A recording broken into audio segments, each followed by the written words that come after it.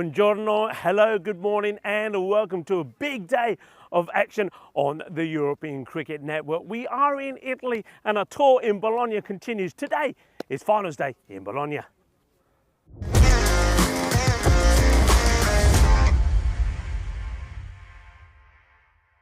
This European cricket event is proudly brought to you by HCL Software, Rado, 1xBet and Victorinox.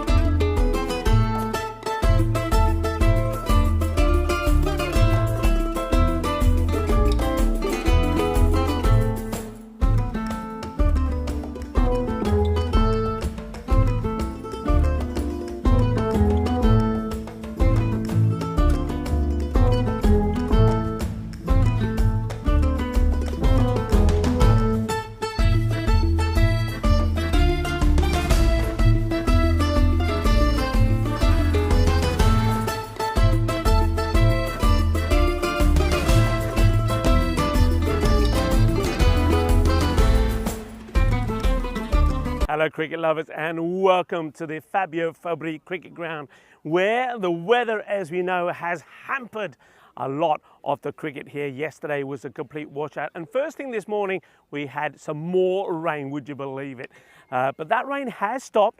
So the news is that we will get this first match, the Eliminator, going ahead, though of course it will be slightly later than scheduled. That also means that it will be a reduced over match. So the Eliminator, of course, is between Friends 11, who are taking on Marco Milano. And what I can tell you, the news from the coin toss is that Friends 11, Jaipal Singh, winning the toss and deciding that he will field first. Let's take a little look at both of these two teams. First of all, Marco Milano only played 2 matches, in a Group B. One of them was that massive thrashing of Chividate when their captain Zain Ali went absolutely ballistic, scoring 160. That's right, you heard me right, 160 in 37 deliveries. And what a knock it was. It was chanceless. He hit 24 maximos, and on 2 occasions, and I believe this is the first time that we've seen this and witnessed this on European cricket, he hit 6 sixes. So on 2 times he did that, 6 sixes in a row in 2 overs. So he is the force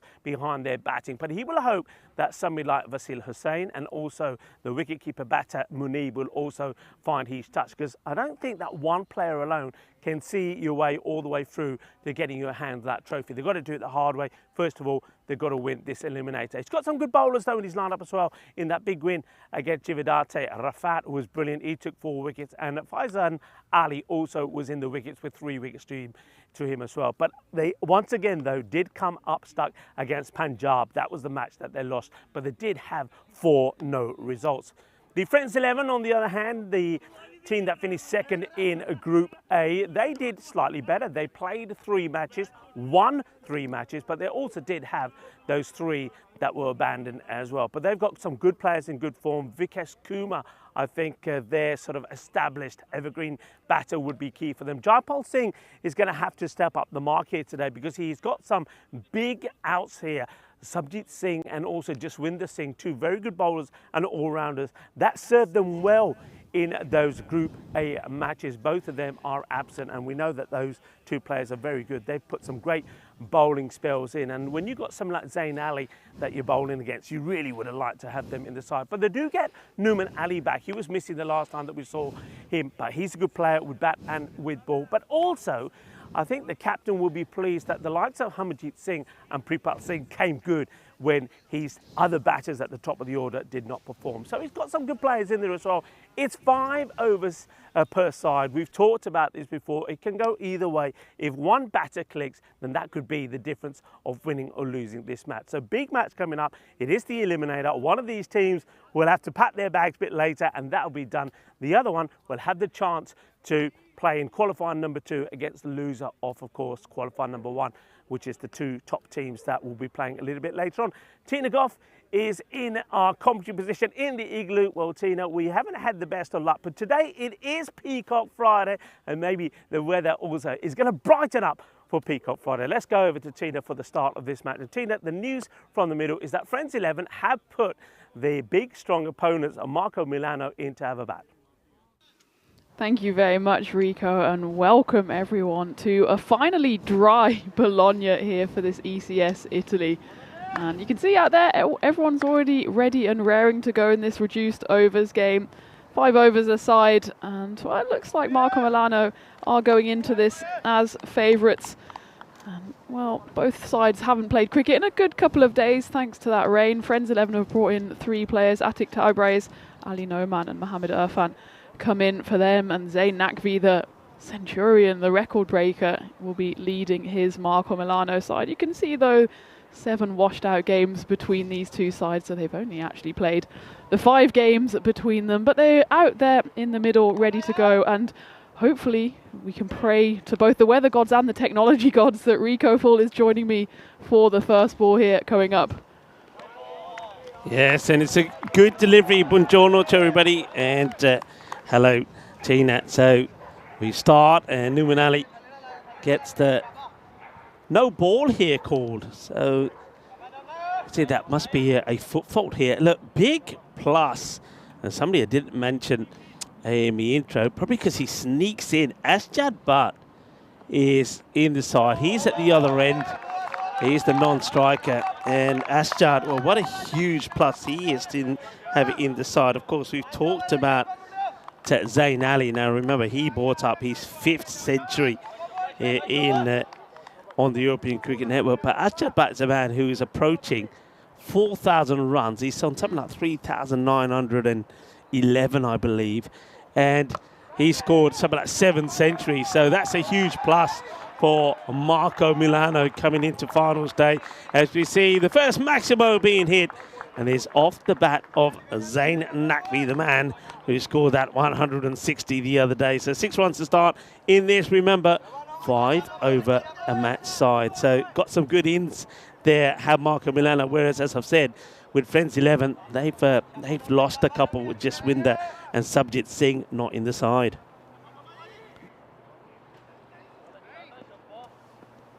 The best lineup you could have out in the middle, these two, Butt and Naqvi.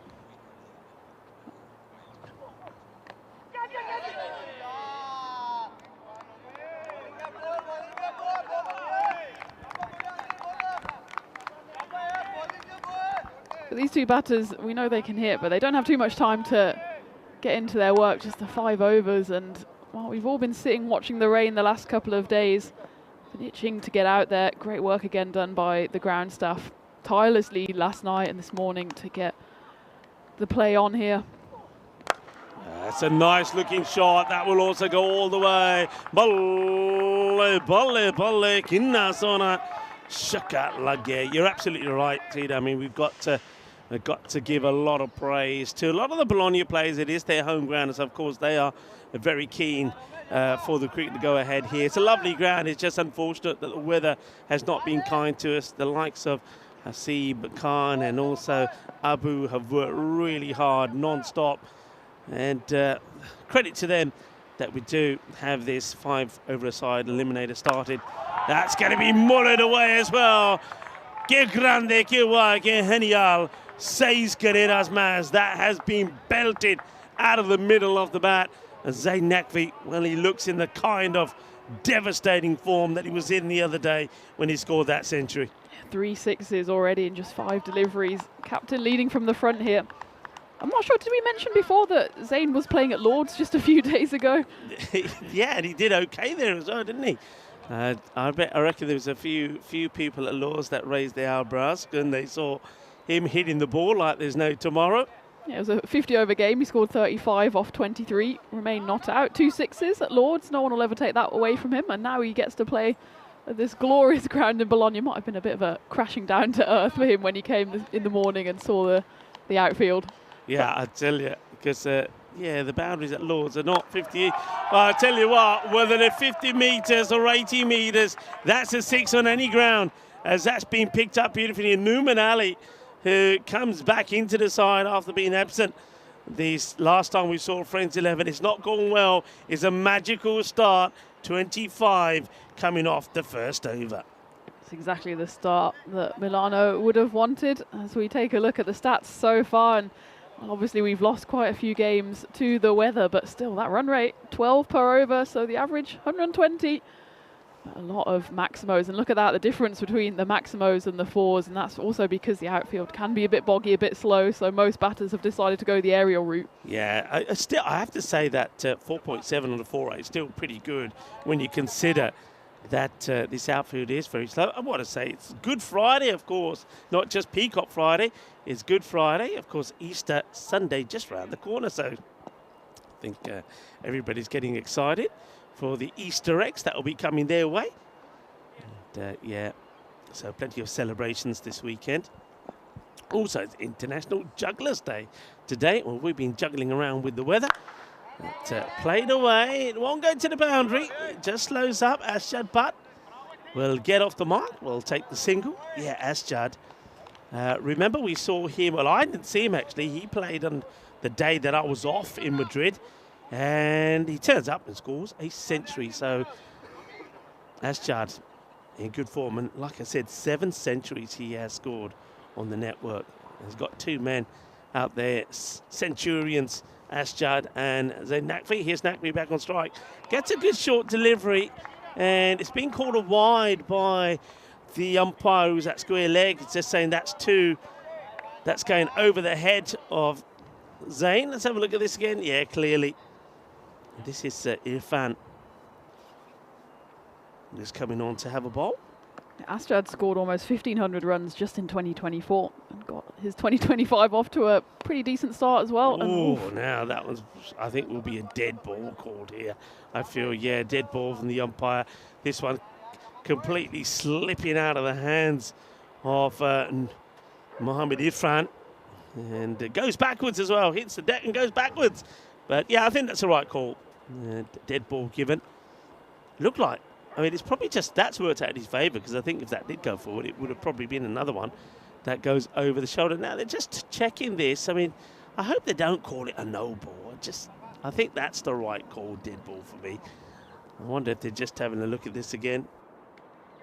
It's where if it comes out the hand, then there's not much you can do about it, is there? No, clearly, I know that people will argue and say, yeah, but he did go forward. But I think he got to apply common sense. It's one that gets slipped out. And meanwhile, while the umpire sort that out, we can have a look what's happening there in the doggy park. All together now. Yeah, that's where the doggy agility park is set up. Whoa. And, well, I'll tell you what. Feisty. That's one way. That's not a Good Friday for those two, is it? We have Comcam, now we've got Dog Cam as well, and I'm loving it. Well, we will continue. I think they stick with, I think, a dead ball. Edge, and that's going to fly away to the boundaries. Unfortunate is Irfan. So, thing is, though, you know that it's 5 overs. He's going to be swinging at every single ball. He's not going to hold back. And that's another one that just flies away. So, cuatro más. You can see a little bit of us there in the camera. It's the Igloo, which I suppose it's done its job, the Igloo, the amount of rain that we've had. Yeah, we've stayed more or less dry. And it was quite windy yesterday as well, but I think that did help dry off the pitch. And you can actually see there, top right, that the pitch has had a bit of a haircut as well, and that's probably helped get a bit of moisture away. Yeah, certainly got some of that moisture away. It will help the ball maybe speed up just a little bit. There's some parts you'll probably see that haven't been cut. That's a good delivery. Oh, no. Well, I suppose being a bowler myself, I'm always going to be on the side of the bowler. I think this one is okay. This one has gone over the line. There's no way that's a wide. And that's really harsh, because you're bowling to Zain Naqvi, who normally puts every ball away to the boundary. Now you're going to have to bowl another ball at him. And if that extra delivery goes to the boundary, that's tough. I think the umpire's got that wrong. This one probably, again, perhaps just catches a bit of that line for me. I mean, this is more closer to a wide than the one before. And I still feel, for me, it catches a bit of the line. I'm not a fan of those two calls, I have to say, from the umpire. This is umpire Nuwan, who's at the bowler's end at the moment. Gets this one through. So dot ball eventually. Yeah, Irfan. This 5-over smash is such a batter's game as it is, and just giving the bowlers a bit of grace there, especially as he said, Zaid Naqvi, if you put it anywhere near his batting arc, it's going to go. But he gets away with that one on that occasion. It's that shorter one now. Wonder what the height of this is like. The two umpires do have a look at each other. Let's have a look at this side on. Does this go over the shoulder? And if it does, well, really, this should be called a no ball. And I think that does. I mean, he's not ducking. He's standing pretty upright. He's in his crease. I think the right call on that probably should be a no ball. I wonder if the umpires will get a shout out from the third umpire here. I think that's over the shoulder, and yeah, that's the right call. Doesn't get picked up by the on-field umpire, but third umpire doing the job well. So the communication system between the men in black working and Mohammad Irfan is now gonna be up against a free hit. And that's going to be a wide. This one is clear cut, completely missing the wide line. The slower delivery. Swung and missed out by Zaid Naqvi. 34 on the board. The number of extras not helping. And one genuine wide, I think, but definitely a no ball in there as well. So still a free hit. Naqvi looking to unleash. And he will. Quick hands as he gets through this one. Comes sweet out of the middle of the bat, and that is 6 more. And I think that's one that the dogs over there might be fetching. I was just thinking that, looking for any of our four-legged friends there in the background, and they're going to have a grizzly going to greet them on this Good Friday.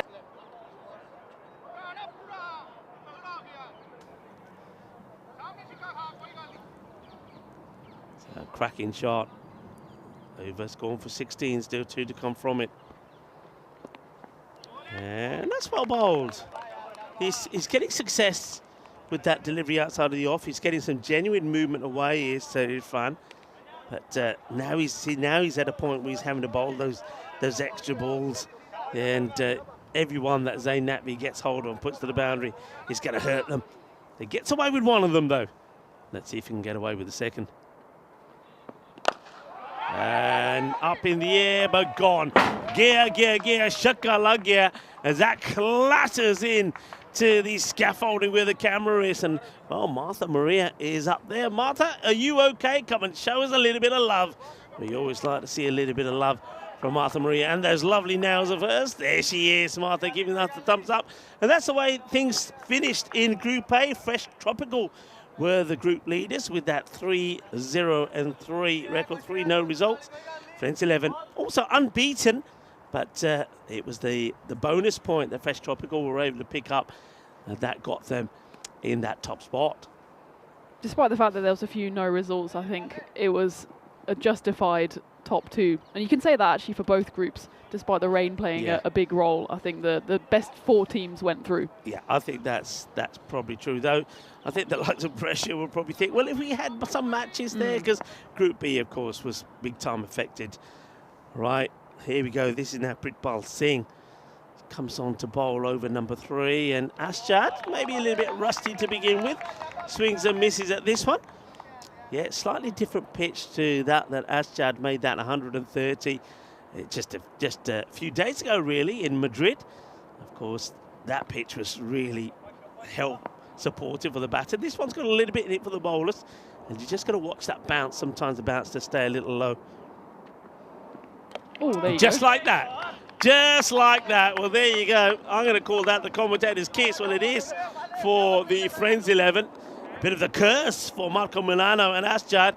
Well, Ashjad, I did try and warn you, but the message just came a little bit too slow. Ashjad Butt gets cleaned up by Pritpal Singh by one that stays a little bit low. But in fairness, I think he should have been going forward to it anyway. Yeah, it was a good ball, and you can see he just kind of backs away from it, and he knew straight away that he was a goner.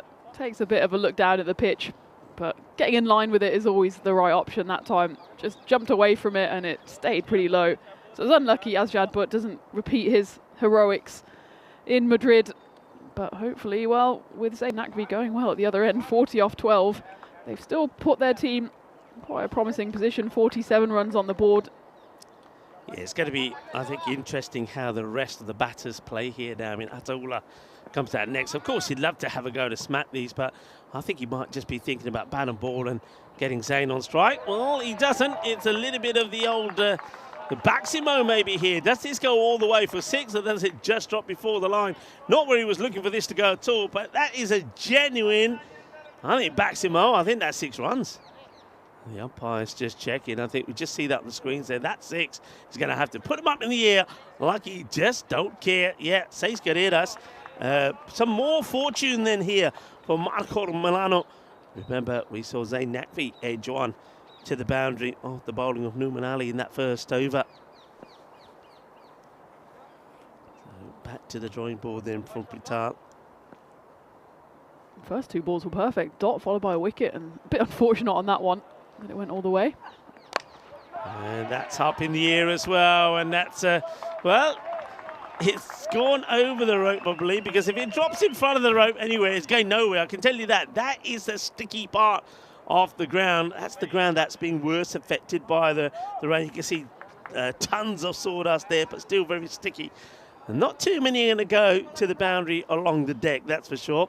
And now the cloth comes out to take a lot of the moisture and mud off that ball. So 59 for 1. Going away nicely. Still a couple of balls to go in this over of Pritpal Singh. Very good morning to everybody around the world tuning in.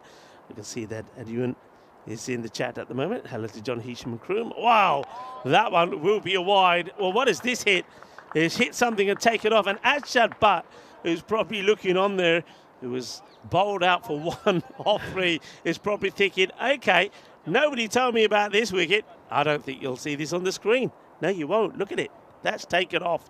And it really wasn't even one that was banged in short. It just seemed to ping off a length and then trampoline up and drop straight back into the hands of Manpreet Singh. That's going up, and it will go all the way to the boundary. It's going to be 6 runs. And Ataula, he's not thinking about handing the strike over to Zayn Naqvi. He says, I want a little bit of fun myself. That's a good shot. It was a slower delivery from Pritpal Singh, but it's being picked up and sent to the boundary. 6 mas. That's 3 sixes in a row for Ataula. Hasn't taken any time at all to get into the action. Zayn Naqvi, maybe he was eyeing up even a century in this 5-over game, but hasn't been able to get on the strike. Ataula, though, keeps on going. He won't mind about that. It's a better delivery, well bowled.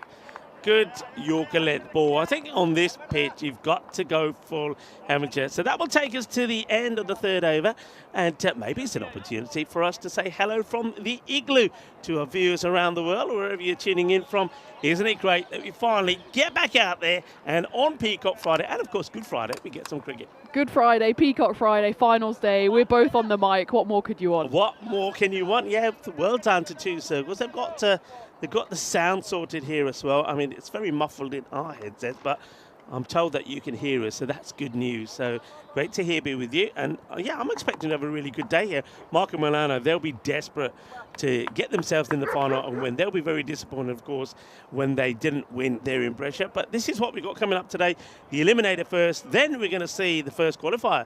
The 2 teams that had the identical record of 3-0 and 3 in the group stages. Fresh Tropical taking on Punjab. Yeah, looking forward to that one. I think Punjab looked very strong throughout the games that they did manage to play, but I know you were watching Fresh Tropical, had your eye on them as well. So it'll be a great game coming up. And if the weather stays like this, then we will have 3 full games after this one. Fingers crossed. Yeah, fingers crossed. Well, I am told that the sun will finally come out here in Bologna. That one, well, how that's not caught a bit of the stumps, I never know. This is Tabrez Atik, and the next one is Ari. Ari Ospolota, that is a biggie. Bel colpo, que guay, que genial, que grande. That one has echoed all around this ground. And just look at the way that Zayn Naqvi says, yeah, I got that good. He liked that one. Yeah, straight into the trenches there. You can see there was still a bit of water out there. He liked that one indeed. Oh dear. Well, a little bit of dirty dancing from the fielder here. Almost does the splits as that one gets hit. I don't know if we see the fielder go down. The ball gets past him. I mean, it's a brave effort, that part of the field. I don't know if we can see the fielder here at all. Rainers, we got anything on the fielder? But he goes down, and, well, let's just say he's going to have some laundry to do. I think the laundromats of Bologna are celebrating after this tournament because it's been going all over the place. And that one's gone. It's flashed straight over the covers. And, well, Zayn Nakvi's brought up his 50. Now he goes on to 56 off just 16 deliveries. What a player he is. He's just awesome. He is brutal is the word to describe him. He doesn't mess around. And when he hits it good. And, yeah, 50 in no time at all. And that's whipped away. He just has all the shots, Tina. I mean, even like that one, that's not a bad ball at all from a tick. It's full, it's straight. If he misses his shot, he is plumb LBW. But he still executes it beautifully. He's got all the shots in the book. What a great shot that is. Absolutely. 360 play. Just smoke one over the covers. So then the bowler, Atik, decided to go a bit straighter. And that one just gets flicked, dismissed over backward square leg. They're doing a bit of mopping up on the balls here because it is still quite damp out there, especially when it lands in those neighbouring fields. It comes down with a bit of mud, a bit of seed on it. And just making sure they have got a designated toweler there standing in the covers. He's working hard on it. Yeah, working hard to keep that ball as good as you can and dry as you can for the bowler. Here comes the Atik again. Nakvi. Oh, well, what can you say? What can you say? Hey, when you look at him, he's not the biggest, is he? He's not the biggest, but the timing that he has, and that, I tell you what, I like to have a hit out of that bat. That bat just sounds sweet, doesn't it? Sweet. We've got these headphones on, but you can still hear the crack of the bat every single time. He hits such a hard ball, and, well, he moves on to 62, that is the end, 68 I think at the end of the fourth. So Attaullah, well, he's hit most of his shots for 6, but if he gets a single now, Nakvi could still be on. Well, just, is that mathematically possible? No, he could get to 98 unless there's a no ball in there. But I think Attaullah, he can also say, fair enough, well, I'm hitting it just as well. It's not my chance now, and this is looking like a big total for Markor, isn't it? It's a huge, I mean, I would say that, 5-over match, if you get to 60, 65, say you've done well. But, I mean, just have a look at this. And Ula goes, ooh la la, as he smashes another 6. Well, what about him? I mean, I said in the intro that Marco Milano will be depending a lot on how Zayn Nakvi goes. But as we know, you're not going to win a championship if you're relying on just one player. And Attaullah saying, well, we got just more than one hitter in this side, as that's a fantastic shot. Goes down on one knee and puts it away. Captain Jaipal Singh with the ball. This one's short, and he gets hold of this one as well. 6 more. Remember, it was Zayn and Nakvi against Chividate, who on 2 occasions in over number 8 and the final over number 10 hit 6 sixes in the over. There were a couple of wides in there as well. Both those overs went for 38. So we know they've got the firepower. The 100 has been passed. 106 for 1 with still 4 balls to go. Coming around the wicket. And that's hit down the ground. So at least this one won't go to the boundary. Well, before this tournament, Attaullah, he played 2 seasons on the network before. His high score 13 not out in 2021. He then got 18 in the group stages against Punjab. And I'm surprised he hasn't got more with the way he hits this ball. 31 off 7. And that's another one that's going to make its way over the fielder on the offside. It's going to be 6 more as Nakvi relish the opportunity to get back on strike here. Jaipal, it's going to be always tough for Friends 11 when you got Subjit Singh, who was their pick of the bowlers, really. Always picked up wickets and conceded hardly any runs. And Jaswinder Singh missing. You're going to miss Jaswinder from the bat as well. That one is well left. Always was going to be a wide. And Nakvi, you can see he picks and chooses as well. He doesn't swing at everything. And adios. 6 more. Makes it look easy. And it's almost like he does running commentary on his own hitting. That one ends up being stuck in the mesh there. I think that's where the nets are. Did that go in the net or did it go all the way over and plug in the field? Either way, it seemed to be floating in midair. Let's have a look. It plugs somewhere. Yeah, in the field, isn't it? Yeah, it's that little optical illusion makes it look like it's in the net. So that's been smashed away as well. And I feel, is that the end of it? Are we done here? I think we are. Let's have a look. That was the next delivery. Gets played, and he's, well, what happens here? I think he gets out here. So that's the end of the innings anyway. And the 120 on the board, and you saw right at the end there, it was Mohammad Irfan who takes the catch. Jaipal Singh picks up the wicket, so Zain Naqvi, the captain, goes for 80 of 21 balls, 12 sixes and 2 fours, 120. Well, a lot of teams will be happy with that score of 10 overs. Well, he got 160 in that 10-over game with 24 sixes. He's done exactly half. He's got 80 with 12 sixes, so he's nothing if not consistent, Zain Naqvi. But yeah, you take his total alone, and that 80 is probably a step too far for the Friends 11. They just didn't have any answers with the ball. I think, as Rico was saying, just missing a couple of key bowlers, and when you can only bowl 1 over each as well, your bowling lineup is then exposed. Yeah, very much so. And even though Nouman Ali comes back into the side, and they do also have Mohammad Irfan with them, it made no difference. Their hitting ability and a little bit of luck as well, has to be said, that Naqvi did get a big edge, and so did Ullah. I think Ullah, when he got off the mark, it was a backsimo.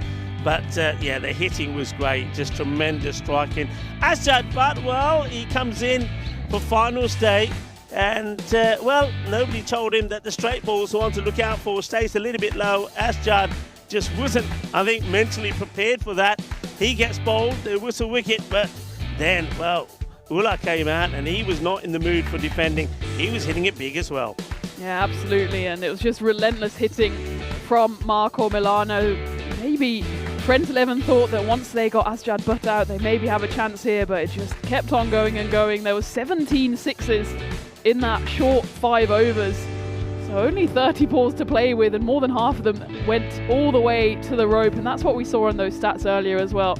That the way to go is aerial, whether it's into the neighbouring field, into the dog training facility. Zain Naqvi, he could hit it to all 4 corners of the ground. That one said hello to the potatoes, and well, I think Friends 11 could have bowled with a potato, and Naqvi probably still could have hit it to the rope. Such is the form he finds himself in, on the back of course, playing at Lord's just a few days ago. Now he's got the opportunity again to get his side at least into the qualifier, and then maybe to the final this afternoon. As for Friends 11, well, big job for them to do at the halfway stage. They're going to have to fire from the very off. Jaipal Singh, you'd imagine he would have a job on his hands as captain and near the top of the order, but take a look at that. That's not a bad scorecard if you play 10 overs, let alone 5, with Zain Naqvi hitting 80 off just 21 deliveries. Asjad Butt, he didn't really get going, did by a pretty low, slow, straight ball, but Ataullah came in, all guns blazing, 31 off 7 for him. And probably a few too many extras there as well. 7 wides coming off just the 5 overs, and well, there was a few tough calls in there, and I think Mohammad Irfan in particular will feel a little hard done by with some of the wide calls, but there was just no stopping the 2 batters for Marco Milano and Zain Naqvi in particular. Of course, 5 over games, so the bowlers can only bowl 1 over each, and no one really escaped. It was 4 magical overs, and Pritpal Singh, he was the only one that managed to sneak under those 20 runs for his over, picked up that wicket as well. And Jaipal Singh then did chip in with the wicket off the final delivery, as Zain Naqvi was caught in the covers by Mohammad Irfan. You could see Naqvi even after the final ball, he was a bit furious with himself that he managed to get himself out, but I think looking back he'll be more than happy with where he's put his side at the halfway stage, and that is Marco Milano on 120 for the loss of 2 wickets. It's a 5 over game, let's not forget, so Friends 11, they need to go a run rate over 24 to stay in this ECS Italy and get themselves into qualifier 2. But you never know, stranger things have happened. It's a big chase on here for Friends 11. Can they do it? Well, you don't have too long to wait. We'll be back in just about 5 minutes time. It's Tina Goff. Rico Full will join me on this beautiful Peacock Friday. So join us in about 5 minutes time back here on the European Cricket Network.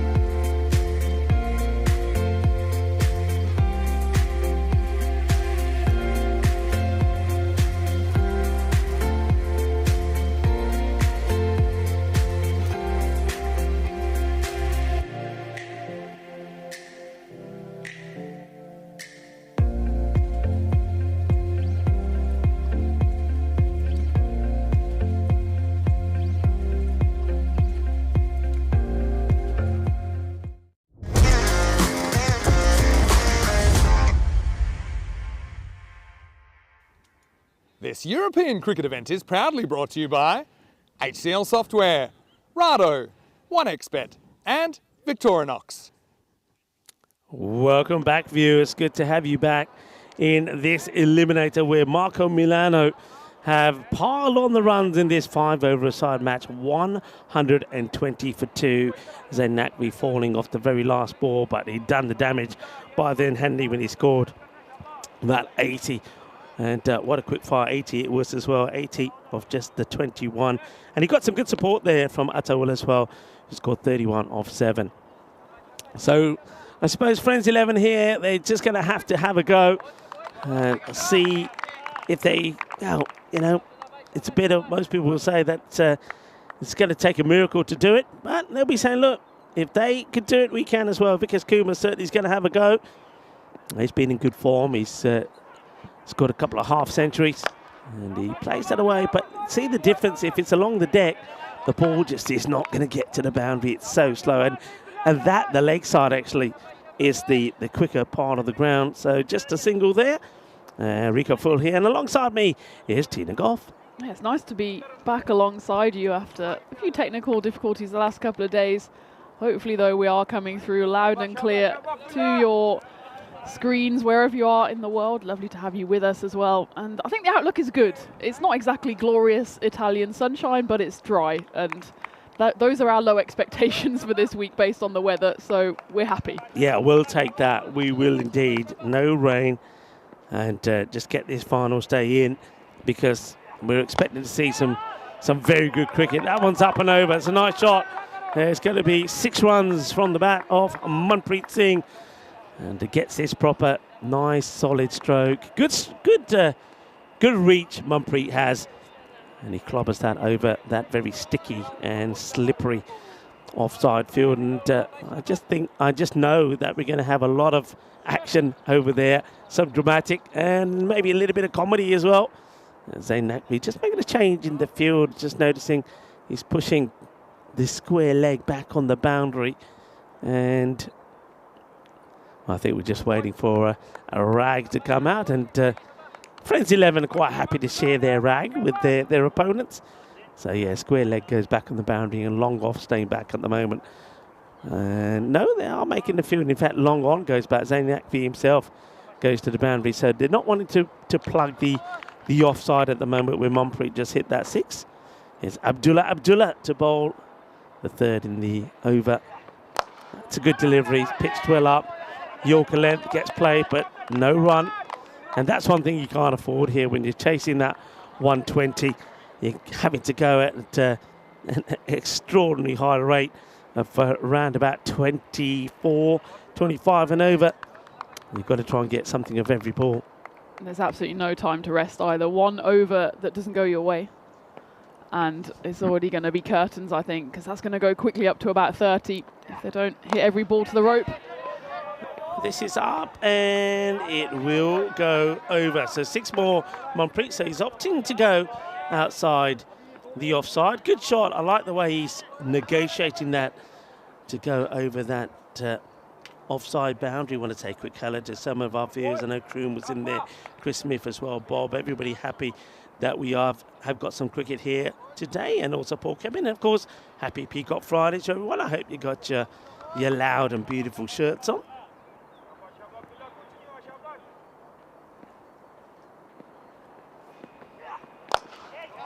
That's a cracking shot. What a beautiful shot that is. That is pure as you get, and that's right out of the textbook. Lovely shot from 4 from Manpreet. And he drills that to the boundary. He just punched that down the ground, and Abdullah bowls with quite a bit of heat. He's got that lovely snap to his wrist as he bowls. But that just got hit straight back past him for 4. 1 bounce 4, which we haven't seen too often on this pitch. But best shot of the day so far, I'd say, Manpreet Singh. I'd agree with you there. And he hits this one pretty well as well, and though it does slow up on the outfield, it still goes all the way. So that's 4 runs. So hey, you know what?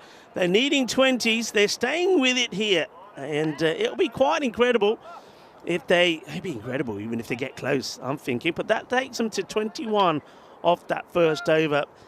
Think about it, this 13 is 21 off the over, but it's still a few short of where they need to be. Well, that's the thing, and in Marco Milano's innings, they went 4 magical overs, and the one that they didn't go magical was just a few runs off.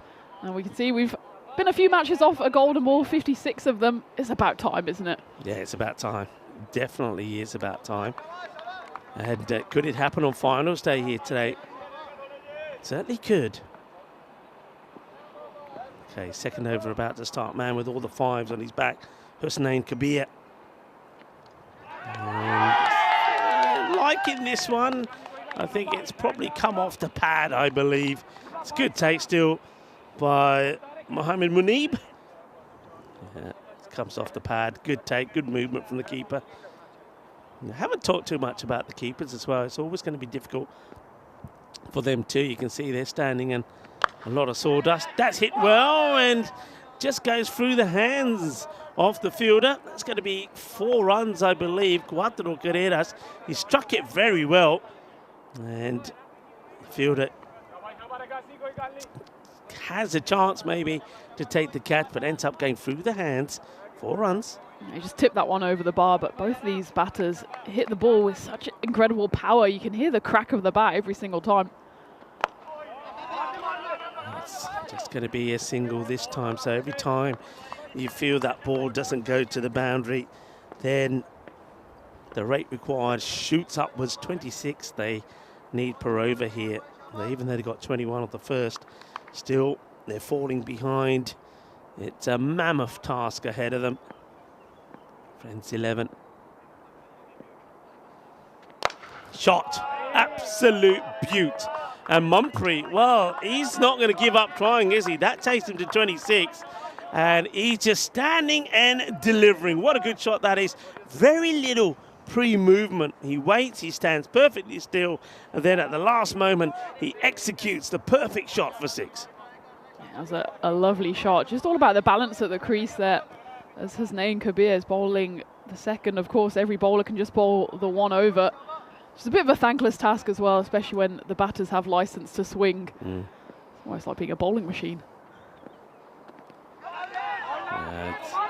Unfortunate thing is that on a couple of occasions, and there again, when the ball is going down the leg side, he just manages to get a bit of pad onto it and spoils the wide and takes the single. So in this over with 1 dot ball and just a single, whatever happens in it, it's not going to get there the 26 they needed. So that's disappointment, really. Vikas, Kumar. And yeah, that's what I'm talking about. If it's down the leg side, just walk around it, because unless you're hitting that ball for 6, take the 1 and take the extra ball.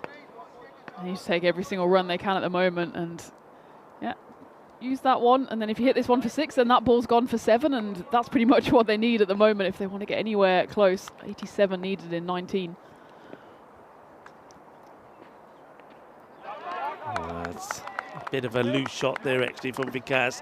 So it's a dot to finish the over. Comes to an end, and the Friends 11 34 without loss after 2. On normal circumstances, you'd think they're going pretty well in a 5 over a side match, but when you're needing 121 for victory, you're falling a long way behind. Remember, this is the eliminator, and the winner keeps their hopes alive and will have a tricky qualifier number 2 against either the Punjab side or Fresh Tropical. The loser of qualifier 1 will be playing the winner of this match, and I don't think either one of those 2 teams want to be playing Marco Milano, not with the depth that they have, and not with the form that Zain Naqvi is in at the moment. It's hit pretty well. Talking to Zain Naqvi, he'll do the fielding here. Keeps it to just the 1, fires in the throw, which meant that Mumphrey had to get his skates on to get in the crease. You can't keep Zain out of the action. He's the skipper of the side, opening batter. He might come on to bowl at some point as well, and a pretty decent fielder. That one zips in. Rafat with the ball, who took, of course, the 4 wickets against Tivadate, 4 for 10. Looks like a bit of a bat break here for Mumphrey, which is the last thing that you need. And well, there we go. Nice to see some youngsters doing the 12th man duty for Friends 11.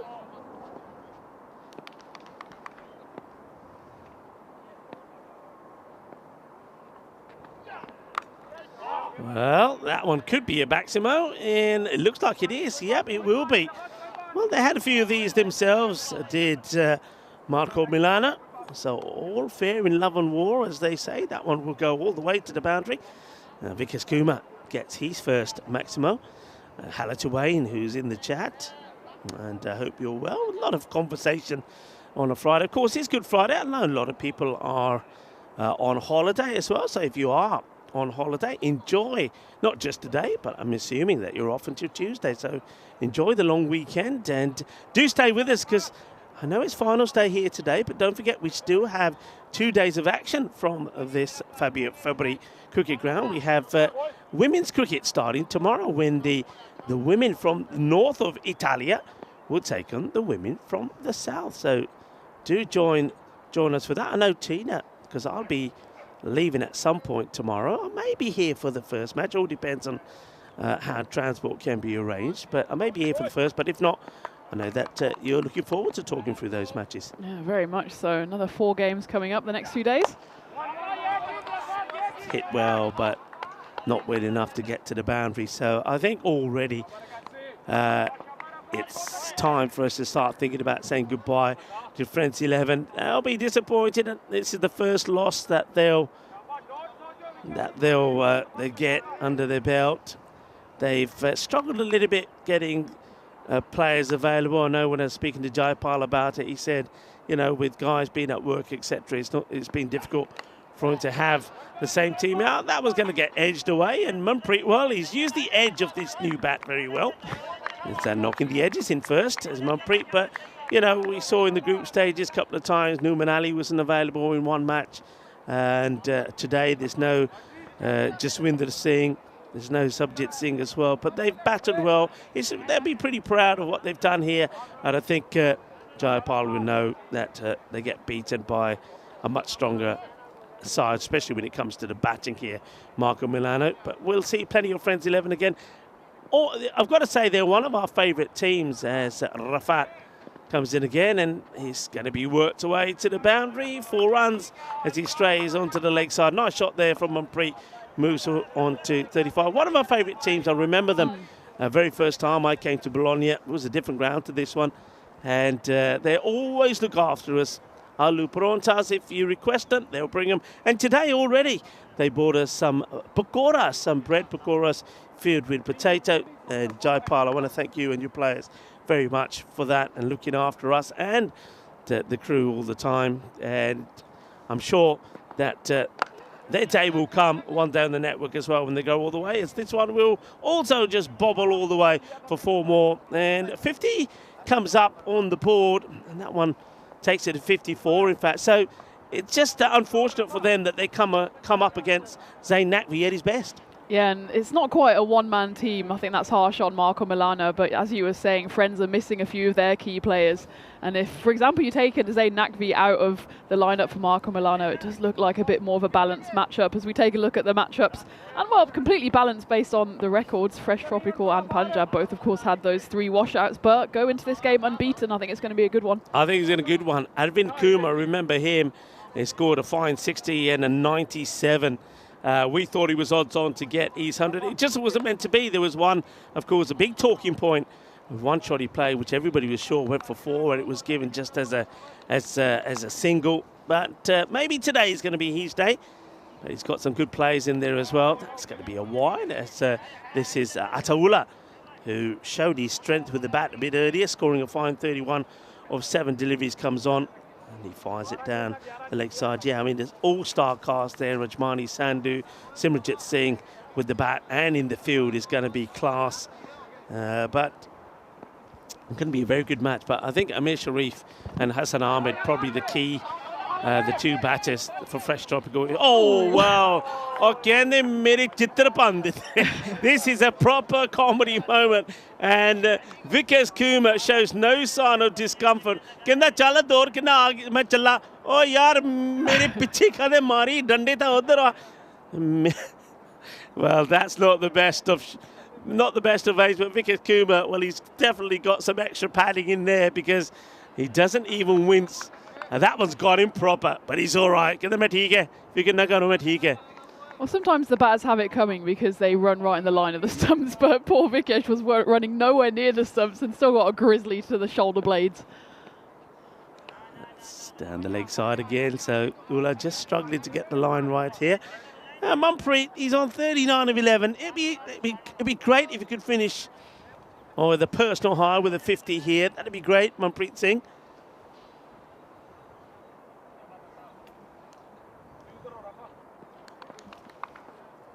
Play some nice shots. Let's see if he can get maybe another one away. He can, and it will go a long way. Adios, Pelota. That hits high up in the trees there. What a lovely shot that is. So 6 more for Manpreet.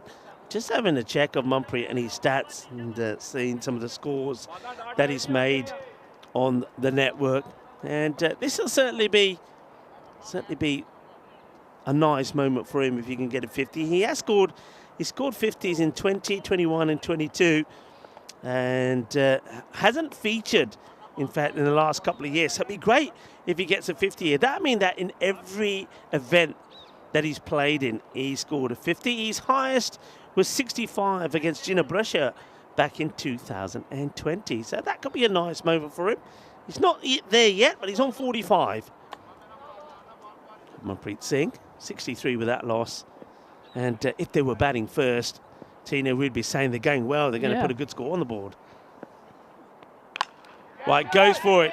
Maybe a catching opportunity. And just plugs before the rope. They're taking the second.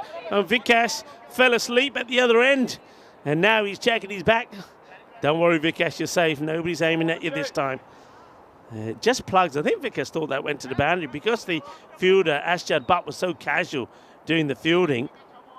But they do double up. 45 becomes 47. Well, it's not often that you have potentially a half centurion in a 5-over game who will be comfortably on the wrong side of the result. Misses out on that one. It's cleverly bowled. Yeah, you're absolutely right. And 2 half centuries, of course, 80 from Zain Naqvi, from Marco Milano, and then possibly one here from Manpreet Singh.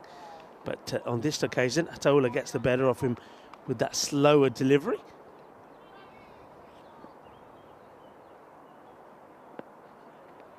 And he's going to get out, gets an edge. Unfortunate, but well bowled by Ulla. Gets this one in the right areas, gets a thick edge, and comfortably taken by Mohammad Muneeb. So Manpreet Singh, great effort, 47. He'll fall for off 14 deliveries. And that's the end of a very decent partnership as well, 65 with a ball still to go in this, the 4th over. We can take the commentator's curse on that one, but it was a good effort there just to try and get his side anywhere near that big total of 121 for the win. Well, he does fall. Manpreet Singh couldn't have done much more. 47 off just 15 deliveries, including 4 big sixes.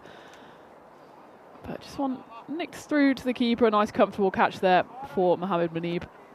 Yeah, it's well bowled. It's well taken. It's the shot that Manpreet's played pretty well in the inning so far. But that one doesn't get hold of it. Catches the shot. Should be taken. Will be taken. Well, I suppose that's right in front of where our officials are. They'll be able to tell whether that foot catches any of that rope or not. The umpires have given it out, and Arsan Akhtar, he's walking off anyway. That's going to be a first baller for him. 2 in 2 then for Ulla. It is the end of his over, so no chance of a hat-trick. You can see there he manages to keep that foot firmly planted on the ground. So Arsan Akhtar will go for a Good Friday. A Good Friday peacock duck and a golden duck. And he goes first ball. And the score at the end of the 4th over, 65 for 2. Karim Shazad made that catch look pretty easy, but his feet were right on that boundary rope and he had to take it in midair. Bit of a casual, spectacular catch there. It's all a bit academic to the result, but it's a good way to finish that 4th over. That's a very nice shot, and that I think will go all the way. It has gone past the line, which means that that's all it needs to do, because I think if that's bounces before the line, as you saw there, it will just stick and go nowhere. But Vickers Kumar, good shot from him. Adds another 6 to his score. He moves to 19. Zayn Nakvi, well, you said that it's probably on the cards that he will have a bowl. Well, here he is. And his first one is hit for 6, so maybe he's going to get a taste of his own medicine here, maybe. Nakvi. Swivels on this, but there's a man out there, and Asjad Bhatt makes the catch look easy. And that's going to be the end of Vikas Kumar, and Zayn Nakvi picks up a wicket. And with that, I suppose there's probably very little doubt who's going to be the player of the match in this one. He does it all, doesn't he, Zayn Nakvi? Wasn't satisfied with his 80 off 21 deliveries. Comes in as the captain, bowls the final over. First one hit for 6, but it's Nakvi who has the last laugh as Vikas Kumar. Well, he was starved a bit of the strike, wasn't he? He did open up with Manpreet Singh, just didn't quite get going. He leaves for 19 off 10 this time, doesn't get all of it, and it's a comfortable catch in the end for Asjad Bhatt out there on the boundary. Yeah, nicely taken by Asjad. As Harmanjeet Singh comes out to face. And completely misses it. Take a big step outside of his off stump before that ball is bowled. Harmanjeet, so it's almost like he's looking for that shorter ball straight away. It would have been better off staying where he was. And I think Zayn has probably seen that initial movement from Harmanjeet and probably would just be trying to keep this ball wide of that off stump. Up in the air. Has he got enough of this? It gets over the fielder. Plugs in the ground. They don't come back for a second. Decide to just keep it as a single. Probably Jaipal Singh, the captain, says, Randit, let me face a couple of balls as well. It is the last over. And just a couple of balls to come. Jaipal Singh, the captain. Lovely guy as well. I want to thank Jaipal very much. And thank you for the bread pakoras that we got this morning. Bread and potato, really. They were very nice. Swing and a miss on this one. I think we need to organise a friendly between the Friends 11 of Italy and Friendship 11 of Portugal. It would be the ultimate Friends Fest. Yeah, especially if they bring food as well. Yeah, that's why we love them. That'd be great. I think we have to do that. Right. Last ball then of the eliminator. And Jaipal is offering a catch to Asjad. Is he? Asjad can't get there. And that's nice. Jaipal wouldn't have liked him to get a tuck. He's a lovely guy. He'll get a single, but he will know it's all in vain. They'll finish on a very healthy 73 for 3, which on another day in a 5-over contest would win you a match. But not today, not after Marco Milano smashed 120 of their 5 overs. So we say goodbye to the Friends 11. And quite rightly, an appropriate name for them because they're a friendly bunch of lads. They're absolutely wonderful.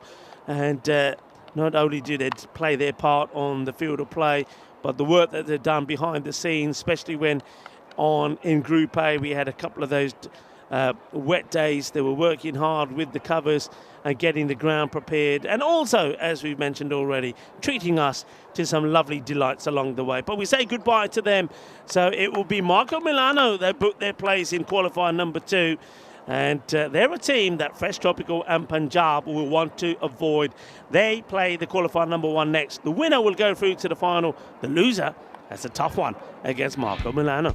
Yeah, as we take a look at the highlights, and Friends 11, it was always going to be an uphill task, wasn't it? But the openers, they got quite a nice start. Vikas Kumar and Manpreet Singh, they had to swing from the very first ball, and they put on a partnership of 65 before Manpreet Singh eventually fell. That was one of the shots of the day, just punched straight down the ground off the pace of Abdullah. And, well, they did almost all they could do, but obviously chasing down that target of 121 was always going to be a step too far. Yeah, it was. I mean, the first over goes for 21.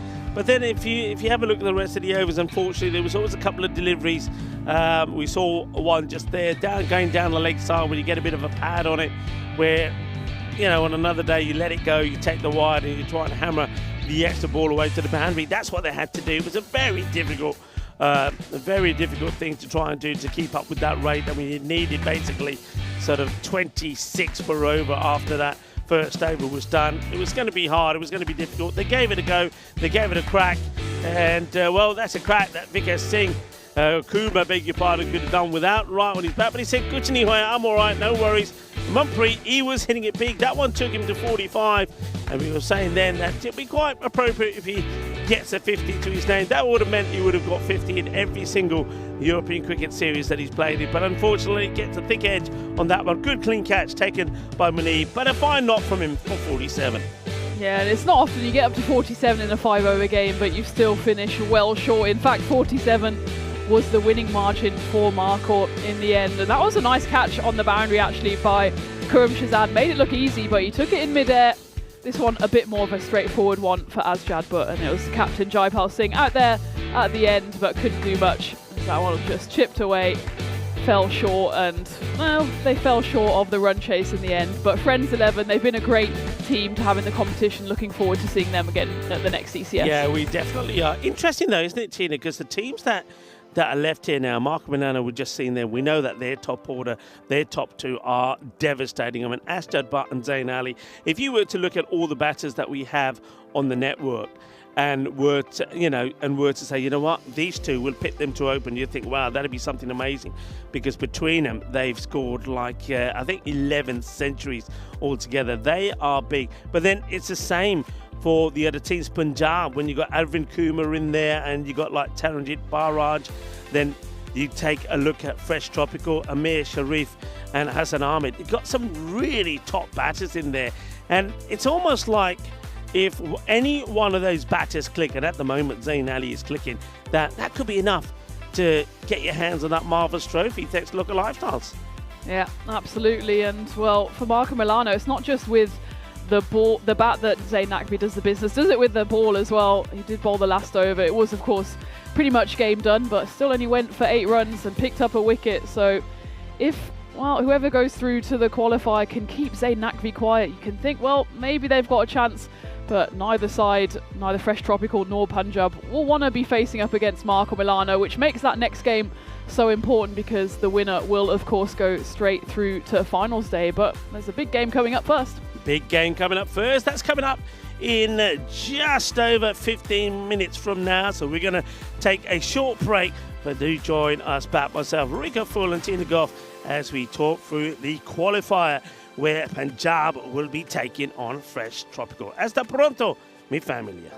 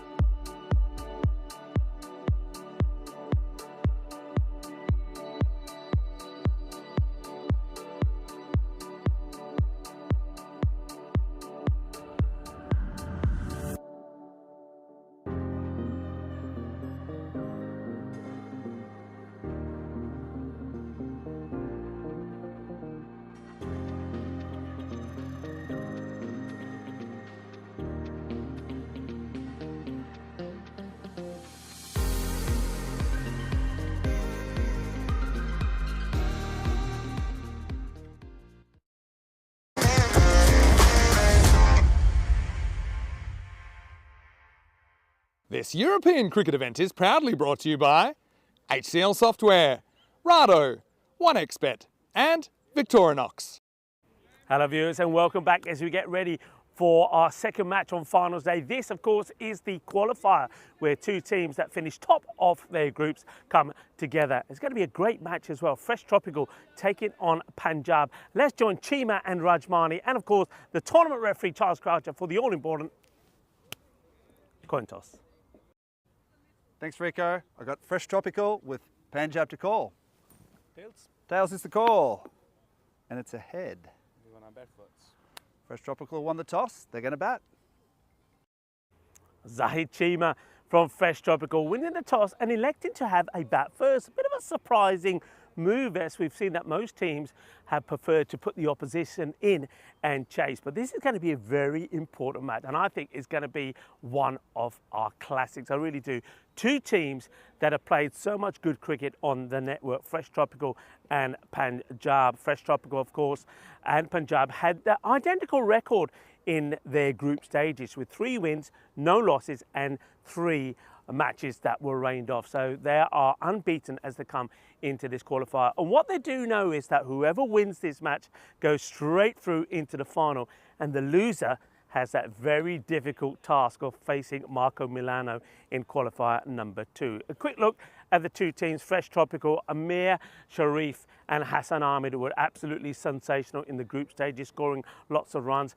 Javed Achishan, remember this guy, we've seen him playing in other clubs in the past, and coming in to Fresh Tropical, he really does strengthen them. And of course, then Zahid Chima with the ball and the captain Bilal Hamid are going to be a handful to really deal with. But Punjab, they've got lots of good players themselves. Simranjit Singh is their captain. He's got a good all-round knowledge of the game. He's a great player in every single discipline really, but his catching is something that we've been talking about a lot at the moment. So he's going to be key in the field, and with the bat I think he's going to be pretty key as well, trying to get some key runs in there. Rajmani Sandhu, I think he's a great addition to their side. And then also don't forget they've got Taranjit Barraj in that side as well. Though it has to be said that Taranjit Barraj didn't quite really set in to the format here the other day. He was struggling a little bit. So be keen to see if they stick with him at the top of the order. So this is an all-star cast coming together. I think it's going to be a really good match. It's one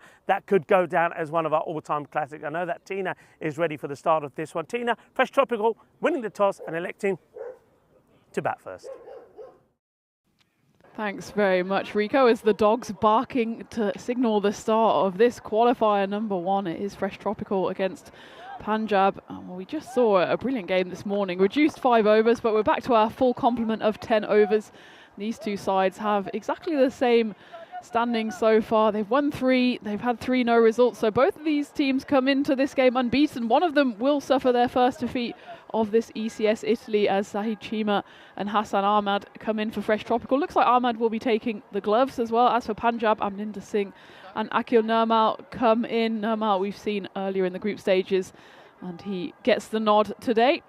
And it will be an interesting contest this, and the win predictor seems to agree, as there's almost nothing to decide between the two sides, but we'll know exactly who will be hot-footing it straight into the final in just about an hour and 20 minutes time, as it was Fresh Tropical who won the toss. They've decided to bat, and well, Fresh Tropical looking tropical in their kit out there as well. They've got the bright green trousers, the pineapple yellow shirts, and it's a bit of a fruity affair because I've been calling Punjab's kit a bit of a peachy number the whole week, and luckily the weather, I wouldn't say it's looking quite peachy, but it's certainly an improvement on what we've had the last few days. It's looking bright enough and certainly dry enough to get hopefully this game in, and of course the second qualifier and the big final this afternoon, which will be coming to you at 4:45 local time.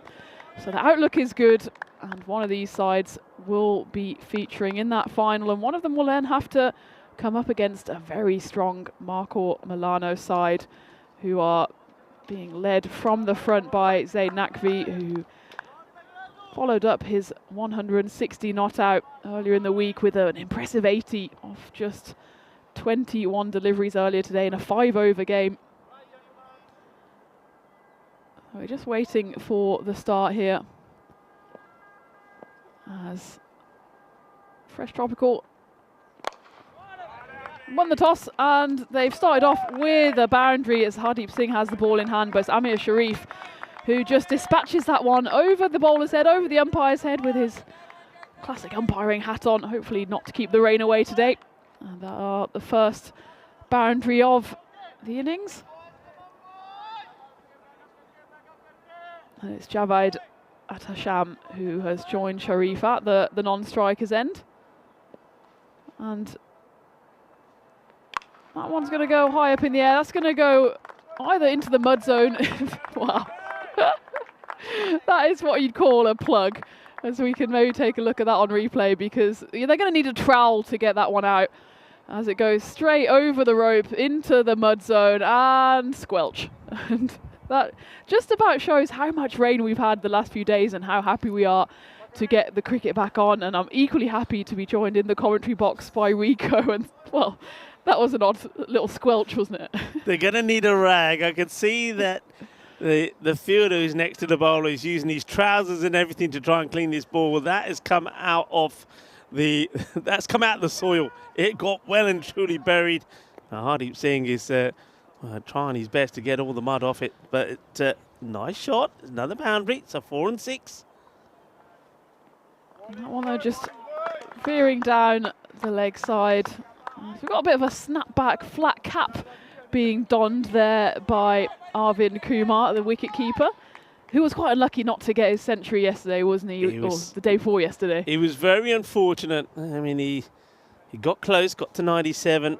At one point, we thought he got to 99, but a boundary that we were sure went for 4 was adjudged not to have hit the rope, and all sorts of things there. It wouldn't happen. Got the swivel on this, nobody there. That's going to plug, and here is Arvind, who chases hard to get there. Yeah, I've been wearing a bit of cap. I'm liking the cap from the umpire as well. Umpire Akbir has got a nice little bit of a trilby on as well. Looking very smooth, I would say, our umpire. Did you know you can get proper umpire hat containers so that the umpire's hat doesn't get squashed? Yeah. And it looks like the exact form of that hat, just in a plastic mould. My good friend Monica Loveday, who's a umpire as well for Germany, she has one of those hat carriers, and it just looks great. But hopefully he'll protect himself from the sun that I wish that we'll have later in the day. Let's see. Oh, so that one is worn. He needs some protection there, and they will scamper through for what will be called leg buys. Hit him somewhere high up on the side. Did well to not kind of wear that one too much. Ended up pivoting, running through for a single.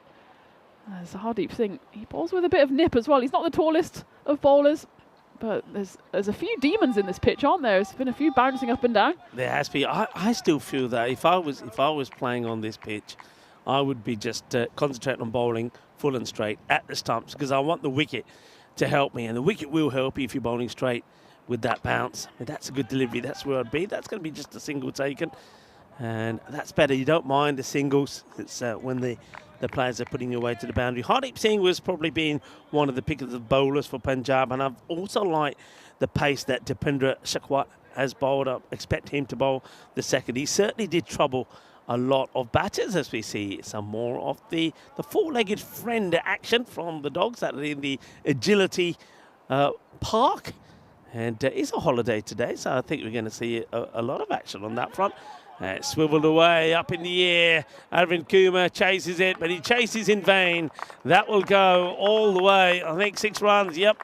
Manos arriba, 6 carreras. That wasn't quite off the middle of the bat. It went more high than long, but more than enough to send it to the rope. So we take a look at this again, and the sawdust-strewn run-up.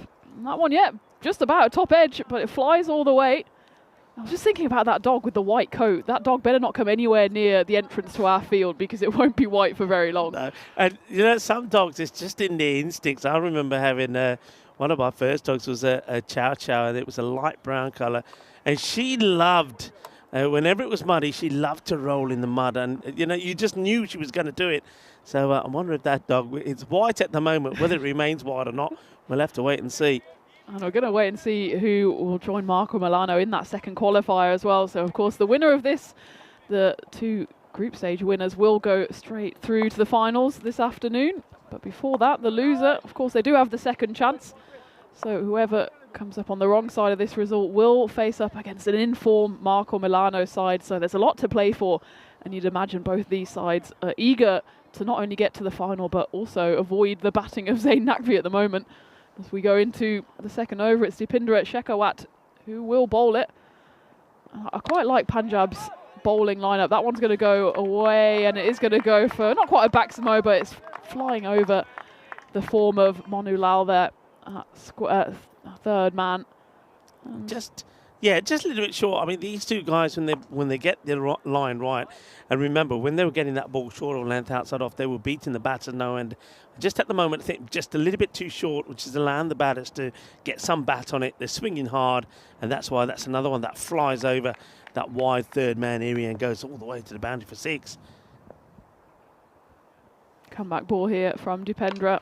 It's a good comeback. It's just splattered away into the leg side. Will just be a single, but we've been saying all along that Punjab are quite an impressive lineup, both with bat and ball. So Dipendra, he's got a half century to his name, picked up over 30 wickets on the network. You've got the likes of Taranjit Barraj, as you were saying in your intro, not quite hit his straps yet, but we know how damaging he can be. Obviously got international experience as well. Rajmani Sandhu, he scored 24 off just 5 deliveries in the group stage. So they've got a lot of big hitters and a lot of impressive bowlers.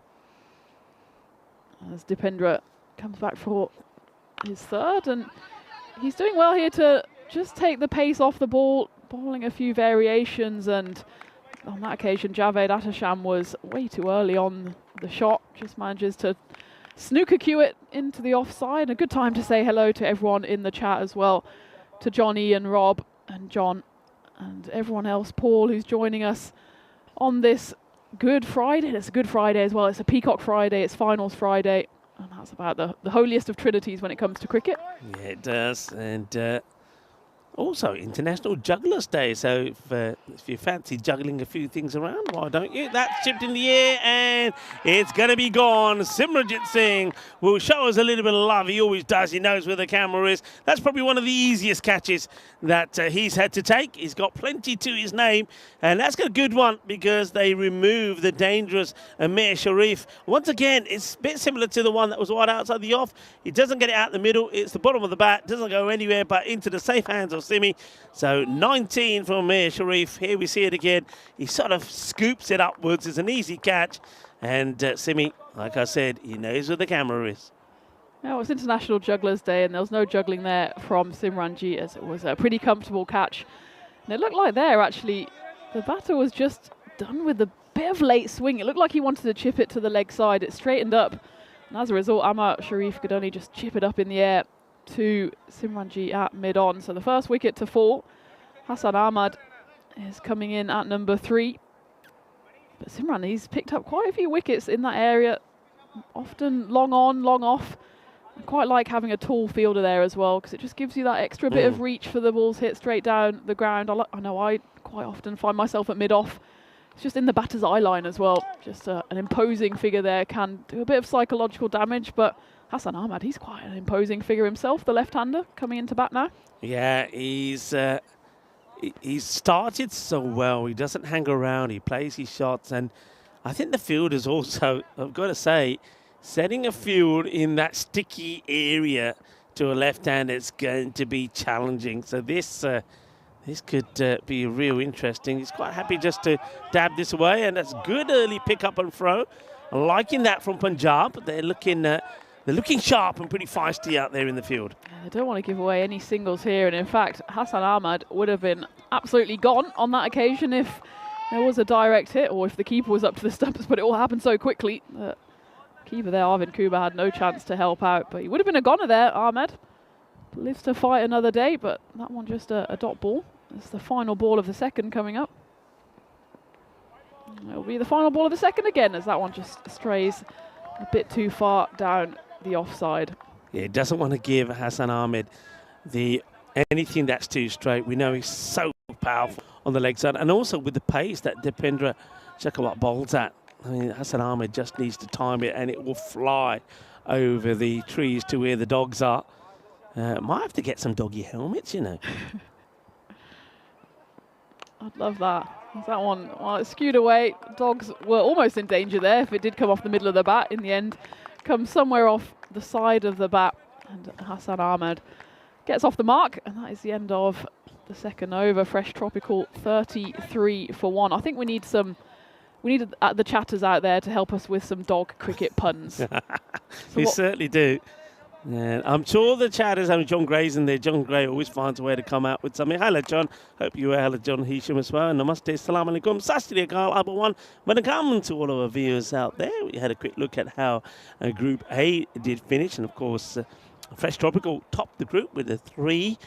Had a 3 record and also had 3 matches that were abandoned. Very similar to what Punjab did in Group B. Punjab did manage to get a few more matches in there than some of the other teams. Okay, this is next over the start of the third. That one really does come in nicely. It's a good start here from Hardeep Singh. His first over was just a little bit wayward, but we know he's dangerous, and I think Simranjit Singh, the captain, knows that Hardeep, when he's at his best, is more than capable of picking up one of these 2 dangerous batters. You just feel here that Punjab, if they can get the wicket, a couple of more wickets here, and send both of these batters back, they can really get themselves in top in this match. At the moment, the expected score about 140. Javed Atisham scored 400 runs in the series last year. Oh, what a shot. And it was with shots like that. That is beautifully played away. 6 runs. Just so quick on the pivot there. Just a bit too short from Hardeep Singh. And it was just a bit of a hit-me ball in the end. Didn't quite get the line right, nor the length. And gets deposited into the field there. So Javed Atisham only faced 5 deliveries so far. You can see just how much work has been done on the field there, and it's Hardeep Singh at the top of his mark, just getting the sawdust off. I think ECN might want to look into some kind of sawdust sponsor for the next tournament we have here in Bologna, because we have had a ridiculous amount of rain. There's not much we can do about it, unfortunately, but luckily, finals day is in full swing here. And there's a chance there for Simeon. It was almost a fantastic catch. He's done himself a bit of mischief there, because that would have been one of the catches of the tournament, as it gets hit firmly. Just dies, though, because it's not quite off the middle of the bat. He gets his big right hand down to it, does well to stop it, and doesn't quite throw up the heart sign to the camera on this occasion. But all his fingers still intact, I hope. Yeah, Javed Atisham, people wondering and asking where he played last year. Played for Marco Milano. Scored 400 runs for them. He was the leading run scorer for them. So he's shifted alliances. That one's not out of the middle, but it's going to just clear Simi. It doesn't quite carry to the fielder that comes across. And that's Sikandar Abbas. Yeah, Javed actually averaged 100 last year in 2024. Obviously, a few not outs in those 400 runs he scored in the year. But he's a strong batter, and he's got himself back on strike here. There's 2 balls left of the third. Well, no, they're just struggling to find their timing at the moment, the 2 batters out there. As that one again just goes away for a single. There's been a few half chances. Simi almost got his hands down to that one earlier in the over, and it's been 1 or 2 sixes here and there, but actually a few too many dot balls and singles probably for Fresh Tropical's liking, especially knowing the strength of Punjab's batting lineup. Yeah, they're going to end up with a score sort of in between the 40 and the 50, and I think a good power play, you'd say, or fair power play, about 45 after the 3 overs. So they're sort of more or less on that, and well, with that one being missed, it's been called a wide actually, so it's a bit wider than what I first initially thought from Hardeep. But you can see what the bowlers are doing here, Tina. They know the strength of Hassan Ahmed, the left-hander, and they're trying to keep the ball wide of him. And they have pushed the third back on the boundary in case there is an edge that flies in that direction. Final ball of the power play. Attempt number 2. And this one, well, it's not a wide, but it will be a big Maximo, as finally the middle of the bat is found by Hassan Ahmed, and then some, as that doesn't quite fly away to the dog training centre, but I think the farmers in the neighbouring field will have to take cover, as that does get us to the end of the power play. Not quite the 50 up, 49 for 1. It was Amir Sharif who fell in that second over to the bowling of Dipindra Shekhawat, and that first over went magical.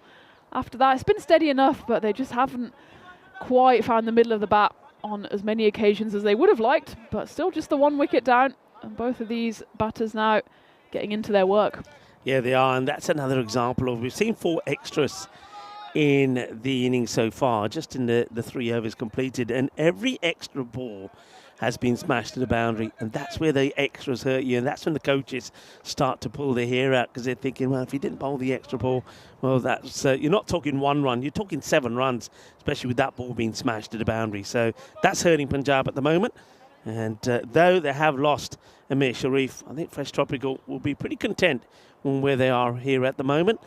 And they're going to go straight back to Dipendra Shekhawat, so they're not holding him back here. Same with Hardeep Singh as well. So Hardeep Singh has bowled out and Shekhawat will bowl out here. Good start though. Hardeep Singh finished his spell. Didn't pick up a wicket, 35 runs coming off it. Especially after that first over went magical. He almost got out of that 3rd over unscathed, but as you said, Rico, that wide and 6 at the end really damaged the figures. It's interesting that Punjab are going their 2 frontline bowlers straight up. Maybe they just need to try and break this partnership and see if they can take some pace off after this. That one though, it looked like he just slipped there on his delivery, Dipendra. And you can see maybe we'll have to get the brooms out on the AstroTurf in between these games, because, well, the bowlers are pretty much running through sawdust to get to the pitch and then depositing it on their front foot delivery. So it's challenging conditions here, especially for pace bowlers. Yeah, it very much is, and Dipendra certainly has got a bit of pace. That one was a quick delivery, and I think you're right. I think Simranjit Singh knows we need to get these 2 out, and he wants his best bowlers out there. Now this is the chance, and it's brilliantly held. Rajmani Singh. Well, for a moment I thought he was just going to try and keep this ball in the field of play, but not only does he keep it in the field of play, he manages to drop it into the comfort of his left hand, and he takes the catch. That is a brilliant catch. Javed Atisham will go. We see it again here. What a good catch this is from Rajmani Sandhu. That is so well done. That is a brilliant catch. I think he would have done well, Tina, just to save the 6. But in fact, he holds on to it, and that's the end of Javed Atisham. Well, that's clearly a tribute to International Jugglers Day, because he just juggled that one, but in the best possible sense, because he knew if he jumped up, he would have gone over that rope. So he manages to just pat it down below him and then take it on the 2nd attempt. And brilliant catch. We saw one in the previous game that was a nice enough catch, made to look easy on the boundary, and Rajmani Sandhu comes up with a spectacular effort to break that partnership. That's what we said Punjab were aiming to do. And this gamble of bowling Dipendra Shekhawat out early on has paid off, as Taridu Heshan comes in for Fresh Tropical. 50 for 2 is the score. Yeah, Taridu Heshan didn't play the earlier matches, but when we saw him play in the last match, he did very well. He scored a few runs with the bat. He looked stylish, and with the ball, he picked up a few wickets. So he's a good inclusion into their side, and he's now hoping to stick around there. 50 on the board. Hassan Ahmed goes back on strike, and this is that love Punjab, that Dipendra, with a couple of balls or 3 balls to go in his spell to try and pick up the wicket of Hassan Ahmed. Big swing again by Ahmed, and again doesn't quite get all of it, as it just goes away to that fielder who's just lurking around on the 45. And you can hear the noise of the Punjab fielders out there in the middle. They want to get another wicket. That was a nice little partnership breaker after that outstanding catch from Rajmani Sandhu. Partnership was, well, it's only worth 22, but it felt like it was threatening to go somewhere before it was cut short on the boundary. And again, Ahmed swinging and missing. That's a missed opportunity, isn't it? I mean, this is an area where Hassan Ahmed, it's on the legs. He would be normally putting this away for a big 6. He misses it completely, and the ball goes through him. We see it here again. Actually goes in between him and the stumps. And it's a bad missed opportunity. That could have gone anywhere if it caught the pads. Could have even knocked it back onto his own stumps. It's great to see that Prabhath and Lorena are here. And part of course, the Federation of Italia. Oh, that tucks him up. So Dipendra probably senses there's a bit of a weakness in that area of Hassan Ahmed. He tucks him up with this delivery. It will be the end of his spell. And a good spell from 2 for 15. Yeah, excellent. And that over just went for 2 runs, finished with 3 dots in a row, picked up that wicket as well. And for Hassan Ahmed, it looks like he's just going swing or nothing. And at some point, if you've swung and missed, hit fresh air a few times, you just need to get back on ball, get yourself down to the other end. As it is, though, he's on 11, but 10 of those have come in boundaries, and he's faced 4 dot balls. Just needs to maybe reassess his tactics here. Taridu Hashan will be on strike. And, well, it'll certainly be a new bowler because Hardeep Singh and Dipendra Shakawat both bowled out in the first 4. Looks like they're going to keep with seam in the form of Gurdeep Singh. Yeah, good. They've got options. I mean, Charanjit was given the ball for a moment. Now, I don't know whether he changed his mind or the captain. So, I mean, both are very similar. Gurdeep, a tall guy, he should, if he gets the ball outside the off, gets good carry through. Got plenty of options to have Punjab. That one dug in short and hit incredibly hard off the bat of Taridu Hashan. That just cracked away to the boundary. It's a flat as 6, as you probably will see. He just waits on that one. A bit too short from Gurdeep Singh, bit of a loosener, and Hashan was more than equal to it. Yeah, he hits it well, and that was clean out of the middle. Gets the meat of the bat on that one, and sails over everybody into the potato field. Yeah, just got to pitch it up a little bit. Gurdeep. It's a proper loosener from the bowler. As a reminder, Fresh Tropical, they won the toss. They wanted to bat. They'll be pretty happy with their start so far.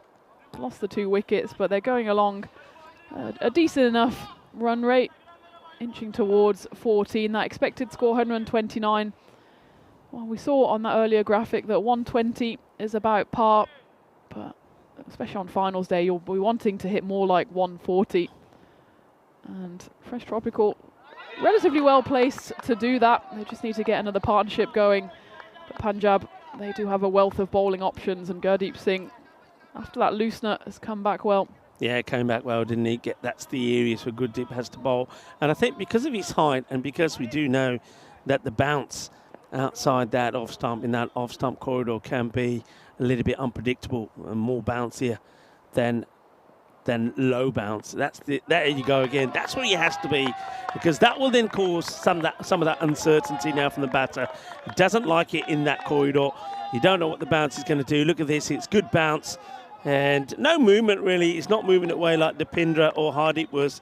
It's just straight up and down. But the bounce alone, if you're not moving your feet, that bounce is going to get you. I'm quite surprised that they've kept the third man up and not back, actually. That was a bit of a fuller delivery and took the pace off that. I think you're right. Gurdeep Singh has recognised here, if he keeps it outside off stump, Taridu Hashan seems to just want to clear the front leg and swing for the Italian skies. And when he gets hold of it, it's great, but there's too many dot balls at the moment. As well, he manages to get himself off strike. It was that big 6 to start off with, but then 2 big swings at thin air. Gets himself off strike now. But Hassan Ahmed, he faced 3 dot balls at the end of the previous over. So it's just about playing maybe a bit more smart cricket, getting back on ball, rather than just eating up deliveries, trying to go for that big 6. Again, he goes big, but he doesn't quite get a hold of it. Should be grounding to a halt there in the boggy area. The fielding is done comfortably out there on the boundary. Noticing the way that the fielders have to address the ball in that area as well. You've got to be very careful. Little short steps, make sure you don't go flying over. And they negotiate that pretty well. But at the moment, good over from Gurdeep. Didn't start well with the first ball, but he's come back very well. 8 from it, ball to go, and we get to the halfway point. Hashan looking to maybe get another boundary away.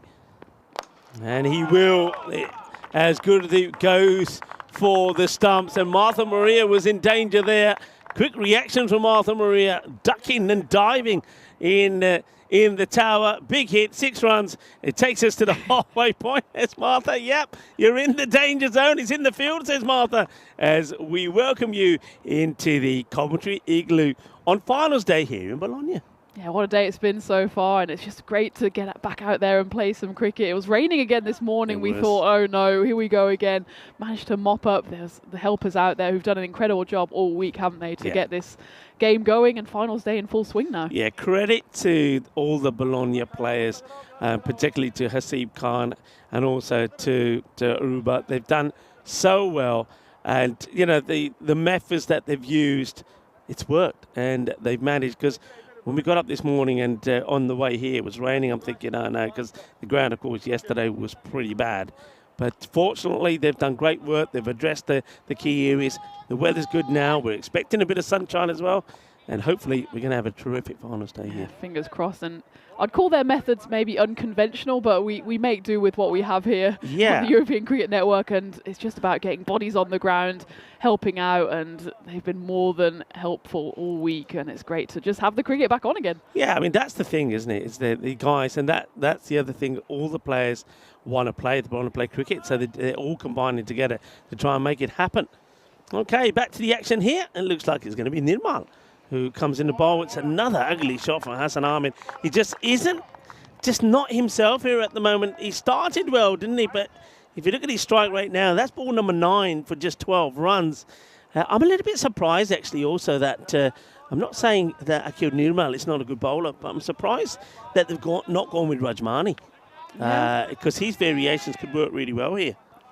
Yeah, I suppose they're just looking and saying, well, full and straight is working at the moment. If Hassan Ahmad wants to keep swinging and missing, then they're more than happy to just rotate through their bowlers. Nirmal, of course, missed out on the previous game a couple of days ago, back in the side today. This time, though, up in the air. It's a chance for a catch, and it's that man, Simranjit, underneath it, and he takes it comfortably. And, well, as soon as Hassan Ahmed hit that shot, he basically turned and went to the dugouts, because he knew if Simranjit is underneath it, there's only going to be one outcome, and that's a wicket. And well, it was a tough innings that's come to a pretty much a classic end here as he goes for a big shot. Does make contact on this occasion, but only finds the hands of Simranjit. Yeah, Simranjit Singh, easy catch. Well bowled by Akil Nirmal. And he just proving his faith in his captain by getting that wicket. The captain does the catching, and it's not the sort of innings that we used to expect from Hassan Ahmed. 12 of just 10 deliveries. He certainly had his issues out there, and now with that wicket going, I think this is when Punjab will really try and turn the screw. 65 is the score, expected score at the moment, about that 130 odd. And I think if Punjab pick up another wicket or two here, that expected could come down quite quickly. So it's going to be interesting to see how this innings now takes shape. Asim Ali, who earlier, of course, in the tournament did take a hat-trick and it comes out to have a bat. So really, I think a lot probably on how Hashan goes from here. It's a vicious delivery to have first up as Asim Ali just takes evasive action. And on this occasion, just about hits him on his upper arm, turns away, doesn't get the single through as well. And it'll be interesting to see where Fresh Tropical go from here. Their middle order hasn't been tested too much through the group stages. It was more or less plain sailing for them, as they won 3 from 3 and the other 3 were a washout, so they needed the sailing there to get away from this ground. But on this occasion, it's up in the air. It should be another catch, and it will be comfortably taken. Asim Ali, he wears one on the first ball. Second one he hits straight to Gurdeep Singh in the covers, and suddenly this innings for Fresh Tropical, having won the toss, is teetering as they fall to 65 for 4, and Asim Ali second ball duck. Yeah, and this is my concerns really for Fresh Tropical. Once the top 3 go, and if one of those top 3 don't score a big score, then you could and can see them sort of implode a little bit, and that could be the start of it. So Asim Ali, he'll go for a 2-ball duck, a simple, straightforward catch there taken by Gurdeep Singh.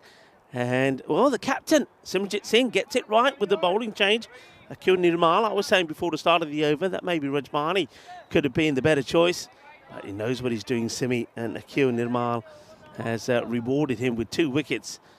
Had no runs off the over so far.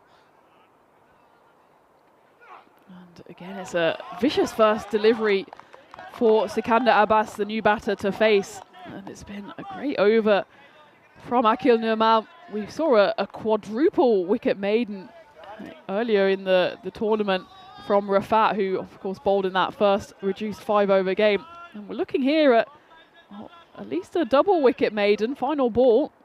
Can there be a run? Can there be a wicket? It will be a run, so we won't quite have the double wicket maiden, but I'm sure Akil Nurmal and his captain Simranjit will be more than happy with how that 6th over went, as it went for just the 1 run, 2 wickets picked up as well. And Fresh Tropical, they're in a bit of trouble here, 66 for 4 after 6. And we're going to have to see what their middle order is made of now as well. The top 3 got off to starts, just never really pushed on. There was just threats of a partnership without actually pushing on. Asim Ali, second ball duck, but Taridu Hashan is still there. He's been swinging hard, not always connecting. He just needs someone to stick around with him now. Yeah, I think you were absolutely right earlier when you were saying that they were just, even though there were some good hits from the likes of Amir Sharif and Javed Atisham, Hassan Ahmed as well to a degree, but there were just too many dot balls, and those are the ones that are catching up with them. The strike rate's probably not what Fresh Tropical are normally used to. And it is now Rajmani, and well, Simranjit Singh, will it be catch number 3 for him? Well, yes, it will be. It's another one taken, and Rajmani Sandhu comes in and he takes a wicket of his very first ball, and Sikandar Abbas is going to fall for just 1 of 3. That's 3 wickets and just a single run off the last 7 deliveries. And Rajmani Sandhu, you were asking for him to come in to the bowling, Rico, and here he comes, and he delivers off the very first delivery. Simranjit Singh, that absolutely winning smile. I'm glad we've seen it so many times this week, because he's got a lovely smile and he hasn't dropped a single catch. So there's no wonder that he's got a grin on his face as Sikandar Abbas has to depart. And it's looking like, well, more than the danger zone now for Fresh Tropical, who won the toss, decided to bat. Looked like it might click for them after they got to 49 off the power play for the loss of 1 wicket. But in the last, what's that, 2.1 overs, 3.1 overs, they've lost another 4 wickets and only added 16, 17 to the total. Yeah, Jaya Kurdi. We saw him bowl very well the last time he played, picked up some wickets. How will he do with the bat? Well, first thing he does, he gets bat onto ball. I think that's important here now, because I think really the batters like Jaya Kurdi and whoever else comes out, if another batter doesn't come out, has to be thinking about getting Taridu Hashan as much off the strike as possible. He seems to be probably a key batter, whereas the others are probably also can bat. So it's very important that Hashan gets a lot of the strike here. Here's Rajmani to him. Oh, and that's going to be a no ball. It was just a bit of a slower ball gone wrong there by Rajmani. No intent at all, is it? It's actually a back of the hand slower ball. And well, Taridu Hashan, he had the chance there to just swing for that, but decides to go for the self-preservation method. Yeah. Don't blame him, because I think he thought that was coming quicker than it did. So the slower ball did deceive the batter, but also gave away the free hit. As Hashan now has a chance to swing with few consequences. He's been swinging so far, hasn't always made contact. And again, it's a great comeback delivery from Rajmani Sandhu. We were saying, Rico, that Punjab, they're such a talented lineup with both bat and ball. And if you've got someone like Sandhu, who you can use as your 5th bowler, then you know you're in good shape. Yeah, and this is what a good comeback ball this is. And the ball before he goes for the slower delivery gets it wrong. But I do feel, and I think you're right, I think Hashan really, he sees enough of that full toss. He should have swung hard at it and try to get some runs from it. This one's a lower full toss, no chance of that being a no ball. But it will just go through for the 1 again. Hashan, that ball was there for the taking, doesn't quite get a hold of it. And that's more or less been the story of this innings so far. They've swung Fresh Tropical, they've swung hard, they're not going to die trying.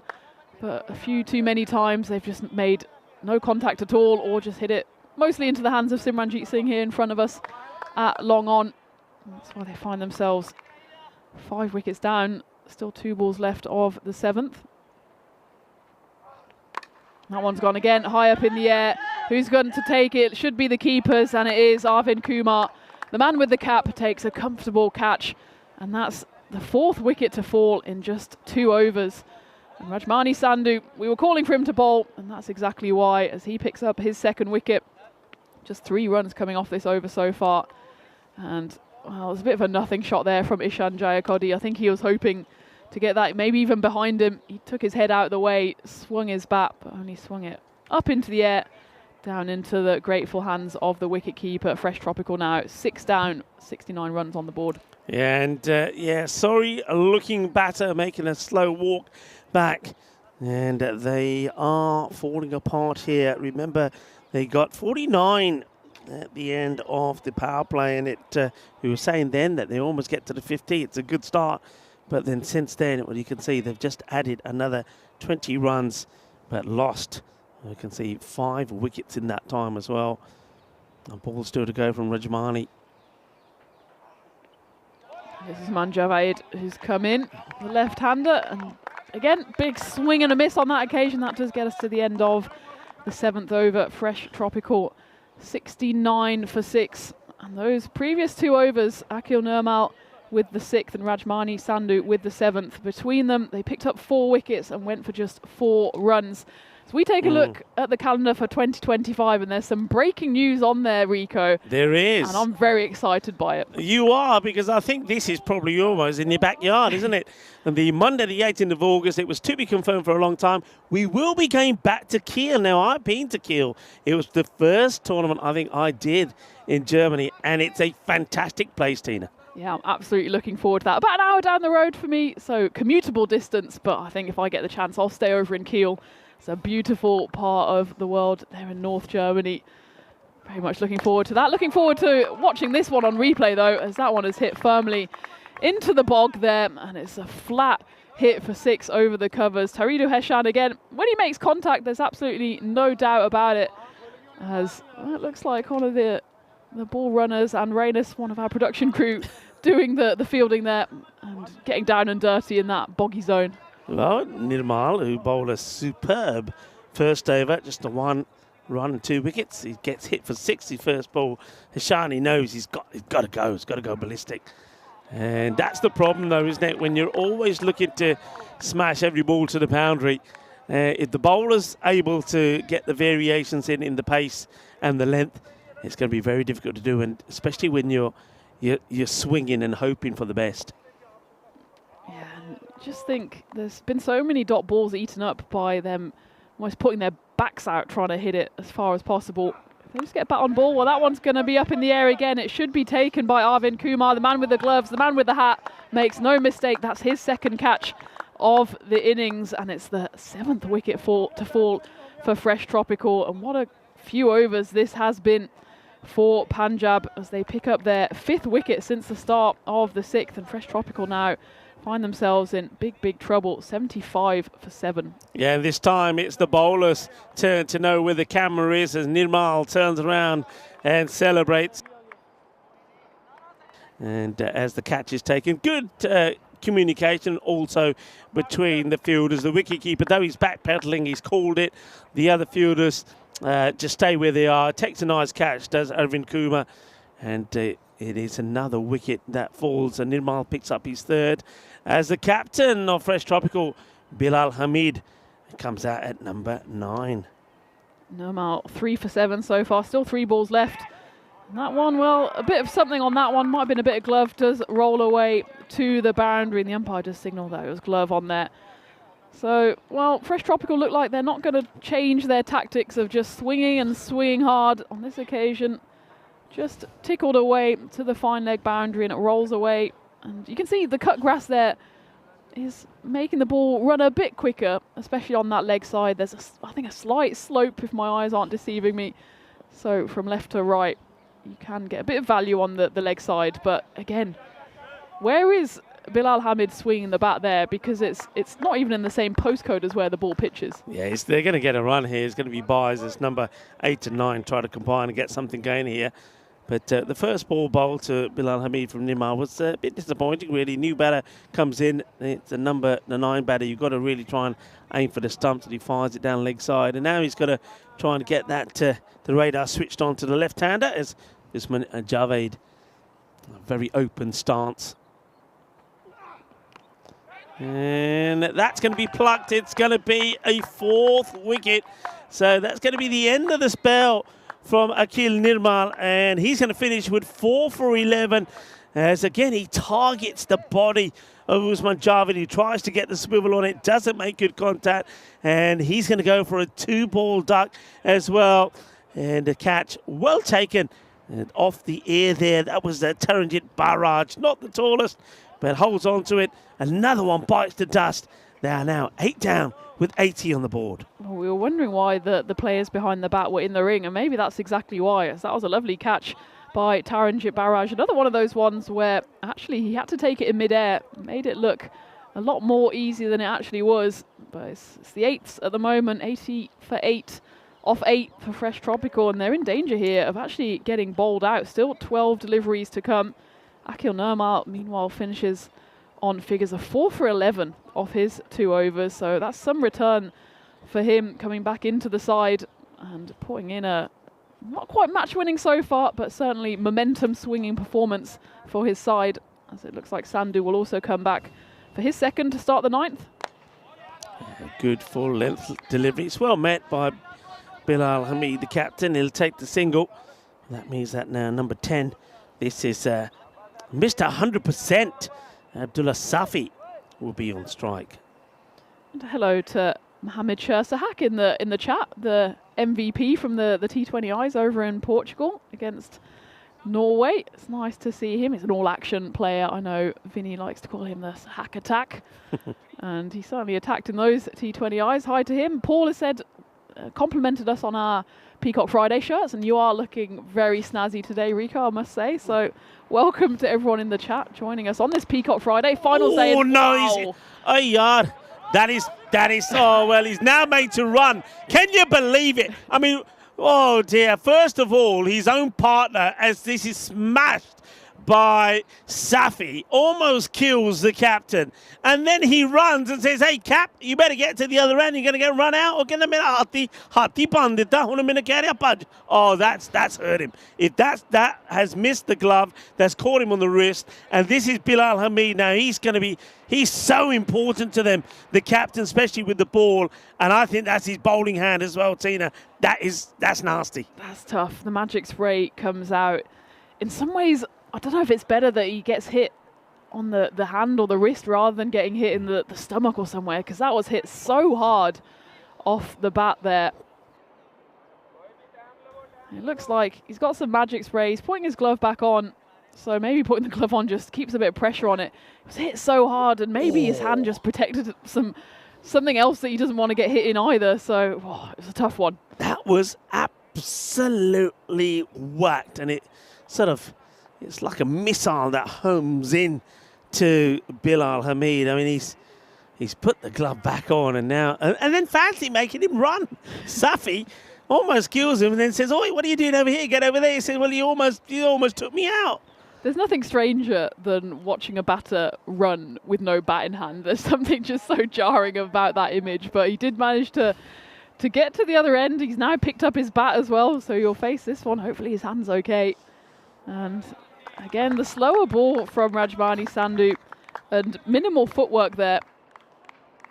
As you can see, just Fresh Tropical not always picking the right shot. As that one, let's take a look at this. It's a slower ball, it's outside off stump, and Bilal just gets nowhere near it. His front foot just cleared to the leg side, hoping that it kind of hits his arc. That one then zips through, and it will be the end of Bilal Hamid. Still suffering the effects of that blow that he took from Ahmadullah Safi just a couple of balls ago. And this time, Rajmani Sandhu puts a bit more heat on that delivery and just feathers it through to Arvind Kumar, who picks up I think that's his 3rd catch in this innings. So it's been a good innings for him, and a good spell so far from Rajmani Sandhu as well, as he picks up his 3rd. Bilal Hamid has to go for a runnable 5. It's very clever bowling, isn't it? That slower ball, which this time he does execute without it turning into a beamer, and then he follows it up by probably the quickest ball that he's bowled, which is swung wildly yet by Bilal Hamid, gets the edge, and yeah, you're right, it's the 3rd catch taken there by Arvind Kumar, who's also seen 3 catches from Simranjit Singh. So they are 9 down And Safi has been joined out there by Zahid Chima, who's gets ready to face Rajmani. 3 for 5. Superb bowling figures from Rajmani. Takes a tumble there, does Rajmani. There's a chance to run out here, direct hit, but that's an absolutely wayward throw there from Gurdeep Singh. I don't know where he was aiming that. It certainly wasn't at the stumps, and they do manage to run through for 1. Sandhu, he takes a tumble, just gets hit away into the covers. And look at this throw from Gurdeep. The keeper is coming up to the stumps, he's expecting the throw in, and it goes somewhere into the leg side. It almost hits poor Safi on the head, as he thought he was running not into the danger zone, almost gets one on his head for his troubles. They do run through for the 1, so it's the final ball of the 9th, final ball of Sandhu's spell. And that one's been hit, and hit hard, over wide, long on, so they do get a 6.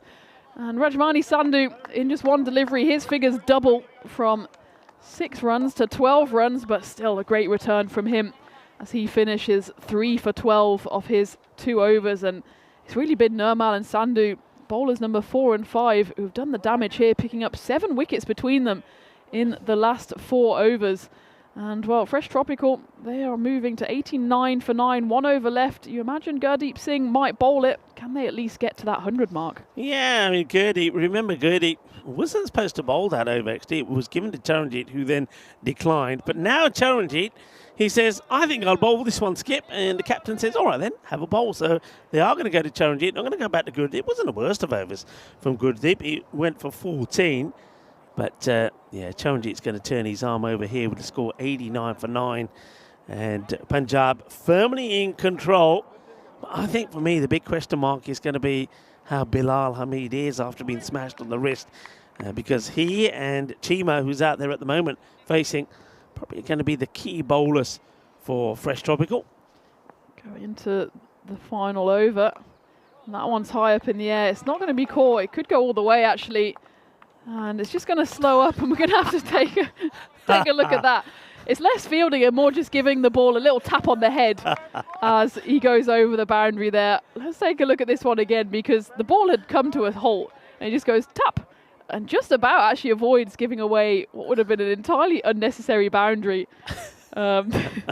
He's just sending the ball deeper into the ground and making it harder for his fielder to pick up. So they're going to get just a single there. I don't mind that, because I think Safi, he's already shown that he can give the ball a good whack. One, unfortunately for him, was stopped by his own captain, which was on its way to the boundary. He has hit a 6. So this will be an interesting little challenge for him, as Charanjit Singh comes to bowl his second.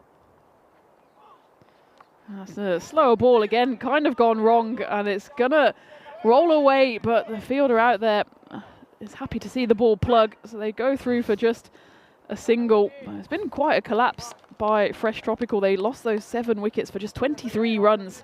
Yeah, it was just those 2 bowlers, Sandhu and Nirmal, who did the damage.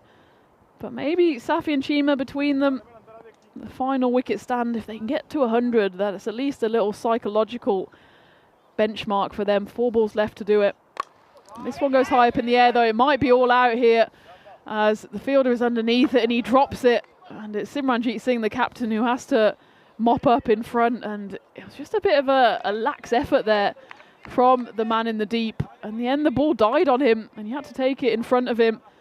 And it was Hardeep Singh out there who could have closed out the innings for Punjab. In the end, though, Chima lives to fight another day. They get a single off it, so it's now 92 for 9. Could be an expensive drop, that. Or it could be made up for straight away, as Arvind Kumar is underneath it, and he takes his 4th catch of the innings, and that does mark the end of the batting innings as well for Fresh Tropical, who, remember, they elected to bat, and it's kind of backfired for them here as they're bowled out for 92 with 2 balls to spare. And great hands again by Arvind Kumar. He had to cover quite a lot of ground there. There was a man right next to him. He decided to defer to the man with the gloves.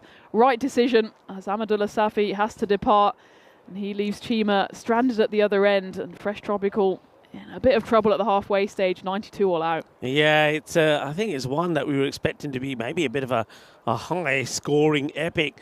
And in the end, it could turn out to be a low-scoring one. 92 Fresh Tropical way below where they should expect to be in this score. Remember at one point when we saw the wicket go down of Hassan Ahmed, at that time the score expected was 131, and I said then that keep an eye on that, because with the top two gone, and only at that time Javed Atishan was there, who didn't last much longer, that could change quite quickly, and that's exactly what happened. And Tina, you're absolutely right, they lost 7 wickets there for around about just 20 runs, and when that happens, you're always going to find it hard to come back with from that. But some of the bowling though, and I think the captaincy and the way that Simranjit Singh used the bowlers there worked a treat for Punjab.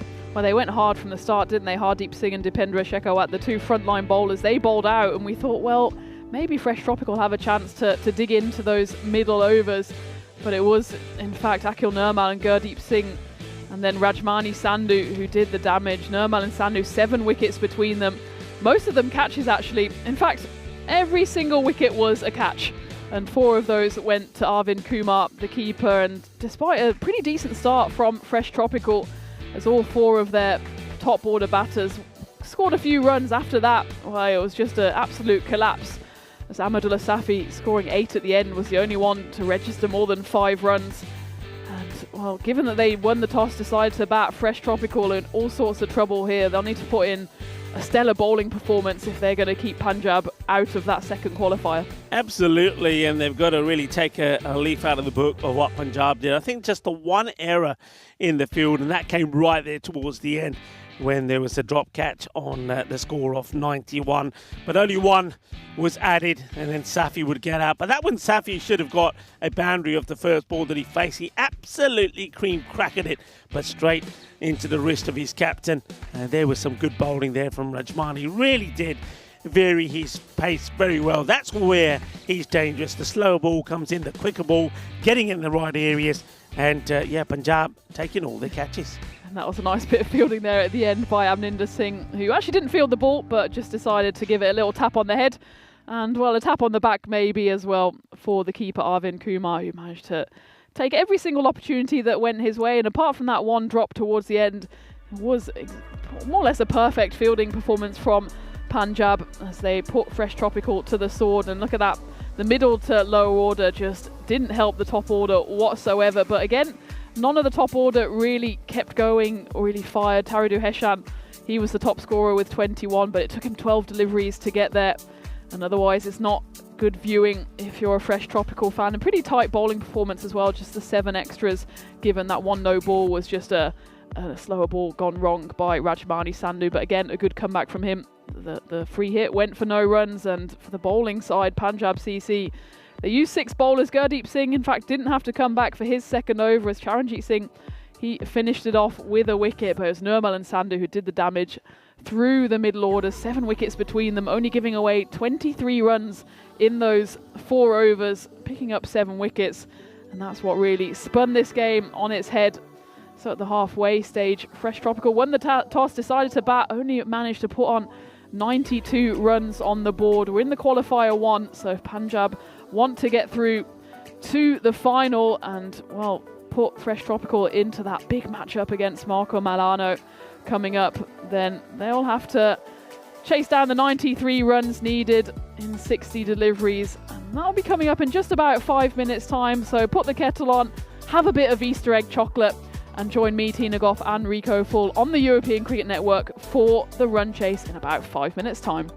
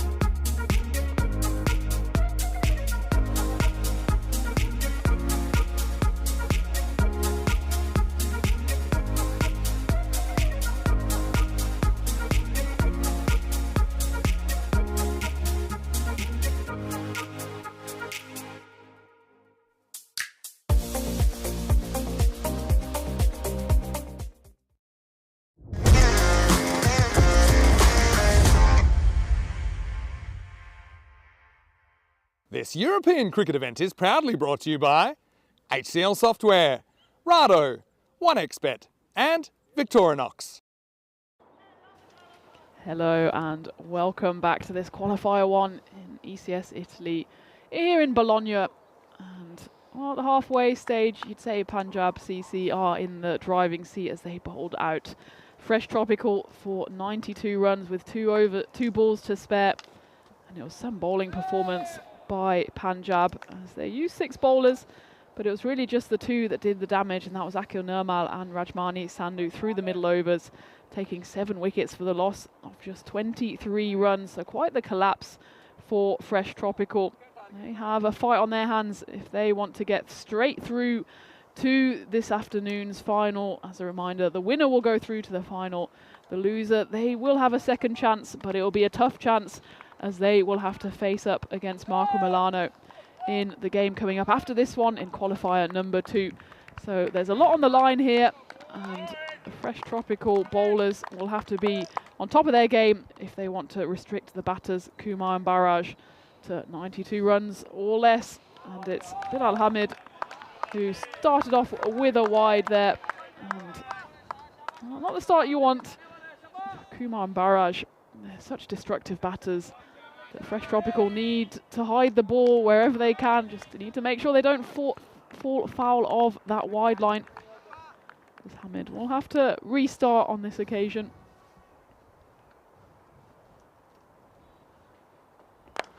And there's a big old hit from Arvind Kumar, who takes no time at all to get into his work. And that's the first 6 of the innings, and it's an ominous start here for Fresh Tropical. As the first ball, technically, it goes for 7. So Fresh Tropical on the back of their batters not firing, have misfired here at the start of the bowling innings. Luckily, though, our technology here is not misfiring, so Rico Full is able to join me in the commentary box. Yeah, perfect start, as you said, and well, that is another lovely shot. It's a little bit too short. There is movement away there from Bilal Hamid, but how well this is executed. Lovely shot, gets a lot of width.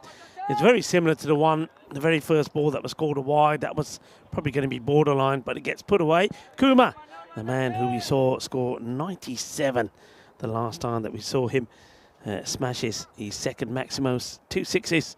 It's a perfect start so far for Punjab. This one's cut away hard and probably should be stopped, but in fact it's gone a bit quicker, which is a good sign that the outfield is drying up, and it was a bit of a slip and slide there for the fielder on the rope. Does a bit of foot fielding in the end, though, just finds a foot full of mud and doesn't quite get the ball. Manages to hopefully keep his kneecap in the right place, though.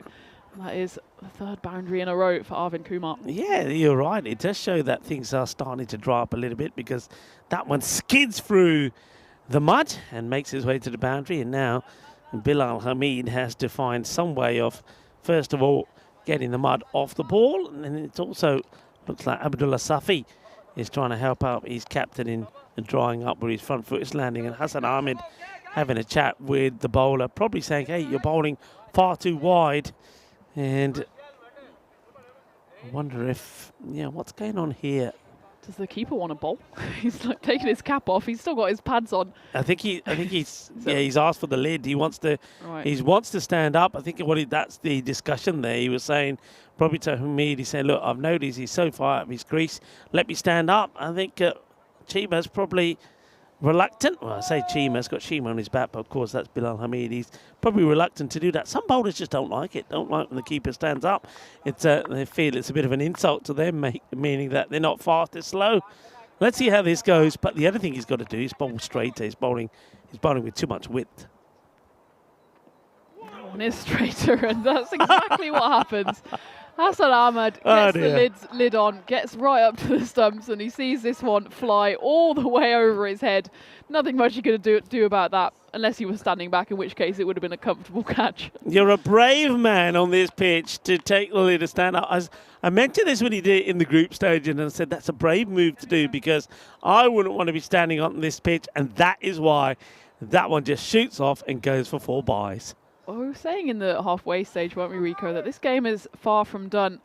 but well, it could be all done and dusted. If this first over goes supersonic, then that's already a third of the way to the total, and this one goes up in the air, so this might be a bit of a turning point as it should be taken, and it's a good catch out there by, I think it was Punjab, who took that low down in the bog zone, and suddenly a bit of a turnaround here as it's all happened in the first 5 deliveries. This previous one almost took the keeper's head off. This one though, Arvind Kumar manages to just hit it up in the air. It's a nice catch in the deep by Usman Javed. So Kumar has to go. Doesn't quite repeat his heroics in the previous game where he got a 97, should have been 100. This time he falls early on in the piece and he falls for 16 off 5. Yeah, he's given them a good start with the 4 buys there. You've already got the 20 off the over 21, but I just think that, you know, when you've got 20 off the over, you don't really need to take any risks. They're a bit unnecessary, but that's the way Punjab play. I've said that before. They just go out there and want to be destructive. And Hardeep Singh comes in at 3, and that tells me that they're just going to have batters go out there and really just go for this. Because Hardeep guides this quite beautifully, actually, for 4. It's outside the off, and Hardeep, rather than lash out at it, just says, you know what, there's the gap, I'll find it, and I'll get 4th. Thank you very much. It's the end of the over, and 25 come from it, even though they do take the wicket of Arvind Kumar.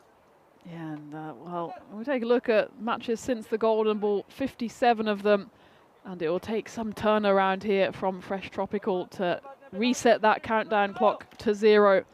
And as you said, Rico, the 1 wicket was picked up, but more than a quarter of the runs already on the board for Punjab.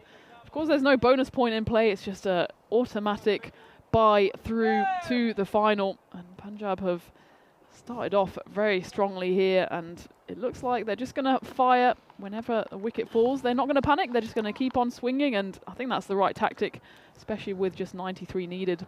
Yeah, we saw them apply that tactic even in that short match when we saw them right at the beginning of the start of the Group B when they played Chivadate 4 over a side, and we saw 11 wickets falling at that one. Chivadate lost 5 and Punjab 6 and getting to the target of 40 that they needed in the 5 overs. But they just go out there and play their shots. They just always believe somebody would get going for them and get the runs, and on that occasion, though everybody failed, Monu Lal was their hero and got them the win. So, yeah, it's the way they play. They don't hold back. As Chima looks to get a breakthrough. That's in the air. Safi comes across and holds on to a catch. Brilliantly done by Abdullah Safi. Missed a 100%.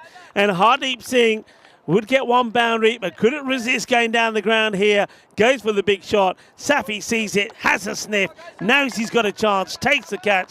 The second one goes, and Punjab 26 for 2. This is exactly what Fresh Tropical need to do if they want to pick up the win, because you imagine if Punjab bat out the 10 overs, they will get the runs one way or another. And Taranjeet Barraj just takes a bit of a dirty look there at Hardeep Singh, saying, why did you do that? That was pretty much unnecessary, as he just holds out. A brilliant catch here, tumbling away in front of us by Ahmadullah Safi. And Punjab just need to be a bit careful here. They've started off very well, 25 runs coming off that first over. They just don't want to throw away their wickets here with that low total in sight. The only way Fresh Tropical will win is to pick up all 10 wickets. And they've picked up 2 here, and both of them more or less freebies. Yeah, they have been. Good batter comes in now, though. Rajmani Sandhu was exceptional with the ball.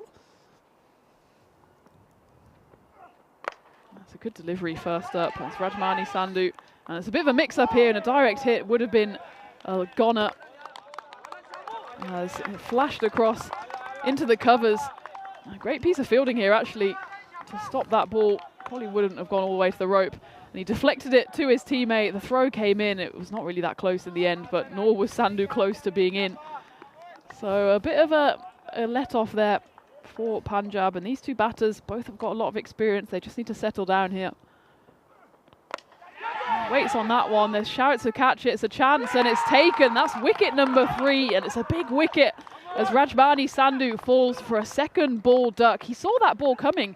He saw that it was a slower ball, but he just didn't quite get a hold of it and only managed to hit it into the leg side and into the grateful hands of Turidu Heshan. That's the 3rd wicket down. Punjab find themselves in a bit of bother here, 26 for 3. Yeah, well held by Heshan. Also, well bowled by Chima. He bowls a slow ball, and you're right, Rashmani does see it, but he still feels that he's going to be able to put it away, whether he's trying to get it in the gap between Heshan, who's out there, and Usman, but he gets it wrong, and he's going to go.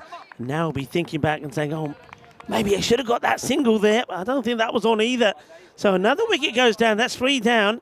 And that brings Charanjit Singh in at number 5. And this game is far from over. We thought, well, if they carry on going at the pace they were going in that first over, then even if they keep losing wickets, they'll be in the driving seat. But just picked up 1 run and lost 2 wickets in this over so far. That one will also be a dot, and a great first over here from Zahid Chima. 2 wickets. I wouldn't quite say it swung back in the direction of Fresh Topical, and the win predictor certainly is firmly in the Punjab camp. But a couple more wickets, and who knows? Yeah, that win predictor still very much favouring Punjab, 88% to 12. It moves to, in fact, keeps moving around, 87 to 13. But there's still a lot of batting to come from Punjab. But I like the way that Fresh Tropical are starting to apply the pressure. Slow ball there. It's chipped up in the air, and it goes towards Bilal Hamid, the captain. Isn't quite able to get there in time, but a brilliant over from Zahid Chima comes to an end at the end of the 2nd. Punjab 27 for 3. And that over went for just the 2 runs and 2 wickets picked up, and that's exactly how Fresh Tropical need to go if they want to go straight through to the final. And you can see both these sides are here because Punjab, they topped their qualifying Group B. Fresh Tropical topped Group A.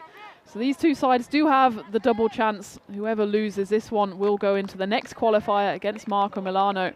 But that's no easy task, especially with Milano being led by Zayn Naqvi, who's in blistering form at the moment. So that's why there's so much on the line in this game. Both sides will want to get that bye straight to the final. Yeah, they will. They want to win this match, book their place in the final, and have a bit of a rest, and then see who they play. You don't want to be taking on Marco Milano at the moment. And I like this change. Bilal Hamid, the captain, deciding he wouldn't bowl the next. He's going for the left armour, Abidullah Safi.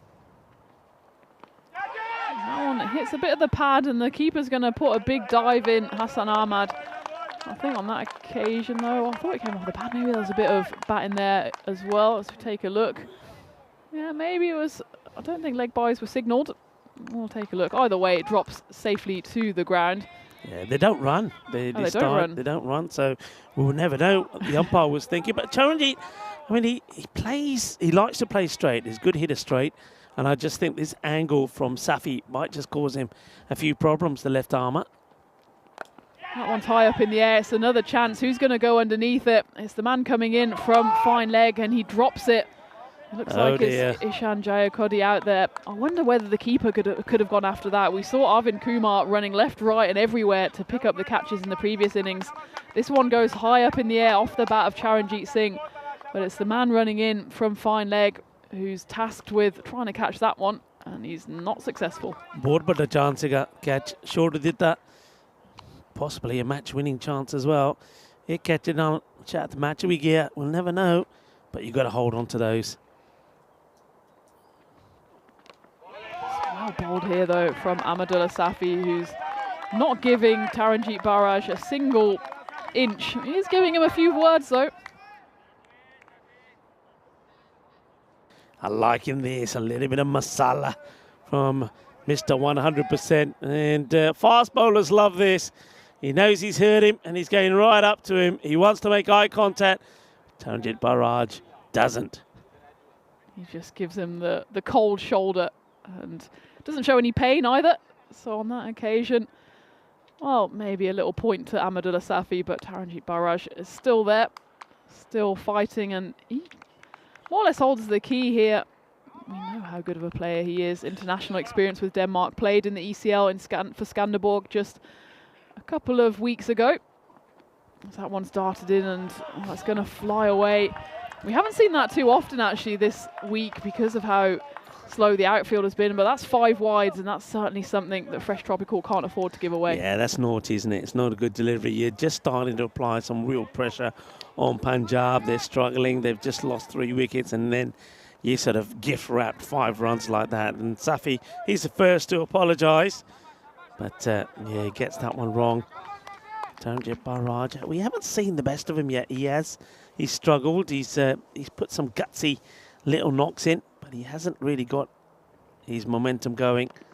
And he's not going to end this one as he chops his onto the stumps, and Safi gets his man. Taranjit Barrage will go for just 1 of 3. That's a little bit unlucky, but I think that's a batter who's not confident out there, not confident with the pitch, and he just tries to dig this one out. Remember, he got a spicy one earlier on the glove, and Safi gets a breakthrough. The 4th wicket goes down, and Fresh Tropical, I reckon they're starting to feel that they're in front here.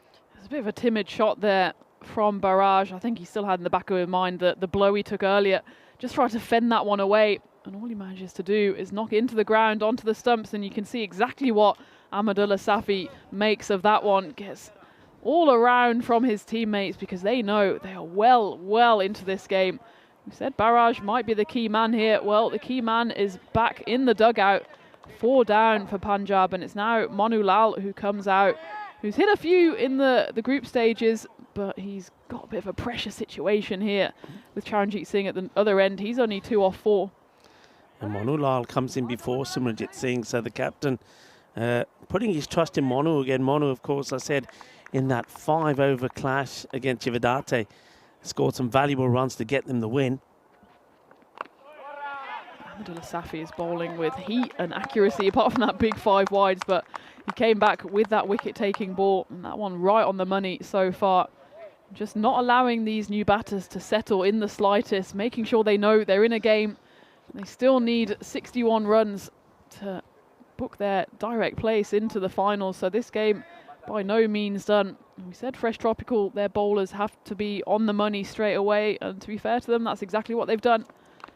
And Safi will finish with a dot as well, so a brilliant over from him. Just the 6 runs coming off it, 5 of which were those wides, otherwise picked up a wicket, and also 4 dot balls. And at the end of the power play, end of 3 overs, Punjab 33 for 4, chasing 93 for win. Yeah, you'll see also they're behind in terms of runs of where Fresh Tropical were. They were 49 for 1, but not just are they behind the run rate, they've lost those 3 additional wickets. So this partnership's pretty key. Simranjit still to come in, and then really it's a little bit hit and miss. And I think when you go Punjab, they won't do themselves any favours sometimes. I mean, we know they're capable of digging in and scoring big runs. We saw them score 162, didn't we, against Borussia? But, you know, those wickets that they throw away, like Advin Kumar, 21 off the over, and then goes for an exuberant shot and gets himself out. We saw Hardeep Singh going down the ground, getting out. I think sometimes they don't do themselves any favour. I know they like to play brave and be assertive, but on days like this, that could work against them.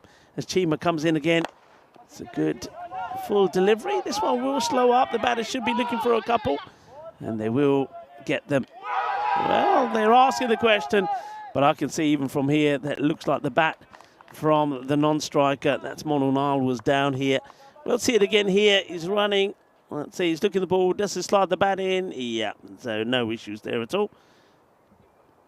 Yeah, it's a nice piece of fielding, and actually one of the few genuine run twos we've had on this outfield. There's been so many Maximos, and otherwise, because of how wet the outfield was the last few days, mostly just restricted to singles. On that occasion, though, the chase was on, and it was a good pick up and throw. Not enough to get the wicket there for Sikandar Abbas. But nevertheless, nice bit of fielding. 2 more on the board for Punjab.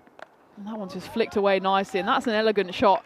And that's a bit of a pressure reliever there for Charanjit Singh and for Punjab, as Chima just straightens up a bit too much. And well, actually, it was more or less off stump, but Charanjit knew where he wanted to hit it, and he executed it well. He's a very interesting shot player. I suppose it's an intelligent shot in terms of he knows that there's no fielder back there, but if that ball's a little bit fuller, it's probably not the right shot to play. Anyway, Zahid Chima needs a comeback ball. And this action replay is, again, it's just dismissed through that fine leg, wide fine leg region. And again, it wasn't too much of a bad delivery here from Chima. We can see maybe, yeah, pretty much off stump, even maybe fourth stump. And Charanjit just walks across it and just flicks it away for back-to-back boundaries. And 10 runs coming off these first 3 deliveries. It's been a good counter-punch here from Punjab. It's naughty, isn't it? Naughty but nice. A little bit dangerous as well from Charanjit Singh. If one of these is a little bit fuller or stays a little bit lower, he could be in a spot of bother. But so far, his chances his arm. And he doesn't go third time. Instead, he goes big and long and straight into cow corner, into the potato field where the cows are probably roaming around. And that's a big 6 runs for Charanjit Singh. And Punjab suddenly find themselves with a bit of momentum. 49 for 4. Yeah, that's a good hit, isn't it, from Charanjit? Zahid Zima slows it down, takes the pace off, but Charanjit is almost like he's in that mindset to say, wherever it is, I'm going for a boundary. I'm gonna continue to be brave. That's the way we play. We don't shy away from a challenge and we attack. Chima wants the perfect Yorker here. Ball just on a length. It's a nice cover drive there from Charanjit Singh. A bit more of a conventional shot than his 2 boundaries earlier in the over, but that time does find Taradu Heshan lurking around in the covers there. So dot ball for Zahid Chima. But this over's already gone for 16. Now it's more or less just over a runner ball needed for Punjab. 44 off 37. That's why we said if they bat out the 10, no problem at all. They just need to hold on to those wickets. That's a well executed bouncer there. Yeah, he almost falls onto his own stumps here. This is pretty close. I mean, he goes all the way around. Let's just have a look at how close he gets here. Watch this leg. Yeah, he has to stop himself. But finishes with a dot. And Charanjit makes that into a good over for them. 16 come from it. So 4 overs completed, 49 for 4. And you can see just how much of a wicket fest we've had so far. 14 wickets to fall. And it was that damage done by the 2 middle-order bowlers for Punjab. But Punjab have had their struggles here as well, losing early wickets after 4 overs. They're 49 for 4. So more than halfway to that low total. Just be a case of sticking around. Monu Lal, he's not got off the mark yet, faced just 2 deliveries. But Charanjit Singh doing the damage at the other end. He picked up 16 runs in that 4th over by Zahid Chima. Not going at a remarkable rate, but enough to chase down those 93 runs. It looks like, in response, Fresh Tropical are going to turn to Taradu Heshan for his first over of the game. Taradu starts well. They're going to take the run on. It's a wild throw. They will get the... Look, Taradu Heshan, I think, is a good player. I think he bowled very well. But I know that Safi bowled those 5 wides, but I just think the left armour, he troubled the batters. I would have gone to Safi for an over here to see if he can pick up another wicket or 2, you know. But maybe Taradu Heshan will be able to do that. Well, not with this delivery. This is out of here as Charanjit goes big shot. Boom. 6 more. Shaba, Shaba, Kinna, Sona, Shaka, Lagya. Lovely hit there off the bat of Charanjit Singh. And I'd agree with you, Rico. Ahmadullah Safi, he was looking dangerous and only went for 6 runs in his first over, picked up a wicket as well. And if you imagine this game isn't going to go the full 10 overs, you need the dangerous bowlers bowling as soon as possible. And if they're just an over with 2 or 3 wickets, suddenly again, Punjab are on the rocks. But as it is, it's Charanjit Singh who's just leading the charge for his side. And 37 runs now needed in 34 deliveries. Yeah, a bit of a discussion here. I saw Zahid Chima talking to the umpire Rugbir there about something. Not sure what it is they're discussing, but you know, Rugbir is on the walkie-talkie, I think, speaking to the tournament referee Charles Croucher about something. Not sure what it is. I don't know whether they've asked the umpires to have a look at the ball and saying that maybe we change the ball. Not 100% sure here, but yeah, looks like Fresh Tropical. They all seem to be huddling together here. Not really sure what's happened here. This is very interesting. Very, very interesting. They're all coming together. There's some talk about something here. Now, I have no idea what the discussion here is. The umpire, Rugbir, in the middle of them there. But at the moment, they've all come into a huddle into the middle. And you can see the two batters. I don't think they're any of the wiser about anything. I wonder if there was something said here by... It looks like, I don't know. You can see Charanjit is now having a chat there with Zai Chima. So really don't know what's happening here. I'm not seeing anything. I mean, normally if something like this happens, you see the tournament referee would go out there to, well, they seem to all be going back to their spots again. So not sure what's happened there. Nothing coming through on any announcement. So there's some discussion about something which now comes to an end. I think it might be an issue possibly in the neighbouring field. Maybe there's a farmer roaming around, not sure. There we go. They may be, well, they're trying to guide them to try and find the ball. But usually another ball is supplied pretty quickly. I don't blame the poor boundary riders there. Hopefully that's not as muddy as it has been in the previous few days, as that one just flies through the defences of Charanjit Singh. Lucky to not have his stumps rearranged. Taridu Heshan, good bowling so far. Yeah, well, that was pretty close. Heshan again. All right, miscues, could be a chance, big moment, and it will be dropped. Oh, can you believe it? Can you believe he's dropped it? Oh, my word, and that's the captain. Now, Bilal Hamid is now holding his wrist, trying to come up with an excuse to say, remember, I got hit earlier. I mean, it's nothing to do with that. That's in and out. It's an absolute dolly. And Charanjit, who was dropped, remember, on one, gets dropped again. Single gets taken. Oh, that's a massive drop from Bilal. Yeah, that's possibly the chance that they needed to turn this game back in their favour. Didn't manage to take it. And Taridu Heshan not being rewarded for his good bowling so far on that occasion. Monu Lau can just inside edge it onto his pads, but that was a costly drop by the captain of Fresh Tropical. He's looking like a bit of a lonely man out there on the leg side. The fielder's behind him, about a good 20 metres behind him. And again, hit firmly down the ground. Taridu Heshan almost called for a catch there before realising he would be the only one able to take that one. In the end, though, just the single coming off it, so that is the end of the over. 58 for 4 as we take a look at what's coming up in just a few months' time in one of our flagship events, the European Cricket Championship Premier Division, split into 3 groups, and then we have the Championship groups where, well, the winners of those 3 groups will be joining England and Netherlands for that Championship week, and it's looking like it will be a tasty few weeks, won't it, Rico? It'll be incredible. And once again, the best players from Europe coming together for the Euros of cricket, and some exciting groups in there as well. I've said I think that Group B, any one of those teams can go on and win it. About Group C there. Of course, we're going to go to Jersey for the first time pretty soon. I know Mr. Max moving his hand, who's looking forward to going there. You saw a lot of cricket there in Portugal, and Portugal, they'll be up for it as well. And of course, Finland, a team that we will be travelling to as well. So plenty of action to come on the network. They do go back to Abdullah Safi. I like this move. And that's great fielding. And they're going to get the single. Oh, it's a brilliant bit of fielding. The dive and throw. Oliver. Oh, they're going to swallow. Yeah, it would have been even better if he could hit the stumps. That would have been probably one of the run-outs well, easily off the year so far, and it would have been out as well. That was so close. They take the single, and Charanjit gets himself on strike. Now, Charanjit, be interesting here.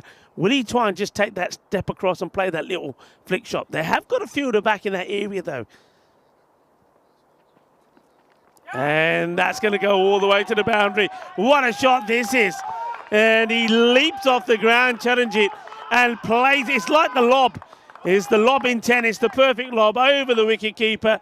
Hassan Ahmed can't do anything about it. He just sees it go by disgruntledly. Quattro mas, and Charanjit, who they dropped. Ishan, remember, dropped him on 1. And then the captain, Bilal Hamid, dropped him just moments ago in 24. He's the difference at the moment between the two teams. Well, when you are defending a low total, you just have to be almost perfect in the field, and those 2 drop chances have been costly. Charanjit is on the charge here, 29 off 14. He clubs that one away. The chase is on here for Zahid Chima, and the ball wins. Again, the outfield drying up nicely. He had a bit of a mow this morning, and you can see that it's favouring the batting side here as Charanjit doesn't quite get a hold of all of that one. It's low on the bat, but it just bobbles away to the rope. That takes Punjab to 67 for 4, and Charanjit moving into the 30s. He's 33. Yeah, and holding the key, Safi a little bit frustrated that that's got to the boundary. Chima trying to stop it, and a change in the field. So they do bring up the man that was purposely put back for that little flick shot on the boundary. He comes into the circle, and mid-wicket goes back. So square leg, mid-wicket, and long on the boundary. That's well bowled, and flies through to the keeper, Hassan Ahmed.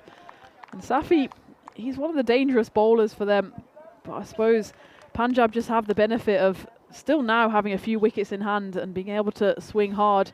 And what they've done well, which maybe Fresh Tropical didn't do so well, was make more regular contact with the ball. Yeah. So not as many drop dot balls. They've run the singles as well. As a result, just now a runner ball needed, 26 off 26 to go straight through to the finals. Slower ball there, and it's picked up nicely by Charanjit Singh, and that's going to land in the potato field. It's a big old 6. And that time Safi tried the variation, didn't quite get it right. Charanjit Singh saw him coming and saw that ball dispatched into the field. Yeah, Charanjit, he's a powerful guy. I mean, I've seen him play over the years, and he's got powerful hands. His forearms are strong and big, and that is just all the strength of his arms. Just guides that away, gets a big 6, and Safi, you can feel that he's feeling it. Punjab, they're almost there. They've taken the rate down to under a run of ball, so they don't have to go big hitting. Are they going to change? Of course not. They're going to try and do it the same way, just needing 20 now in 25 deliveries to book their spot in the final. Is there something still left in this one? Is there still another twist as Safi comes in again? This one goes high up in the air. There's no fielder out there. It might just plug, so they're going to stop the boundary. Staradu Heshan picks up the Grizzly. They do run through for the singles. That's the end of the 6th. Punjab 74 for 4. So now just the 19 runs needed. Fresh Tropical, well, they need wickets and they need them fast. Yeah, they do need them fast. There's the way it's looking at the moment, Punjab looking to book their spot in the final. Remember that they did win the 2024 series in Brescia. They were the victors over Marco Milano.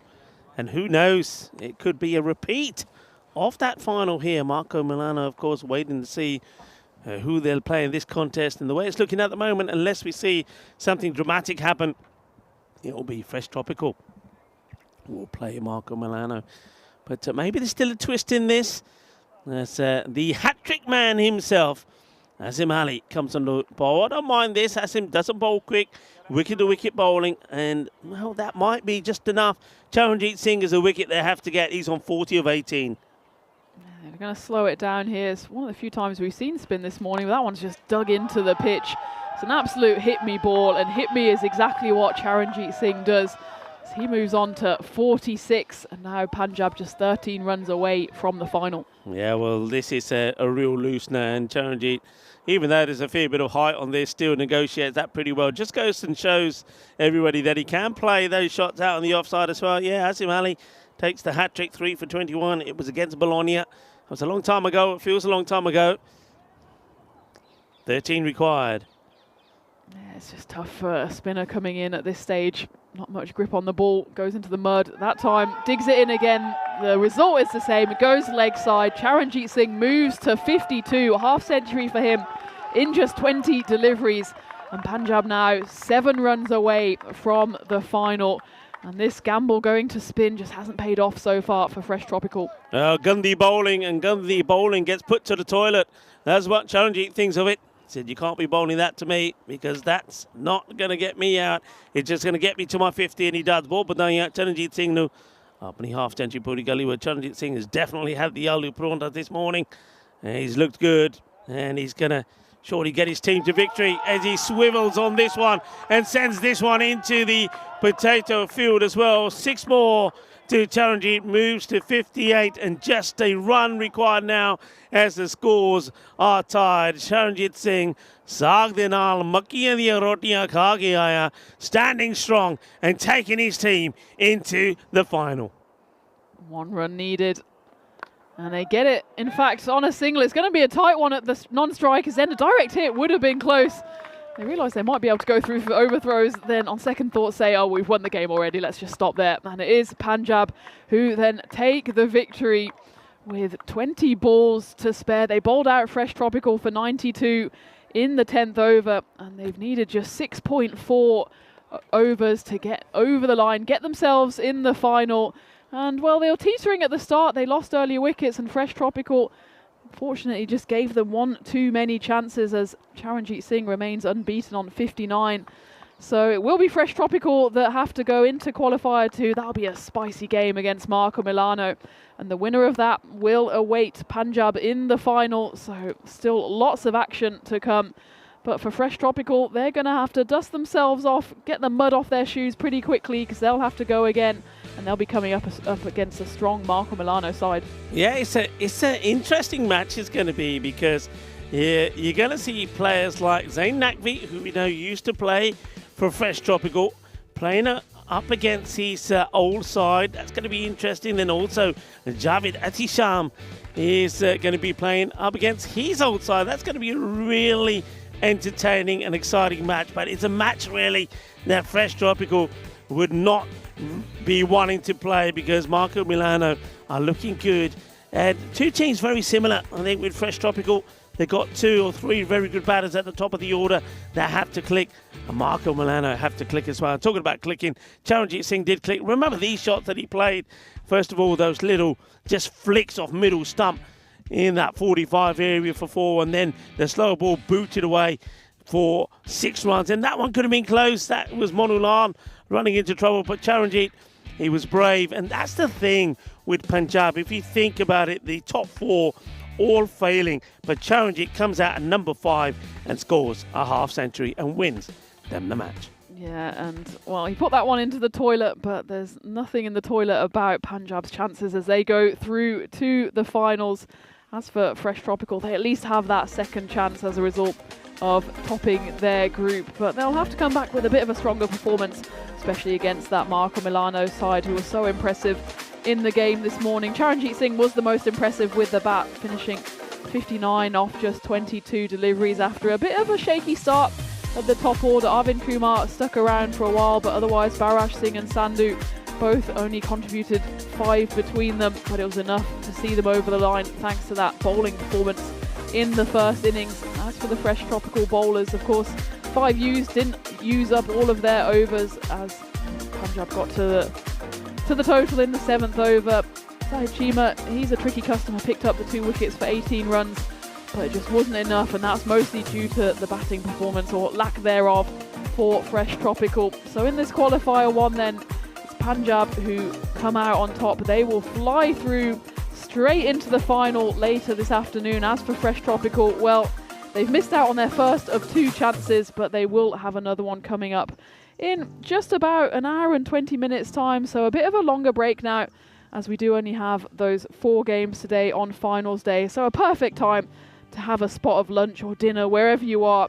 Enjoy a few Easter eggs on this Good Friday, and join me and Rico Full back here in about an hour and 15 minutes for the start of the coverage of that qualifier number 2.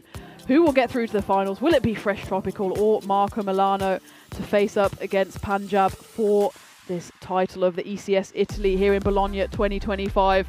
So have a bit of a rest. We will do as well. We'll have a bit of lunch and join us back here on the European Cricket Network in about an hour and 15 minutes. See you then.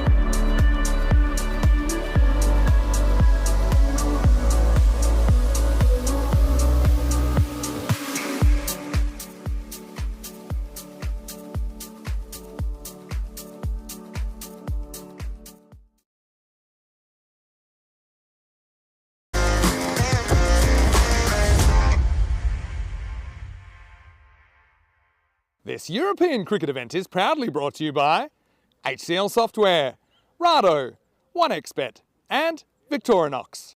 Hello viewers and welcome back. I hope you enjoyed that long break and maybe you sneaked in a few Easter eggs there as well on this Good Friday, and of course Peacock Friday as well. And it's nice to see that the sun has come out as well. It's come out in time for match number 3 on finals day. This is of course qualifier number 2. One team that's delighted to be here is Marco Milano, because they won their eliminator earlier this morning against Friends 11, and didn't they do it in style in that 5-over-a-side match. A team that's not so happy to be here is Fresh Tropical. They would have liked to have booked their place in the final with a win over Punjab, but of course Punjab victorious, so Punjab are waiting to see which one of these two teams they will meet in that final. I know that Bilal Hamid is going to be at the coin toss, and alongside him Zain Naqvi, who is in fantastic form. Let's join them and Charles Croucher for the all-important coin toss. Thanks, Rico. Fresh Tropical with Marco Milano to call. Tail. Tails is the call, and it's a head. Well, we're going to bowl first. Fresh Tropical have won the toss. They're going to bowl. Bilal Hamid, the captain of Fresh Tropical, winning the toss and decided that they will have a bowl first. A little bit risky, I think, because we know what Marco Milano can do if they get going. Of course, they did that against Friends 11 in that short format match. And of course, the major threat with the bat for Marco Milano is Zain Naqvi. Been quite outstanding. We saw the other day when he scored that incredible 160 in just 37 deliveries. It was an awesome knock. He didn't give a chance. He hit 24 sixes, and over number 8 and over number 10, he hit 6 sixes in an over. We've never seen that before on the network. And here earlier today, he scored a rapid 80. So he's in good form. I like the fact that actually Ullah, he came up to the top of the order. He batted really well as well and bowled well when he took 2 wickets. And you've still got the likes of their wicketkeeper batter, Mohammad Munib, who can come in there and make a difference as well. And Zain Naqvi is going to be pretty key with the ball as well. Fresh Tropical, in all fairness, we didn't see the best from them in that first qualifier. None of the top 3 batters clicked at all. And we know when they do click, they can make a lot of runs. Amir Sharif, for example, when he gets going, a national team player, he can score stat loads of runs. Also, Javed Achisham never really clicked in that match either. So they've got the players that can do it. And don't forget, Hassan Ahmed, the left-hander, looked at all sorts. I'm expecting them to come back well. And then with the ball, Zahid Chima, once again, will be key. And then also, well, Bilal Hamid. But it all depends on that injury. Remember, he took one from Abidullah Safi that cracked him right on his wrist. And I know he really is struggling. And the man that played that shot, well, Safi, of course, Mr. 100% we call him. He's going to be very key as well with this one. I think for me, Fresh Tropical probably have the depth if they perform. If they can get Zain Naqvi out early, then maybe it will be a bit of a contest. If Naqvi goes wild, it could be one-sided. So a very exciting match coming up. It's qualifier number 2. Tina Goff is in the commentary igloo waiting for the start of this one. Tina, it's going to be a great match. And we're going to start with, once again, it's going to be Marco Milano having a hit first. Thanks very much, Rico. Certainly is going to be an exciting match, and if the captain of Marco Milano gets off to any kind of start like he has in the previous few games, we're in for some fireworks. Well, it's a straight shootout here. Who will make it through to the final? Will it be Fresh Tropical or Marco Milano to face up against Punjab CC? Let's take a quick look at the sides. As Fresh Tropical, they've made a couple of changes from that loss that they suffered just an hour or 2 ago. Irfan Sheikh and Javed Mahash come in for them. Marco Milano, unsurprisingly, unchanged from that eliminator game this morning, where they swept aside the Friends 11. It was, of course, a reduced overs game, just the 5-over bash between them. But in those 5 overs, Marco Milano managed to notch up 120 runs. And that was mostly due to the captain, Zain Naqvi, who I'm sure will be leading out his side into the middle.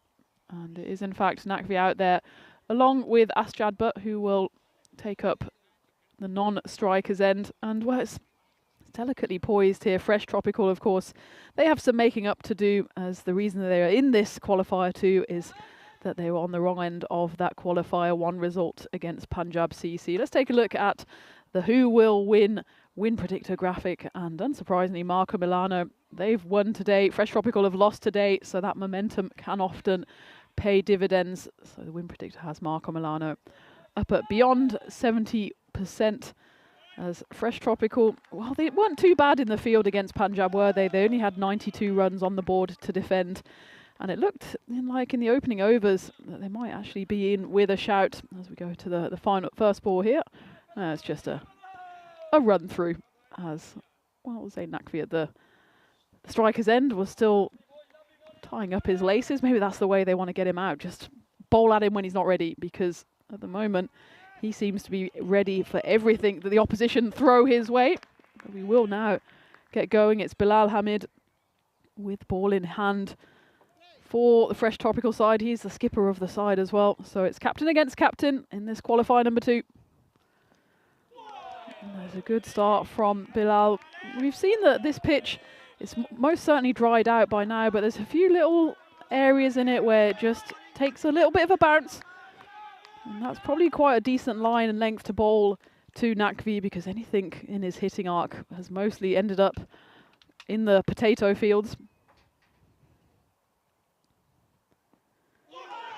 Again, 2 good balls to start off, and it's not often we'd have to spend a little time going back along the stats whether Zayn Naqvi's actually faced 2 dot balls at all in this tournament. Such has been his explosive power. 160 not out, and then followed that up with 80 not out this morning. And he's been a large part of why his side are in this qualifier number 2 with a chance to get through to the final this afternoon against Punjab. It's 3 in a row. And Zayn Naqvi just needs to get his head down here. He's got more time, remember. It was 80 runs that he scored in just the 5 overs this morning. He's got the full 10 here. Weather forecast looks, well, decent enough. It's not exactly glorious Italian spring sun, but it's clear. There's no forecasted rain, and the pitch is getting drier and drier. We actually saw that in the previous game as well, that the ball was just skipping along the ground a bit quicker than it has done in the previous games. On the 4th occasion, Zayn Naqvi does get back to ball, but it will just be a 1 into the covers there, which you can see, well, in the previous couple of days the fielders out there have just been needing Wellington boots, but now it has dried up. There are value in shots along the ground, but Zayn Naqvi, he's been putting on an aerial bombardment the last couple of days. 24 sixes in that 160 not out, just 1 off the record. The record amount of sixes in an individual innings here on the European Cricket Network, 25. Naqvi already put himself in the record books. I think the 4th highest ever individual score. That's Jadbut on strike here. It'll just clip his pad and he'll go through for a leg by. So it's a pretty slow start here from Marco Milano, which, well, it's certainly unusual for these 2 batters. We were talking earlier about just how deadly these 2 can be. As Jadbut himself featured in Spain. He's got almost 4,000, I think now over 4,000 ECN runs to his name. So if these 2 get firing, then Fresh Tropical will be well up against it. But it's been an excellent start from Bilal Hamid, the skipper. And this one flashes away. It's almost a chance for a catch. It will just roll short of the boundary, as it's Taridu Heshan who does the fielding out there. But an excellent first over for Bilal Hamid, the skipper of Fresh Tropical, as it goes for just the 3 singles. Started off with 3 dot balls and then 3 singles to finish the first over. Marco Milano, well, we know they can accelerate. It's just about whether they can stick around, these 2, Naqvi and Butt. Someone who's sticking around with me for the rest of the day and maybe a bit of tomorrow as well. Rico Full, welcome back to the commentary igloo. It's good to be back, and I think everybody's enjoyed that break. We certainly did. A nice bit of lunch thanks to the Federation. A bit of salad, a bit of vegetables and a little bit of meat. And we're ready to go. And what a good start that is from Bilal Hamid. I was wondering if he was going to be fit enough to bowl. Well, not only is he fit enough, but he bowled a remarkable first over. And now Zahid Chima will be looking to do the same. And Zayn Naqvi, it's an interesting one, isn't it? If you look back at that 160 and the 80 that he scored in this morning's victory against Friends, you would think that everything he does is magical. And yet here he is, swinging and missing. That's another dot ball to him. So 6 dots, 6 deliveries and just 2 runs to his name. Chima again. Well, that's up in the air. It's not out the middle. This one probably may plug if it doesn't go to the rope. They don't go to the rope. It does plug. It's just going to be a single. So Nakvi probably feel it. Look, it's got to be said, everybody's human after all. There's a lot of pressure on here. You know, it's all about getting into the final or not. So until you get going, until you get a few out the middle, the nerves are going to be there, Tina. Well, let's not forget he's playing against his old side as well, isn't he? And so the bowlers will know exactly what he can and cannot do, his strengths and weaknesses. So maybe just a bit of nerves against his old friends. And also, as you said, with a place in the final on the line. Gee, Matt, good start. Asjad Butt needs to get used to this track a little bit, you feel. And, well, that's a proper rising delivery. The umpire at square signalling one for the over. So look at this. This really does take off. And, yeah, good call. It's about in between, above the shoulder and the top of the lid. So that's the one for the over. But this is a cracking start for Fresh Tropical. Looking sharp, looking fresh maybe is the right word. Yeah, I was talking about their kits earlier. They've got this lovely tropical vibe about their kit, don't they? Yeah, they certainly do. That one sit down the ground and again just, oh, he's going to have to hurry there. And, Abdullah Safi noticed that Asjad was in no hurry really in getting himself back in here, and you see just gentle stroll, and Abdullah Safi says, all right then, I'll make you run. And might have done himself a bit of damage trying that, Safi. They'll probably wouldn't want that. You'll need him to bowl. Chima seems pumped up. That's going to get away, and that might even go all the way. Actually, it will. The first Maximo in the innings, and it's Zain Nakvi that gets it away. And that'll make him feel a little bit better. Gets plenty of that. No fielder in that area. We're in the power play. Just looking at the two men that are back at the moment. You got Safi, who's in front of us here. And they've got did have somebody back on the offside, and they're sticking with that. That's Asim Ali staying there on the kind of the extra cover boundary, where we do know that Nakvi does like to play some glorious shots.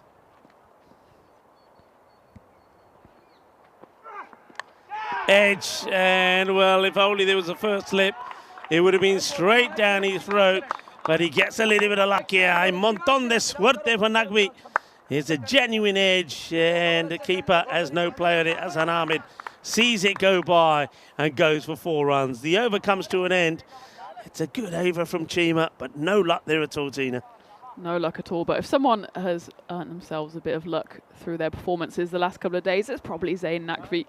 As well, even with that 6, the previous delivery, he didn't quite get it out the middle of the bat, but back-to-back boundaries, I'm sure, will give him a little bit of confidence, a little bit of momentum. As it's been a slow start from Marco Milano here. 2 back-to-back boundaries will help, though, as we take a look at the upcoming events as well. And we're right towards the end of the action here in Bologna, and then we're going to France. Got the 2nd visit to Malta this year in the spring series, and then also got that night series coming up in Belgium before, of course, we go to Jersey for the first time, the Liberation Series, which is a great name for a series, isn't it? So looking forward to what's to come, and I think that just takes us more or less to the end of May. So it's all action here on the European Cricket Network. And that's not a good delivery, and he gets a swivel on this. Asjad Butt gets his first boundary of the day. Remember, it was out cheaply just for 1 in the earlier match in that eliminator against Friends 11. But he gets that one away quite nicely, gets a swivel on this a little bit. As Bilal just strays a fraction on the leg peg, and Asjad Butt puts him away for 6. Found their 6 hitting boots again, Marco Milano, after leaving them in the dugout for the first over, but it's going to be a wicket. And as Asjad Butt, having just deposited that one over backward square leg for 6, this time he just chips it up in the air. A bit of a tame dismissal. I remember him doing this in the previous game where he just about got away with it as he chipped, I think on that occasion it was to mid-on to Simranjit. On this occasion though, only finds the hands of Curver and Asjad. But you were saying, Rico, that he needs to get to grips with this pitch, and he hasn't quite managed it. Hasn't managed it, and he doesn't really follow through with this shot. Now, I wonder if he's caught reaching at it, but he's not able to get the elevation, and a good sharp catch taken there by Asim Ali. So once again, one of the danger batters back a bit early. See it here again. So I think he hits it on the full, actually, and that ball just slightly moving away. Maybe that's enough to create the false shot, but the catch smartly taken and the first wicket down. But Ataullah comes in and didn't he bat well in that match against Friends. He scored a quick fire, 31 of just 7 deliveries.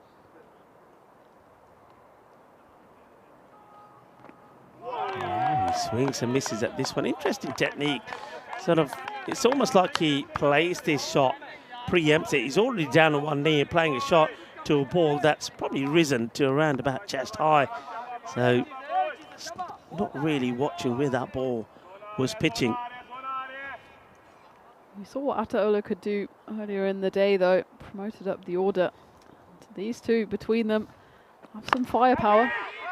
It's gonna probably just hold up there, and Fielder does well by not sliding and slipping over the line, so it'll just be a single.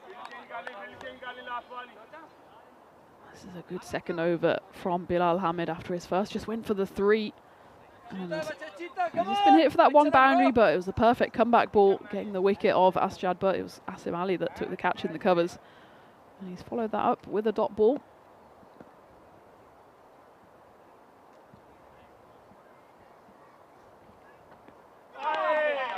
It's well bowled, good bit of swing movement. That will be the end of the third over. So it's a low-scoring power play, 22. And 1 wicket down, and Zain Naqvi not quite performing the way that we know that he can.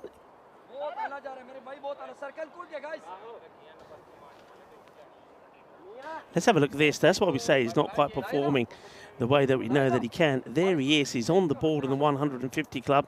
160 not out, Zain Naqvi.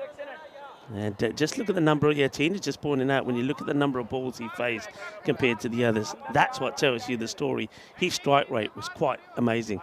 Yeah, the only one to do it in under 40 balls, and look at them. Of course, some of them higher. Arslan Amjad, of course, up there with 183 off 42. But I think actually Zain Naqvi, he got more 6s in his innings. And that was a bit as well to do with the pitch, because it's pretty much aerial or bog route yesterday and the days before, and Zain Naqvi wisely chose the aerial route, but at the moment hasn't quite found his stride. But it's Ataullah on strike, and there was a lovely first delivery there from Zahid Chima, just beat the batter. All ends up as Fresh Tropical. Well, they didn't fire with the bat in that previous game. That's really what lost them the game, but they were quite impressive with the ball. Just dropped a few chances that could have got them over the line. It's just a bit of loose swinging here at the moment from Marco Milano, and the balls that were pretty much going to the rope on every single occasion this morning are just zipping through to the keeper. Just about keeping the shape here for Ataullah. He's only made contact on 1 of the 4 deliveries so far.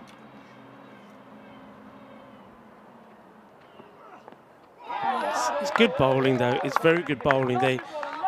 They've looked back and had a thought and thought, look, we know these batters are going to come in and they're going to be trying clobbering us over cow corner. We'll set the field, and they have done that. Mid-wicket is back. But they said, but we're not going to give them that. We're going to keep the ball outside the off, short of a length. They'll go for their shots. We'll put third back. We'll put a sweeper out on the offside if there is a miscue. But that's what we're going to try and do. And Chima and Hamid have done that beautifully well. And that one is, almost a great catch. And that's Sikandar Abbas, that's out there. Marvellous effort from him.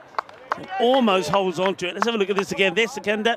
You see him there. He moves to his right. Has to get the dive in. And in the end, I think that ball goes over his hand. It would have been a great catch. But it gets away from him and will go to the boundary. It was a great effort. He was stuck almost in 2 minds between trying to bat that back, trying to go for the catch. In the end, he's neither here nor there, but it's a great effort.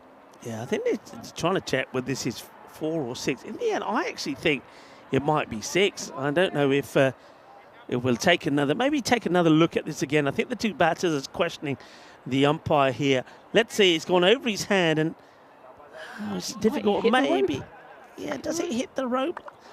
I wonder what the signal. It's been given us 4 at the moment, and I don't think there's anything there. They're looking at it again there to say it was any different. So it looks like it's going to stay at 4. We return back to the action. Chima almost takes the wicket of Ataula. And Fresh Tropical fighting, as both these teams are, to book the place in the final against Punjab. Fuller delivery, that's very nice shot actually, and he plays this shot. This isn't luck, this isn't an edge, it's a wide delivery. I love the way he just opens the face of the bat here, Tina, and places away for an elegant 4 runs. Yeah, absolutely. They haven't quite fired off the middle of the bat here, so he's just gone for placement instead. Knows that there's no fielder down there, and also the field is getting just a touch quicker, so you do get a bit more value for your shots along the ground, and perfect value for Ataula. 4 runs, back-to-back 4s on what was otherwise a exemplary over from Chima. Started off with 3 dots. Facing now potential of 3 boundaries in a row. Final ball of the 4th coming up.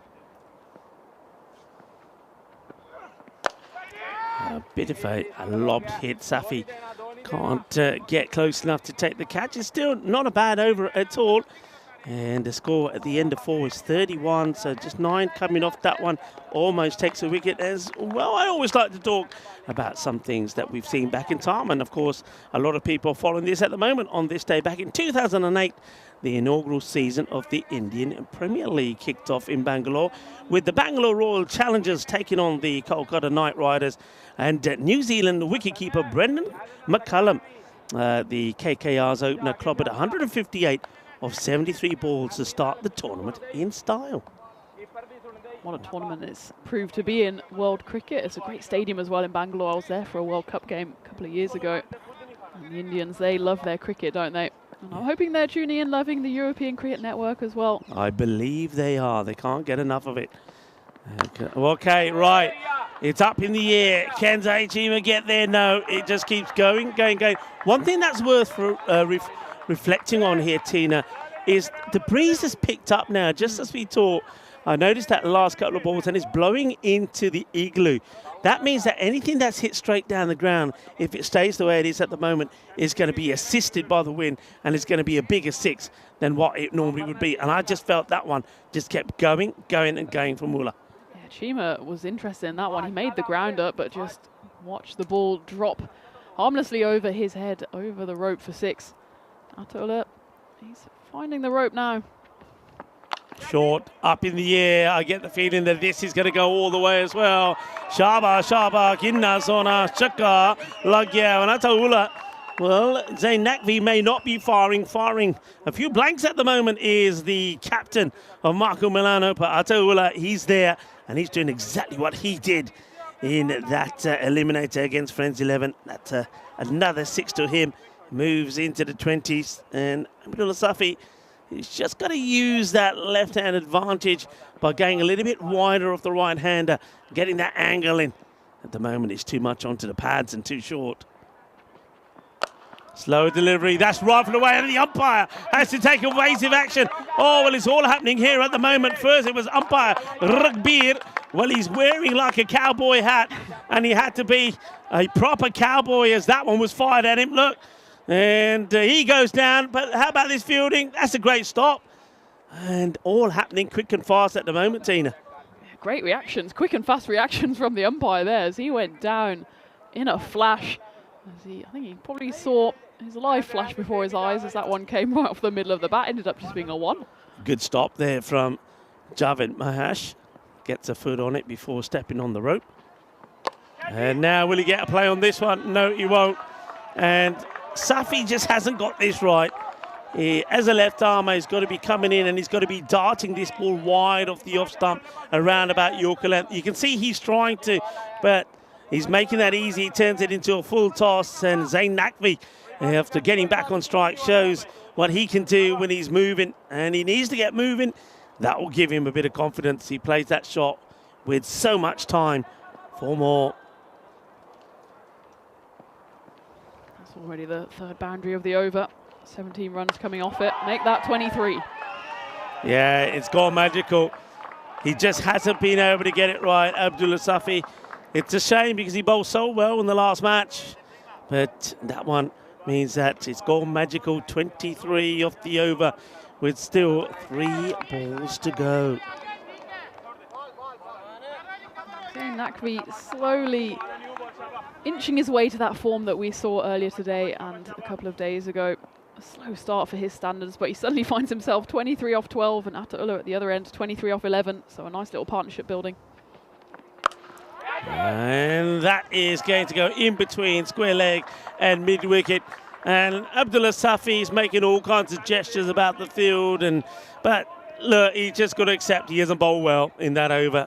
He's bowled too short and he's been punished for it as well.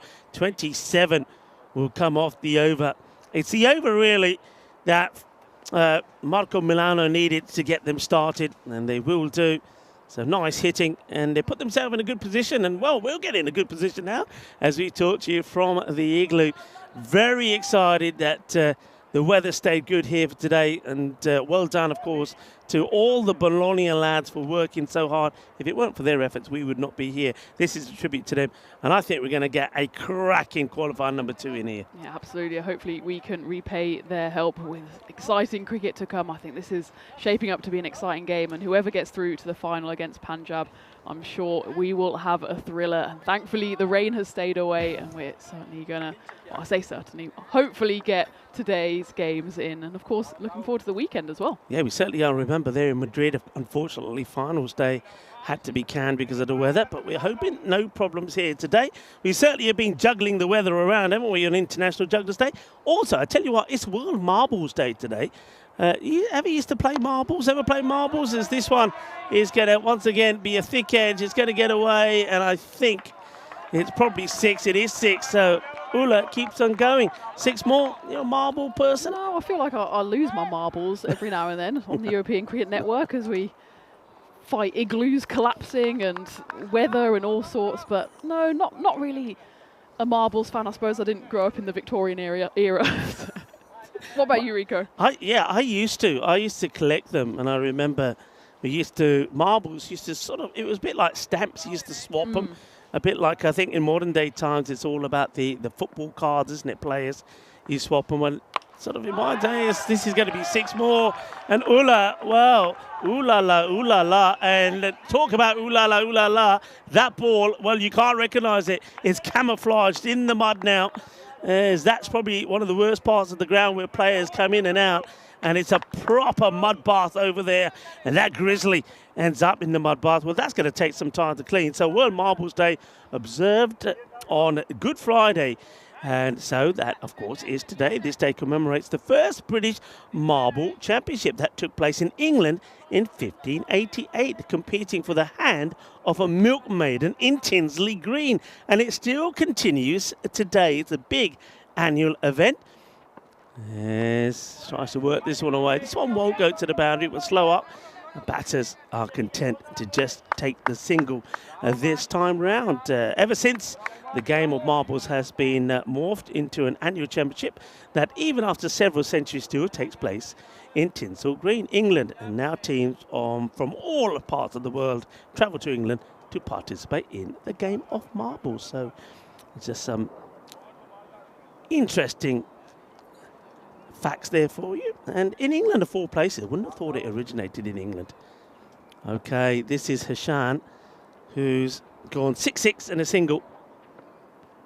And 6 more, as this one is going to sail over Asim Ali and end up into the field behind us.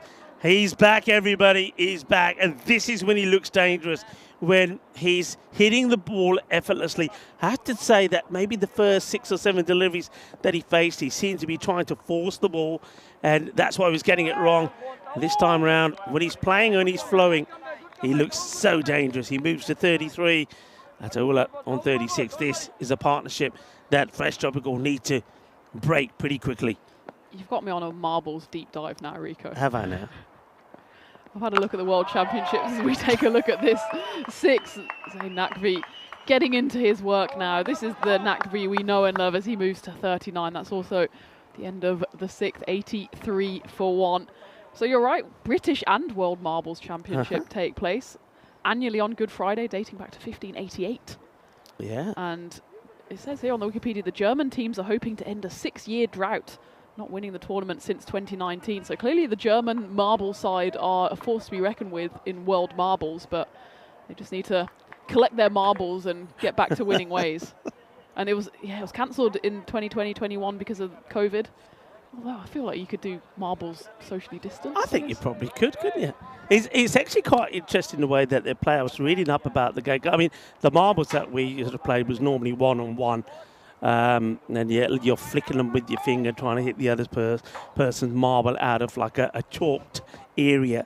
But I think it's something like 50 marbles involved, isn't there? And when they start off.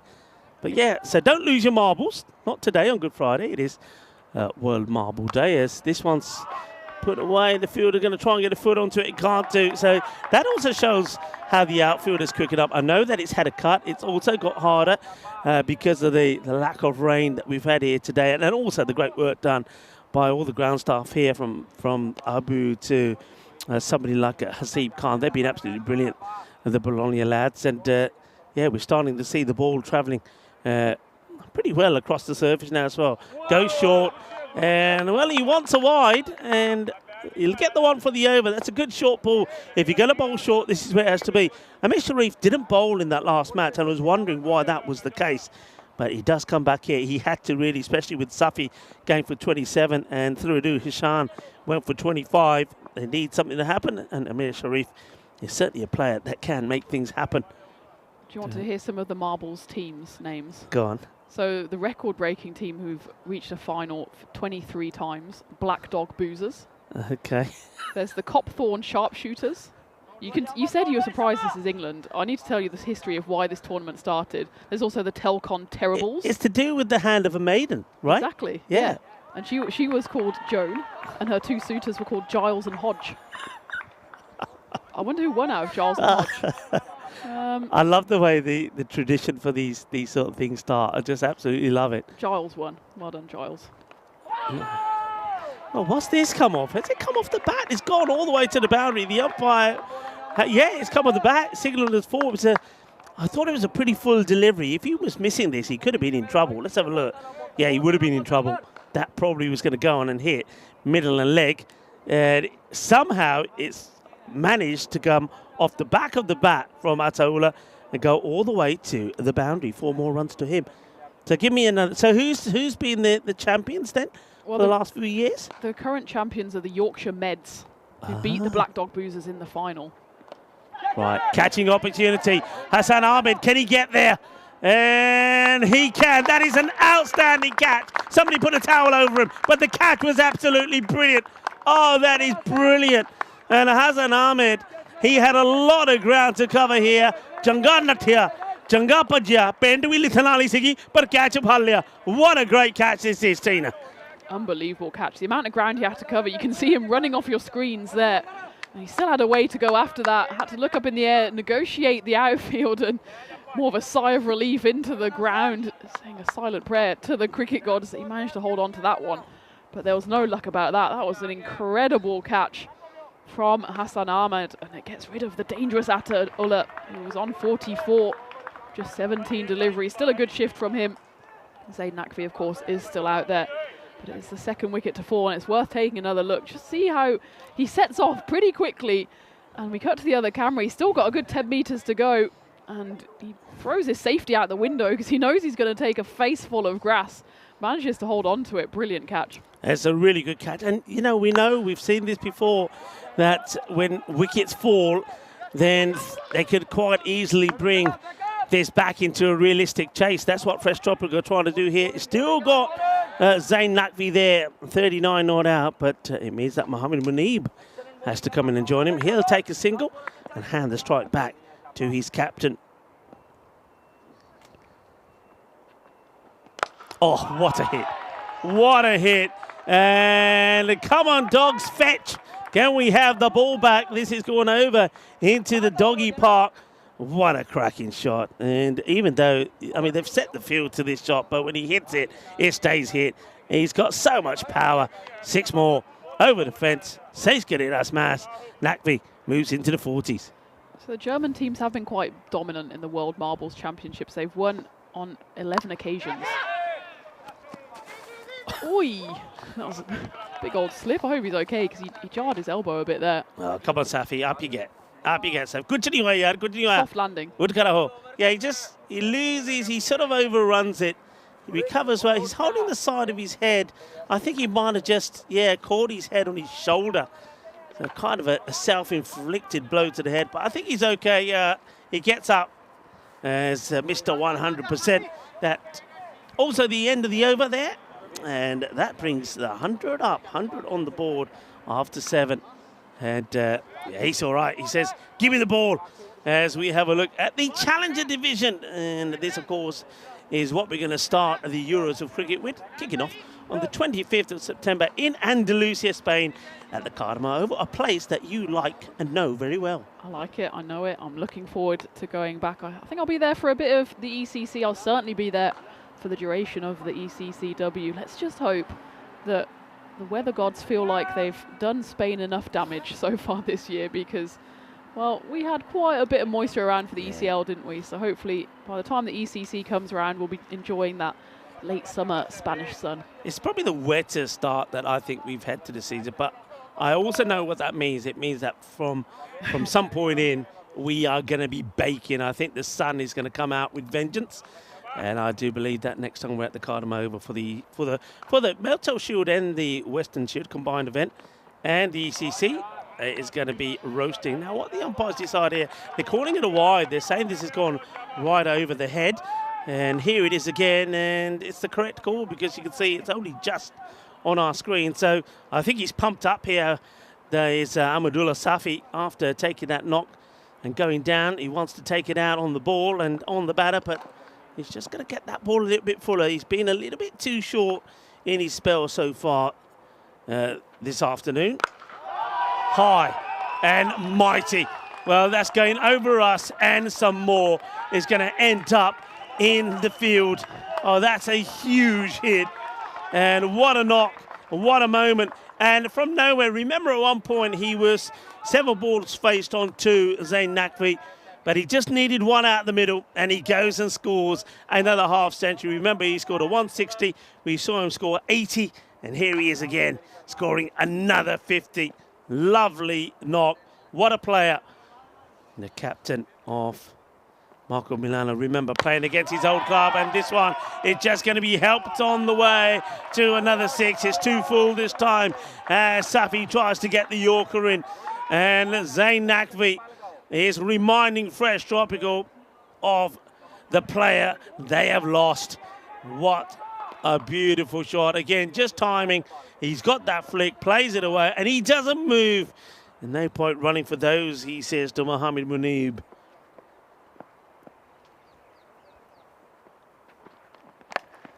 And this one will go all the way as well. You know, he just hits everything so well, so elevated. He's got very quick hands, Tina. He manages to get underneath most of these deliveries.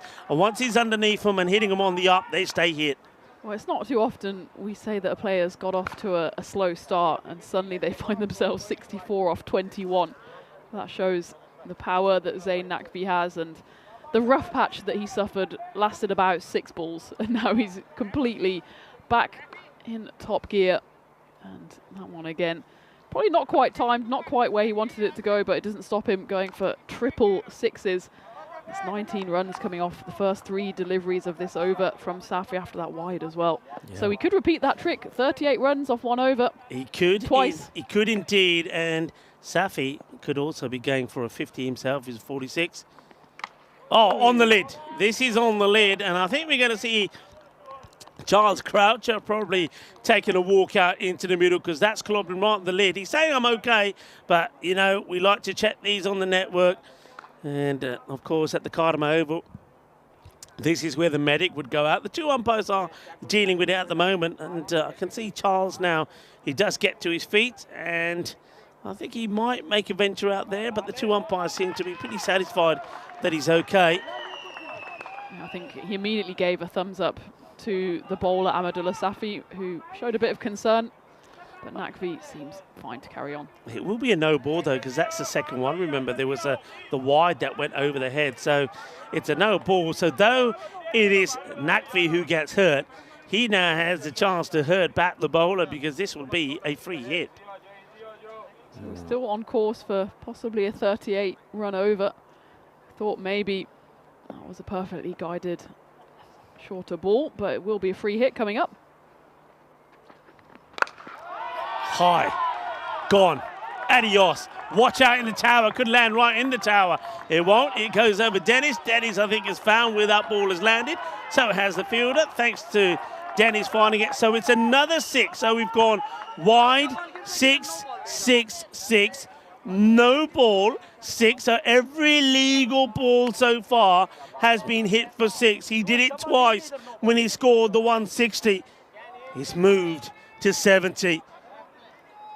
And Ahmadullah Safi, surely he's too good a bowler to be hit for 6 sixes in the over. 26 have come for it. He has gone for 53 of the 10 legal deliveries he's bowled. Safi. Naqvi has changed his innings around in favour of Fresh Tropical. I say that. Oh, Fresh Tropical, of course, I mean Marco Milano, the ex-Fresh Tropical player, as that's going to be 6 more. We're on here again, Tina. We're on. 6 sixes in the over. It'll be the 3rd time he manages it in this series. Managed it twice in the group stage game. That one goes splish splash into the covers. He's just 1 6 away from registering his 3rd 38 run over in just a few days. He's done it once. He's done it twice. No hay dos sin tres. Can he do it again? 6 sixes in and over. He's got 5 so far. In comes Safi.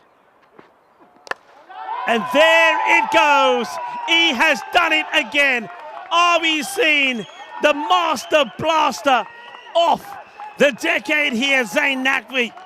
He continues to bamboozle us with his hard hitting. 6 sixes. That means 38 off the over. It's the 3rd time he's done it. Unbelievable. And he moves to 82. That was one of the best of the lot as well. He just opened up the face and just hit that. Well, luckily the dogs are no longer out there. They're enjoying the rest of their Good Friday, because they would have been in for a fright there. And on that occasion, it was Ahmadullah Safi in for a fright as he goes the way of the 2 bowlers earlier in the group stages, getting 38 runs hit off his over. And he was a little bit unlucky because that bounce was actually almost a perfect bounce. It was called a no ball. That was the right decision, and that allowed Zain Naqvi to do the damage once more. Yeah, and of course called a bounce a bit, quite rightly, because there was the ball that went over the head before. It's the right decision. I know Naqvi didn't like it. Sorry, beg your pardon. Safi didn't like it. Naqvi, he loved it because he was able to put the free hit away. It's quite amazing what we're seeing here. Well, folks, what do you think about that? I know a lot of people in the chat once again saying Zain Naqvi hit 6 sixes in the over. Quite remarkable. And the key thing is to get him back on strike straight away, and that's what Muneeb does. He knows the star's already out there. He doesn't need to try and take over from that. And Zain Naqvi, he's eyeing up another 100. That's what he's doing. He's eyeing up another 100. And if he stays out there and if they don't get him out, he's going to get that 100. Here he goes as Amir Sharif, another very good all-rounder. A good batter is going to try and stop him. Hassan Ahmed has decided to stand up to keep him in his crease. Now remember what happened the last time he stood up. The ball went flying over his head.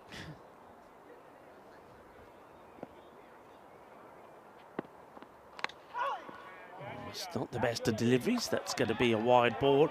Well done to Hassan Ahmed. It's not what you want as a keeper, Tina. You just decide to stand up and then the bowler bowls it slightly shorter and down the leg side. He does well to get gloves to it. Yeah, he does well to stop that going away for what would have been 5 wides, especially now this outfield has got a bit quicker. But let's not forget, Rico, the power play was 22 for 1. And now they're 140 for 2. Shot. 146 for 2. 6 runs, 6 more.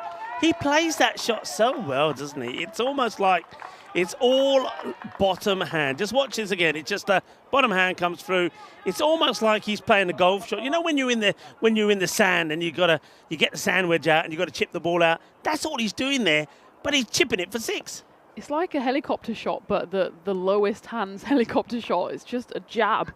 Rory McIlroy would have been proud of that one. Ooh, that one generally gets through. He gets beaten by that.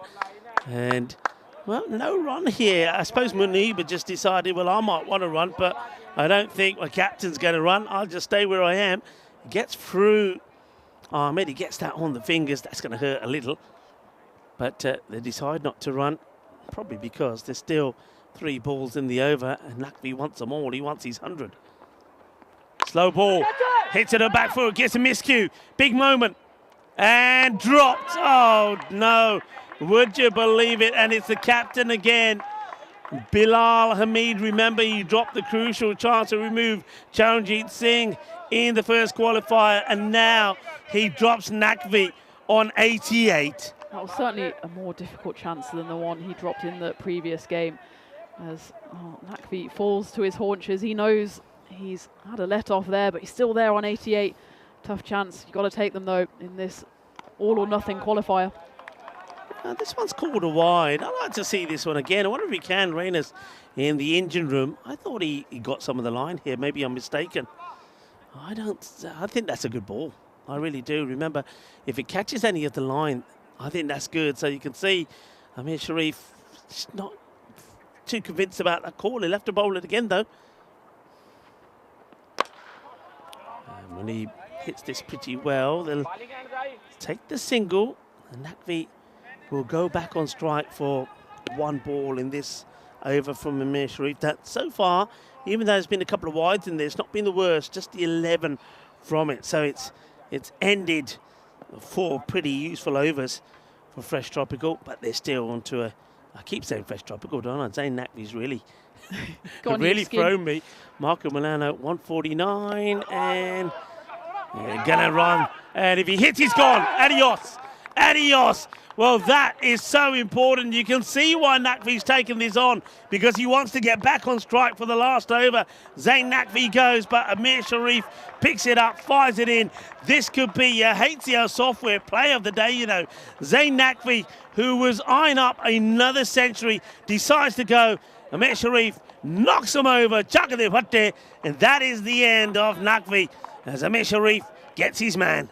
You can absolutely see why Nakvi wanted to go for that, wanted to get another century in this series. But a lovely piece of bowling and then fielding by Amir Sharif. He just took that half second to compose himself, and then just a dead-eye throw. There was a bit of venom in that throw as well, as they know that their former man, Zain Nakvi, has done a bit of damage here. Take a look. Amir, he's half appealing, takes that half second, bang, and Zain Nakvi knows he's a goner. But just got to say, fair play to the bowler. Nakvi, though, I'm sure will look back and say, well, pretty good shift from me. 80 this morning, 89 on this occasion, to add to the 160 the other day. He's put his side in a strong position here, just 1 short of the 150 and still an over to go. Yeah, and it's worth mentioning that wicket, that run out there from Amir Sharif, that could be the difference between, well, quite easily another 38 runs, couldn't it? Because we know what Nakvi can do if he's out there. It's high and should be taken, and it will be taken. Catch taken. Well done to Sikander Abbas. I'm glad that they've used him there. They didn't use him in the last match. Likewise, Amir Sharif. Sharif's made a difference, and Sikander Abbas will get a wicket very first ball. That will be the end of Mohamed Munib. So you can see how, if it's, they keep this to under the 160, that's not game done, Leaves the back door open, and Fresh Tropical, we know that they've got several good batters of their own. So very big over this from Sikander Abbas.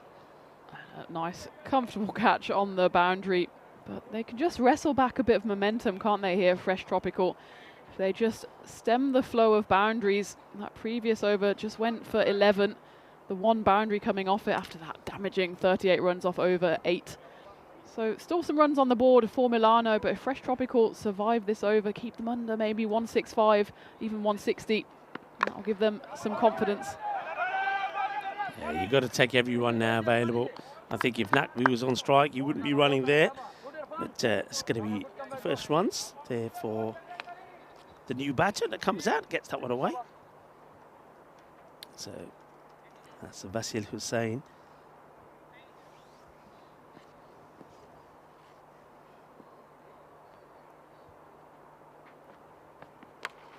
That's a good hit.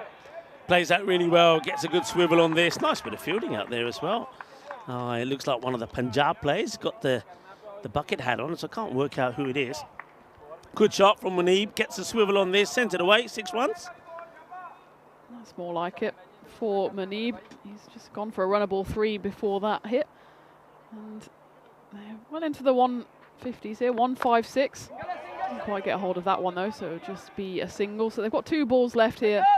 Marco Milano certainly want to get over that 160 mark. We saw the stats at the start of the day that par was around 120 for Marco Milano. It's always going to be a bit higher than that with the batting firepower that they have, and it's ominous for Fresh Tropical, isn't it? Seeing as they were bowled out for less than 100 in the previous game. Great delivery, really good delivery, and the batter's just going to run himself out here. The non-striker does the right thing. It's the last over. You just got to go, and the only person who doesn't read that is Vasil Hussain, who sort of blocks it out and stays in his crease, and that's going to be the end of Muneeb, who was desperate to try and get back to the other end. He's going to depart now for 10 of the 5 balls that he faces. So it's another run out, and another batter is going to have to get out there. Not really rushing to get out there, but it hasn't got a lot of ground to cover to get to the middle, so we haven't seen any issues with penalties in this series at all, whether it's from the fielding side or the batters taking too much time to get out there. So this is going to be Akil, who's at the non-strikers, and Vasil, will he get a boundary here? No, he won't. So this over could make such a big difference in this match. They've been struggling. That's going to be the end of the inning. So Vasil Hussain will get out for just the 1 of the 3 balls that he faces. Sikandar Abbas will pick up a second wicket. There was also the run out in the over. So just the 8 runs coming off the over, 19 off the last 2 overs, which means that Marco Milano will finish on 157 for 5. And Gina, I don't know about you, but I don't feel that this necessarily is done and dusted. I think they've left that back door wide open. Yeah, I 100% agree. And we were saying at the start of the 10th, if Marco Milano get into the 160s, then they'd certainly feel like they've got the momentum. But as it was, that final over, just going for 8 runs, 3 wickets coming off it. And when Zayn Naqvi was out there in the middle, we thought this could be absolute carnage. And it was for a while. 89 he scored off 29. And Ataullah did the damage the other end as well. That was a good effort there in the field by Sikandar Abbas.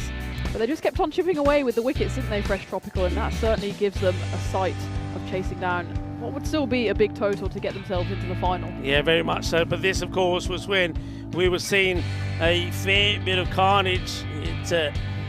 Abdullah Safi didn't have the best of times, did he? His first over was expensive, and it went for 27, but his second went for even more. It went for 38 when there was those 6 sixes that came from it. We'll have to wait to see that one, but at the moment we've seen some really good hitting from Ataullah. He made 44 off 17, so he's showing that he is a force to reckon with as well. But once again, once those key batters, and I've said this before, if you can get the key batters out early enough, then you can really make it hard work for Fresh Tropical to score runs. And we saw that the last 2 overs when all of the key batters had got out. This, though, by the way, I have to say, was a sensational catch from Hassan Abid to take the wicket of Ataullah. And that certainly helped to slow them down a little bit, you would have thought. But then the response that came from it was this. In this over, 38 came from it. There was a wide and a no ball in there as well. 38, the 50 came up in no time, and he was on course to bring up the second 50 in no time at all. And in the end, it would be a great piece of fielding from this man here. Amir Sharif picks up the ball, fires it in. That would be the end of Naqvi. And that also, probably that wicket saves them easily another 20 to 25 runs. Absolutely, and that shows just how strong Zayn Naqvi is in this Marco Milano lineup. But it was a bit of a flourish at the end, actually, for Fresh Tropical, as they picked up 4 wickets in the final 7 deliveries to give them a little bit of momentum going into the batting innings, but they know their top order will have to fire, and that's exactly what they didn't do in that first qualifier where they were bowled out for just 92. So it's going to be a tough task, and they'll have to fire from the very beginning against what is also a strong Milano bowling lineup. Yeah, it hits that batting scorecard. So once again, Zayn Naqvi, though this time he started a little bit slow. In fact, it was Adiullah after the dismissal of Vasjad Butt, who hit a big six and then got out, who made the better start. He was flying, but when Zayn Naqvi got a couple out the middle, then, well, it was going to take something special to stop him. It was something special to stop Ullah. It was a great catch from Hassan Ahmed to remove him, but then even better from Amir Sharif, fielding off his own bowling, a direct hit to remove Naqvi. And then not really too much else happened towards the end of the innings, and that's where they faltered a little bit. 157, have a look at some of the bowling there. Ahmadullah Safi would go for 65, but Bilal Hamid, great overs from him at the beginning, and Zahid Cheeman, you just get the feeling there that when they went for those two to bowl their 4 overs right at the beginning, that they could leave themselves a little bit short at the end. But fair play to Amir Sharif and Sikandar Abbas, who finished very well, and the last 2 overs would only go for 19, and we would see 4 wickets for them as well. So I do believe that this match is going to be, as I suspected it would be, it's going to be a very close one. I don't think that Marco Milano have quite batted Fresh Tropical out of this match. I think to do so, they probably wanted to get another 20 to 30 runs on the board. So if Fresh Tropical can get their openers going and the top 3 click, I think it could be a really close one, and maybe even a golden ball on this Good Friday and Peacock Friday. Join me, Rico Full and Tina Goff, when we return in under 10 minutes time for the reply from Fresh Tropical, needing 158 for victory.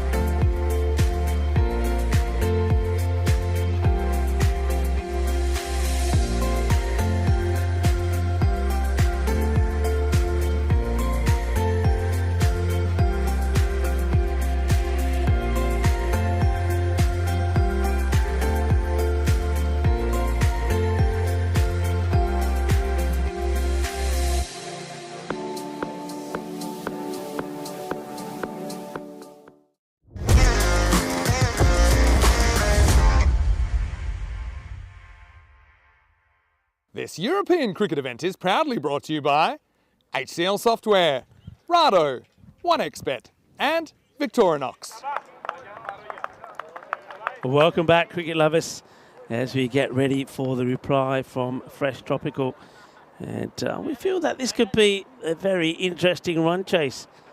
Fresh Tropical did well I would say did well at the beginning of that innings, and also the way that they came back at the end to keep the score to under 160. And I feel that that's probably given them a chance. And I think in that little break, Bilal Hamid would have spoken to his players and said, hey, come on, guys, this is a real opportunity for us if we want this. And if we want it bad enough, then we've got to go out there and do our best. It's an unusual warm-up routine being done there by Abdullah. He's going to be bowling the first. So Fresh Tropical, 158 required, and they want to try and win the power play. That's what's going to be pretty key here. You can see that they've got a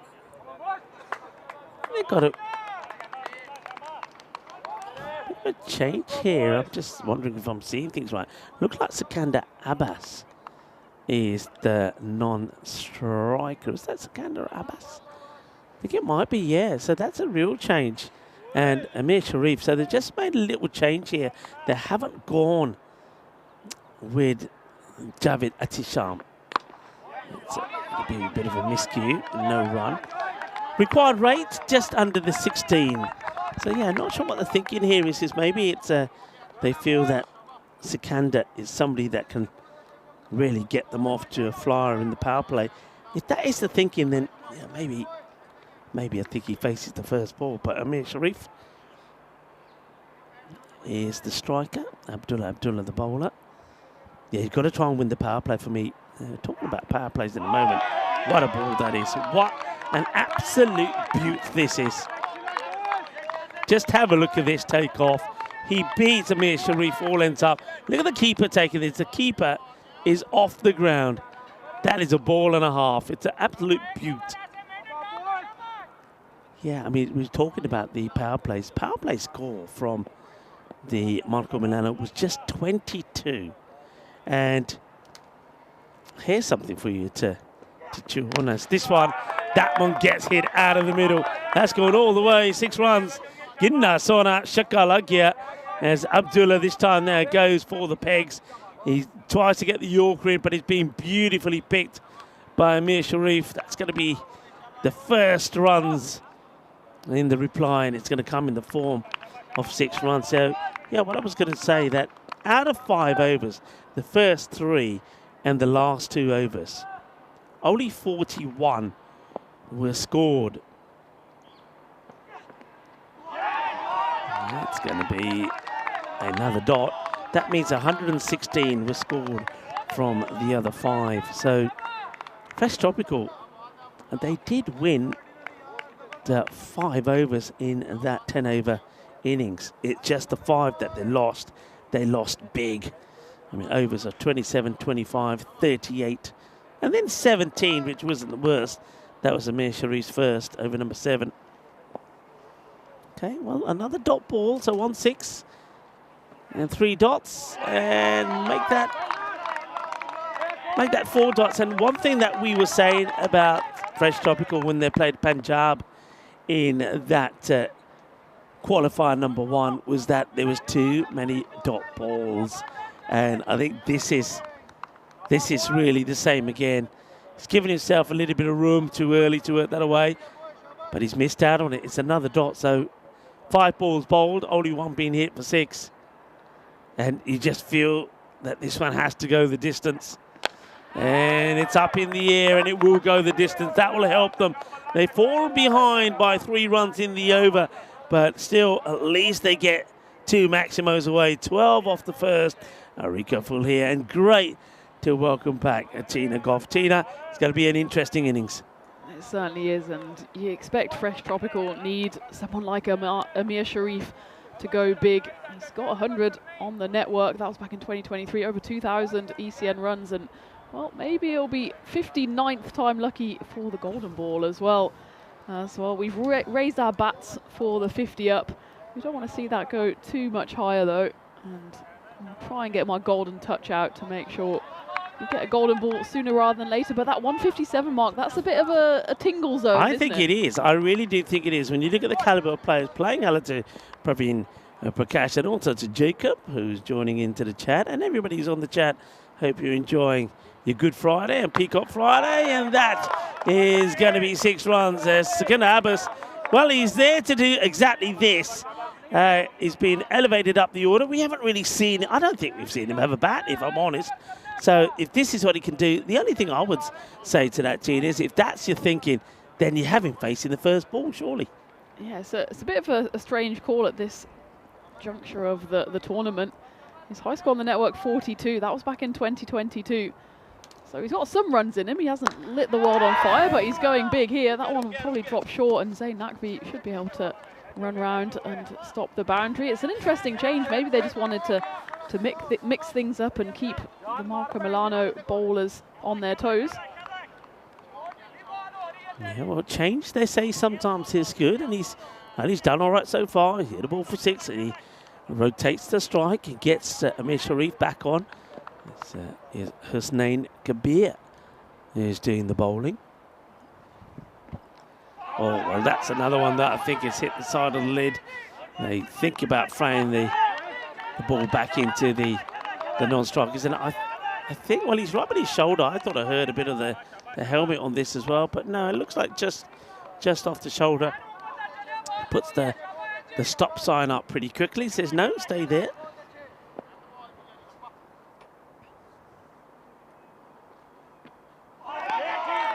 This is what we saw, as you were saying earlier, Rico, that Fresh Tropical, they just swing and swing hard and don't bat with much finesse, if we put it that way. They just, if they make contact, it's a 6, and if not, they might get a single here or there. But so far, 18 of the 19 runs have come in 6s. Yeah, and it's those dot balls that mean they lose overs. For example, the first over went for 12, but if all of the dots were singles, they would have won the over. That's a vicious one.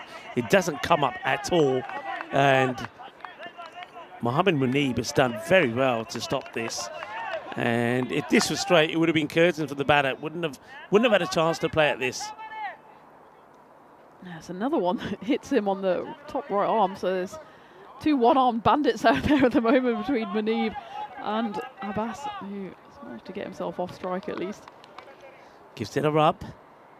Okay, so Amir Sharif not quite able to get it away. So back to Sikander Abbas, who's looking to go big again. And it's the same again, Tina. You're absolutely right. And Fresh Tropical, if there's one thing that they will have to do, whatever the outcome of this match, they've got to go back and look at how they're not playing balls on merit. They're looking to hit balls over cow corner and that long on area, which really should be played on the offside. And the dot balls are really hurting them at the moment. That over only goes for 8, and there's 3 dot balls in that over. And now the rate, which started off at just above 15, rockets to 17, well, just under 17 and a half. Yeah, and they can't afford too many more overs like that. Of course, the power play for Marco Milano wasn't much better, but they did have an ace in the pack in the form of Zayn, the captain, who was able to accelerate. Of course, the Fresh Tropical players, they have some experience. They've still got Hassan Ahmed. He's got over 2,600 runs on the network. They've got Atta Sham, who we thought might open. So they do have a few at the top of the order. But at the moment, the openers, they're not hitting the rate. And if they're not hitting the rate, they need to probably get themselves out, because you don't have too long to wait around here. 48 balls left, 138 runs needed. Yeah, I think pretty soon the captain, Bilal Ahmed, is going to have to make some kind of forced change. If these batters continue to play and miss and not get boundaries away, that rate, before you know it, will get to that point of no return, which we will say is around that 20 over mark. Very few teams come back from that. So very important for them to get going pretty soon here. Sikander Abbas did start with the boundary. Let's see if he can register another one. He can. A badly needed one. in the slot, hit big down the ground. This is the way that Amir Sharif has to play. Amir Sharif would have still be swinging at this to hit it over Cow, but you can see Abbas, he waits for it and he hits through the ball and hits it nicely. That's a good clean strike. So well struck. Badly needed boundary there from Fresh Tropical, but they need that and a few more as they start to fall behind the rate. Abdullah will probably be looking to go back short, a little bit shorter and wider outside the off. And that has got away from the keeper, and a little bit of luck. Hay montón de suerte ahí por el batedor. Sikandar Abbas gets an edge, flies over the keeper, can't do anything about that. And that's going to be a lucky 4 runs. But mind you, Fresh Tropical will know that their opponents, Marco Milano, had a fair share of the luck in that department as well. So it's even Stevens. And that's why we were saying they just need to get bat on ball, even if it's an edge for 4 or it's the middle of the bat. We've seen both in the previous 2 deliveries. They just can't afford these big swishes where they just hit thin air and the ball flies through to the keeper.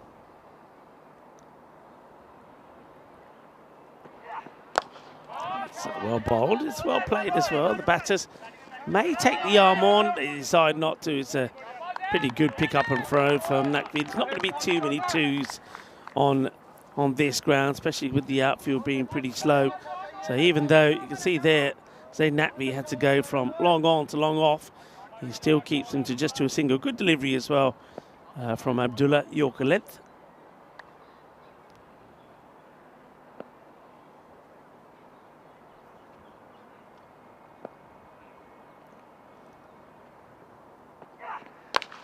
Crunched, gone, big 6, needed that one to finish the over with.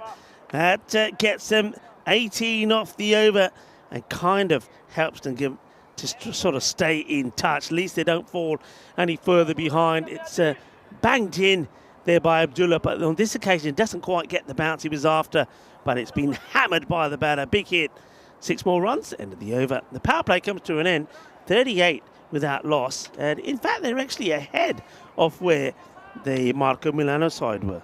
Yeah, it's interesting that, but it was all about the last 7 or so overs as we take a look at the head-to-head. And well, after the 5 over mark, Marco Milano then went 3 magical overs. 1 went supersonic with it was Zain Naqvi. 3rd time he's gone 6 sixes in and over, and that's what really did the damage despite that slow power play.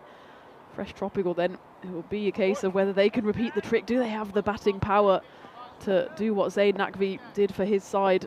They need to go pretty quickly with that run rate over 17, but that previous over did go for 18, so a few more like that and they'll at least stay on the rate. And this over has started off well enough. It's not quite a big 6, it's big enough though. It's one of those 51-meter 6s.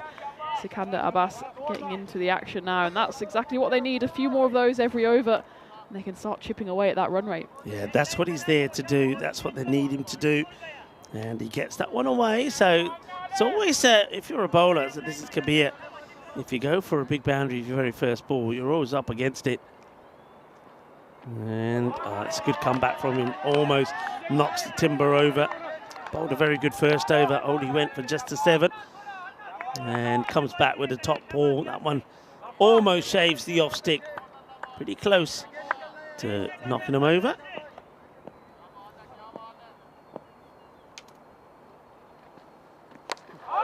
Oh, he lashes out of this one. It's the similar delivery again, which Husnain Kabir almost got a wicket with, but it was almost like Sikandar Abbas said, I know what you're trying to do. This time I'll be waiting for you. And he absolutely clobbers it. That has gone a long way. Oh, wow. That's a huge hit. He had a word to say there as well. He hit it, turned straight back to the fielder, kind of in that fly slip position. Clearly told him what he thought of that one. Maybe the fielder was in his ear a bit, and he says, well, you can chat to me if you want. I'm just going to hit the ball into the field. It's going to be, of course, a little bit of spice out there, a little bit of masala, of course. Remember, Zain Naqvi playing up against his old club. And also, we haven't seen him yet, Javed Atisham against his old club. It's almost like one went one way and one went the other. I haven't seen Atisham just yet. Hasn't been at his best in this series, though. Maybe he's saving the best till last. It's another dot ball. So the last couple of overs, they just started to get a better strike ratio. But this over, though it has gone for 13, another dot ball comes out of it. They really do now need to get another boundary in here if they're going to keep it at around that 17 rate. So this becomes quite a crucial delivery. And Amir Sharif is on strike. Yeah, there's a big difference, isn't there, between a 13 run over and a 19 run over. They got 18 in the previous one. And they won't quite get the boundary. It might actually run away, but it's going to slow up there. And the fielding is done. They do run through for 2. It's good running by the 2 bats out there. The bat goes absolutely flying. But the main thing is Amir Sharif does get home safely. So it's a 15 run over in the end, which is below the rate. Well, it's not too bad. They just need to stay in the game. Anything can happen in those final few overs. As you see, taps the bat in and does a cartwheel. It's a proper bat plug, isn't it? There he goes. The bat goes down, but out of the hand. It is the end of the 4th over. And time for me maybe to share with you some more of my memorabilia on this day. Born, and we used to call him the Mako. That was his nickname. Born in 1958, as Malcolm Marshall arguably had more weaponry than any other quick bowler in the history of the game. Late swing, both ways, seam movement on all, but on all surfaces as well. Genuine pace from that famous whippy action, and that skiddy bouncer made him unplayable at times. The great Malcolm Marshall, and he was helped with that low trajectory as well, and backed up by the keenest as most cunning of cricketing minds. And most people will also remember not just Marshall for his great bowling, but remember the time when he batted one-handed against England as well to help save that test for the West Indies. Yeah, the late great Malcolm Marshall, born on this day, 1958. Imagine seeing him on AstroTurf pitches. Oh, I think every ball would be over the shoulder height. He'd be no balling all the time, wouldn't he? The keeper would have to stand back on the boundary, I think. That was a good ball though, dug it in Yorker length. That's a nice length to bowl. We haven't seen too many successful Yorkers so far in this tournament. If you get it right, it works well, because anything short of a length or even on a length is going to get hit to the boundary. And that one says woof woof to the dogs as Amir Sharif moves on to 27. And that moves the total needed for Fresh Topical to under 100, 98 runs needed in 33. So they're just about keeping that run rate below 18. They'll still need a magical over or two to keep themselves in contention. But at least they're got wickets in hand. They can accelerate. You'd imagine after 5 or 6 overs they'd need to go just to keep the momentum going. It's a much better shot though, wasn't it? Rather than going across the line, he actually plays it on merit, and now he swings all around this. So it's been the same old issue in a way for Fresh Topical. Amir Sharif is a classic example of that. 16 balls now for 27, but when he hits it well, but then he follows it up by a couple of swings of dot balls. They're just not able to maintain the striking that they need. They need to sort of back up the boundaries. They need to like get 3 in a row. 3 boundaries and over would see them stay up with the rate, especially if they're also rotating the strike. That one's will rotate the strike. They'll take a single, so Sikandar Abbas gets back on strike. He's done okay, 32 of 12, so he's certainly done what the captain would have asked for him to do. They have got plenty of batting though. Hassan Ahmed still to come in. You still have the likes of Javed Atisham. So as long as this rate doesn't get past the 20 mark, you still feel that this match could go all the way to the wire. If they bat on this, I suspect there may have been, let's see what the umpire signals. No, leg by his signal. Let's have a look at this. It's an interesting one. He goes right back and yeah, it's missing the peg. So it's in the end actually quite a straightforward call from the umpire there. It's a good delivery there, but once again, it's not a boundary. So only 9 off that over. So they do start to fall further behind now. 62 without loss. Interesting one this, as we have a look at our 2000 and 25 calendar. While we have a look at that, Tina, would you make a change here now when you consider that the rate is going the wrong way, it's going upwards? I think I'd maybe give them an over or two. They're both set, they're both in the 20s and 30s. I'd say maybe you got one more over and see what you can do, but equally it's tough if you're a batter coming in and having to fire from the off. So I suppose you can say now, well, you've set the platform, now you've got to go. And it looks like that's what they're going to try and do, but this is high up in the air and it should be taken. There's 2 fielders underneath it, and it's taken in the end by Asjad Butt out there, as Zain Naqvi, the captain, was peering over his shoulder, but it was a comfortable grab. And, well, Rico, you were saying, do they have to go? They tried, and it's a wicket. It's Sikandar Abbas, who's actually going at the better rate. He was 32 off 13. He will have to depart. Amir Sharif is still out there, but they will just have to keep going. It'll be interesting to see how the new batter coming in, firstly, who it is. It does look like it's Hassan Ahmad, and secondly, what approach he's going to take, because he doesn't have too much time to ponder his next move. He's just got to go for it.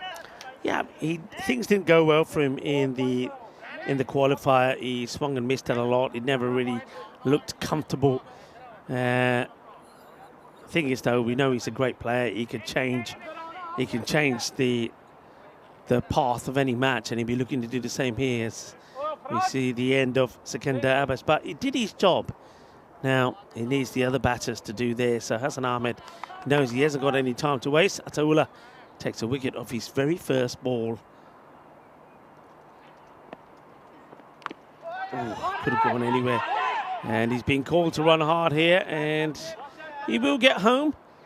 It doesn't really acknowledge Amir Sharif straight away. Hassan Ahmed. Now, these two have batted several times together. They should understand each other well. And they should also understand the match situation well. You've got to now, that rate has gone up to the 20. So now they're needing to go at magical overs non-stop. So it's all or nothing for Fresh Tropical if they want to get into the final against Punjab. It's probably, now it's definitely one for the over. Let's have a look at side on this. Yeah, I think it's a close one, isn't it? Because if he's standing upright in his position, the argument might be that it might catch some of the shoulder. But it's definitely not a wide. It will be giving us one for the over in the end, which I think is the right call. But it's a dot ball. Slow ball, and even though it's grunted, it gets picked and it gets sent away. 6 runs from Amir Sharif. I don't mind that from Ataullah. He's got 2 decent deliveries in, just the 1 run of 2 balls. So he tries something different and it gets sent away. Yeah, I think Zain Naqvi just saw a flash of him there. Not too happy with that choice of delivery. I think maybe Ataullah got a tiny bit greedy, thinking he could pull off the slower ball. He's just waiting for it, and it will be back-to-back 6s as well, as the next one, low full toss, is picked off by Amir Sharif. He moves to 40 off 20, so he is accelerating now. Just well up against that run rate, and he needs Hassan Ahmad or someone else at the other end to go at the same rate he's going if they've got any chance. Just under 20 now at the run rate. A lovely shot, holds the pose beautifully. That's the one that's been the frustrating one for Fresh Tropical. I would guess to say maybe, Tina, I think 8 out of 10 of these deliveries have been missed by the batters and been dot balls. Yeah, it's just that good length delivery, and they clear that front leg, but there doesn't seem to be much plan of where they want to hit it. They just swing hard at it, hope for the best. And afterwards, well, he practices maybe the right shot after the fact, but the fact was it was a dot ball to finish the 6th, and that run rate back over 20 now. After that over, went for 13, and that's what we were saying, back-to-back 6s. But it doesn't help if the other balls in the over go for 2 dots or 1 and a wicket. Yeah, and that's it. You can see, look at the way Zain Naqvi is now talking to the next bowler. Puts his arm around him, has a nice chat with Rafat. Rafat, remember, he's the man that bowled that 4-wicket maiden against Jivadate. It's a good guy to be coming on at this stage. And that's well bowled, goes for the stumps. Hassan Ahmed gets bat on ball, will only get a single. And singles are a massive win at the moment for Marco Milano. everything that doesn't go to the boundary, I'd say. And there's been enough dot balls for Marco Milano to be pretty happy with the situation they find themselves in here with Hassan Ahmed. Well, he's only faced one ball, but he needs to go big from the off here. Yeah, that's more like it. It's a good shot. I mean, it is the case of all or nothing now, isn't it? Amir Sharif, he knows he's got to be trying to bang every one of these deliveries to the boundary to give them any sort of hope. I mean, if you go in, let's say you go into the last over and you're needing 20, 22, you'll take that if they can take it to that. And then anything can happen, pressure on the bowler. That's what they've got to try and do here. Of course, played in that Brescia series. They finished top of Group A with a 5-1 record. Beat Vincenza 163 to 114 in the quarterfinal. But they would lose that semi-final to Punjab. Punjab would go on and win, beating Marco Milano in the final. There's that dot ball again. That really hurts you. And got to try and find a way of getting something on this same area again, outside the off. It's almost like the bowler, every time I get a bowler gets hit for runs, turns around and says, okay, let's go back outside the off and get a dot ball in here. He's 4 runs off his half century here, Sharif. But it's almost like a losing half century just because he needs to get that run rate higher. It's currently exactly, well, the strike rate he's going at is 200. But they need much more than that if they want to get over the line here. But there'd be not a thought of retiring Amir Sharif because he has at least got runs. He just needs to get them a bit quicker. Fresh Tropical did finish as the bronze final winners in Brescia, and it looks like they're going to have to settle at the moment the way things are going for that third spot as another one gets through. Just not finding a way to win the overs. They're getting an average of around about 13 when they're needing to get 20s, and every time you don't get that 20 it goes up by another run. Marco Milano will feel that this is theirs to lose at the moment. Sharif is just losing his shape when he tries to hit the ball. With these 50-meter boundaries, you don't need to hit the absolute leather off it, you just need to time it. And that one probably is a wide, and it has been called by the square leg umpire. It's a sharp delivery from Rafat. It's climbing, and yeah, probably a good call from the umpire. It's a centimetre or two above the head, and I think the batter is saying, isn't that the second? And the umpire's now probably just checking with the third umpire if that was the second in the over. They're still waiting here. And I haven't seen a signal, so it looks like that was the first and the one for the over.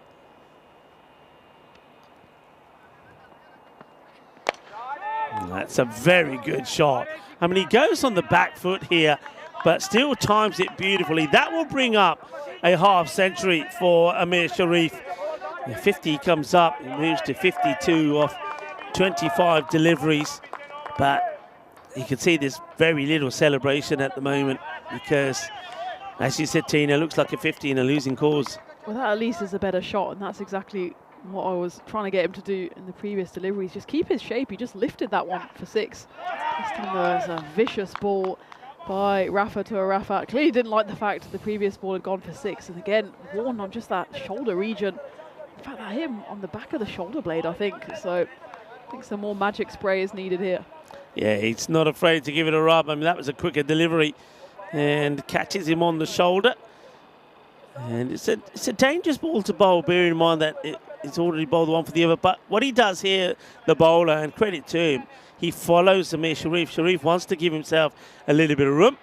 And Hassan Ahmed says, oh yeah, that's a nice little touch there. Hassan Ahmed giving Zain Naqvi a little bit of a hug. And Zain Naqvi, you can see there, though he has moved from Fresh Tropical to Marco Milano, no love really lost. He's the first to go up to Amir Sharif and says, hey, Yar Kidna, are you okay? Well, he might be okay, and he may be all right to carry on.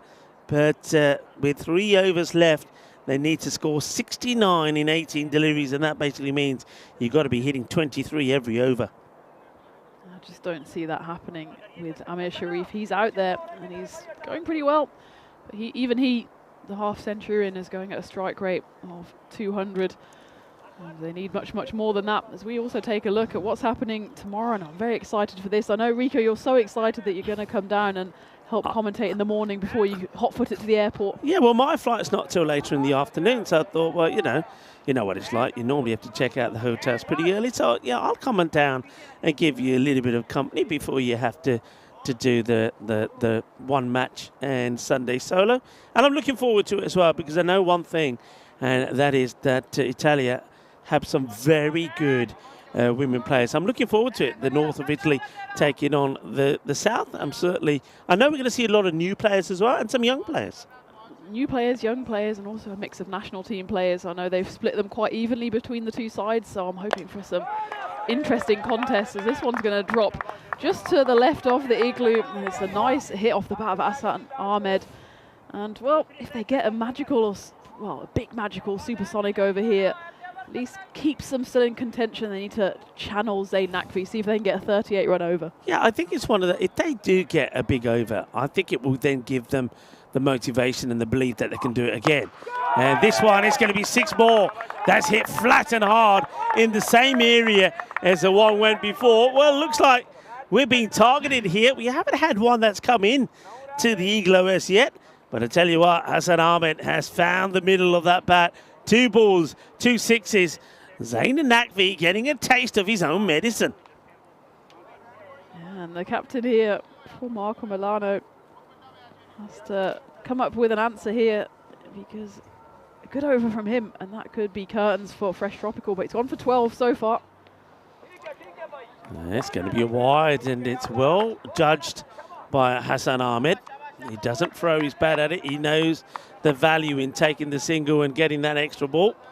So just missing that line, and the umpire agrees with the batter. Umpire Rick Beard signals the wide. And 6 more. So, well then, that's 19 off the over already. We're only halfway through it. Is this when Fresh Tropical get themselves back in this match? Zayn Nakvi is getting the Zayn Nakvi treatment here, isn't he? As his first 3 deliveries have gone for 19. Hassan Ahmed is the one dealing the damage. He needs a couple more here just to give his Fresh Tropical side a sniff. That one, though, goes along the deck. Could still go for 4, but in fact it's a good slip and slide out there in the deep.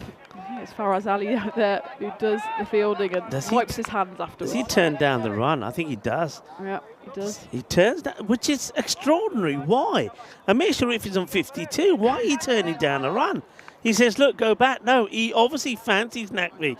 I find that very strange. I mean, you're not in a position to be turning runs down. He's not in a position to be going anywhere but the bath. We've said new balls, please. What about new trousers, please? Anyway. It's a strange one, isn't it? Amir Sharif, I'd be a bit upset if I was the other end, going at 200s with a half century. Yeah, and the next ball goes for 1. Even more disappointed now. That's putting it politely, because a single gets turned down, and the man who's 52 has to stay at the non-strikers end, and then the very next ball, if it was hit for 6, you'd say, yeah, okay, I get it. But it's a single, which they do take. So Amir Sharif, well, I wonder if he's just struggling now with that one that hit his shoulder. You can see he is holding it. Maybe he's just trying to protect him and giving him a little bit of extra time to recover. But Nakvi, 20 of the over. They need a boundary to win it and stay on touch. Otherwise, the rate goes up once again to around that 24 mark. Big delivery. Need a boundary. It's going to be a wide, I think, is being called. Is that being called a wide by the umpire at square? And yeah, and it's the right call. So a wide ball is over the head. So it's also the one for the over. So he gets another chance here. We've had 2 wides in the over. 21 off it. Can they get a boundary here and stay in touch? Having to do it the hard way, Fresh Tropical. 110 for 1. Ball to go in this over. And it's going to be a dot. So manages to win the over, 21 from it. They were looking for around about that the 23 mark to try and take the rate required down a little, but that's a good delivery from Naqvi. He goes, Magical goes for 21, but in terms of the match, they'll take that. 110 on the board, 8 overs complete, 48 required of 12 deliveries. It's a good comeback actually from Zain Naqvi. The first half of his over went for 19. The second half just went for the 2, the 1 and the wide. So despite that magical over, it's not enough for Fresh Tropical to get onto that run rate. And now it's 24, a flat 24 needed.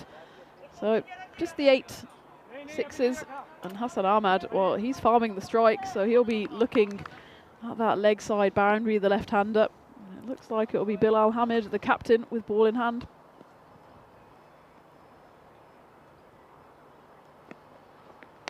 It's been muscled for 6 as it's Ataullah to bowl his second over.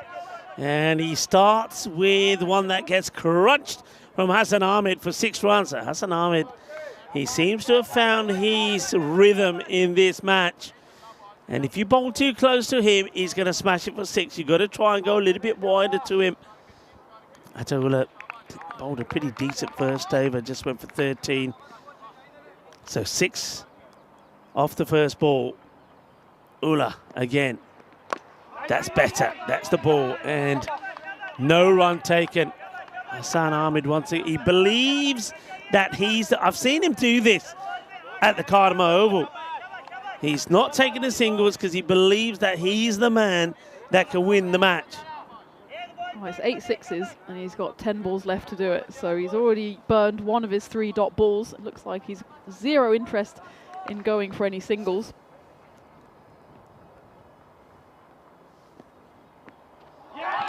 It's a good delivery.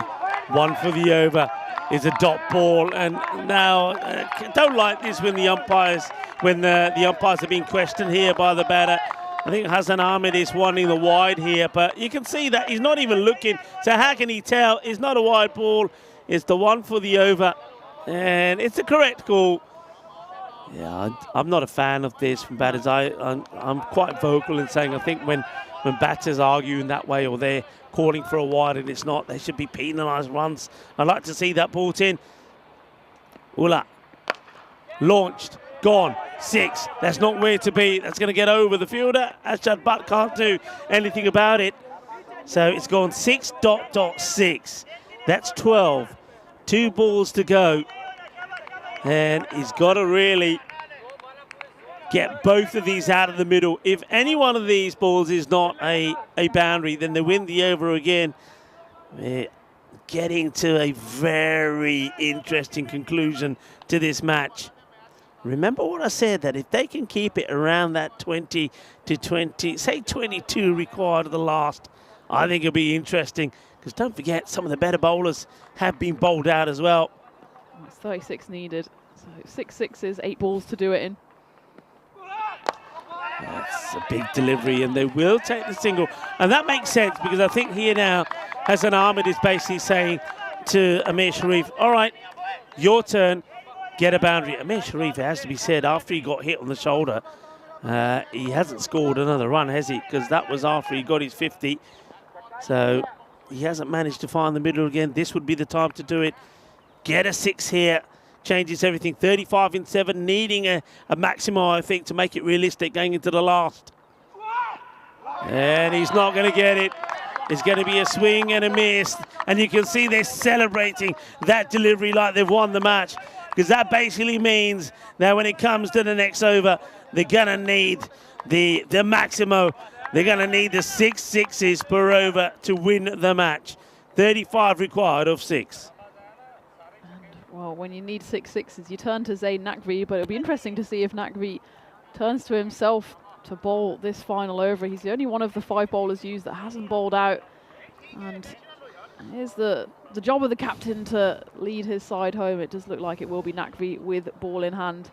Just needs to get 6 on the pitch, and that'll be pretty much enough to see his side into the finals. Yeah, it's one of those, isn't it, where you feel one ball don't go to the boundary, you win the match. There was a little bit of a brief meeting there, and it was almost like Zayn Nakvi was like, no, I won't bowl this one, and everybody else sort of came, no, you've got to bowl it. So I think he's been sort of kind of persuaded to bowl it. Amir Sharif is sort of down on his knees. One thing I will say about Fresh Tropical here, the fact that they've only lost the 1 wicket, and the fact that you still had the likes of Javed Atisham still to come out, I think you could have taken a gamble, because I'm with you. I think Amir Sharif, the strike rate of 200 hasn't quite been enough. That's going to, well, that'll help matters.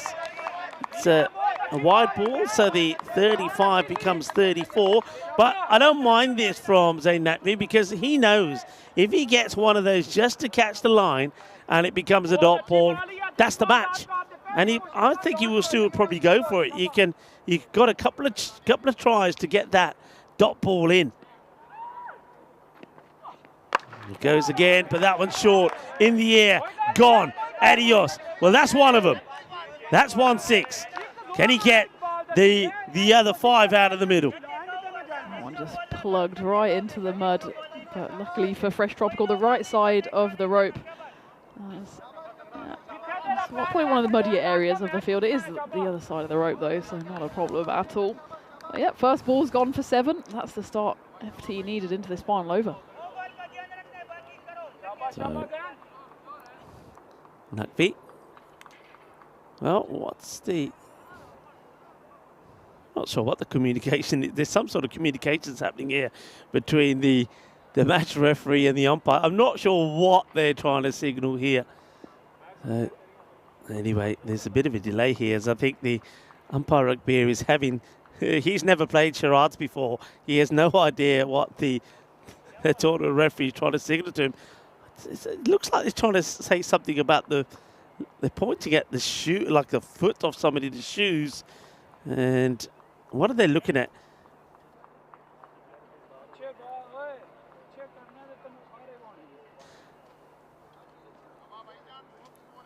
This is the ball again.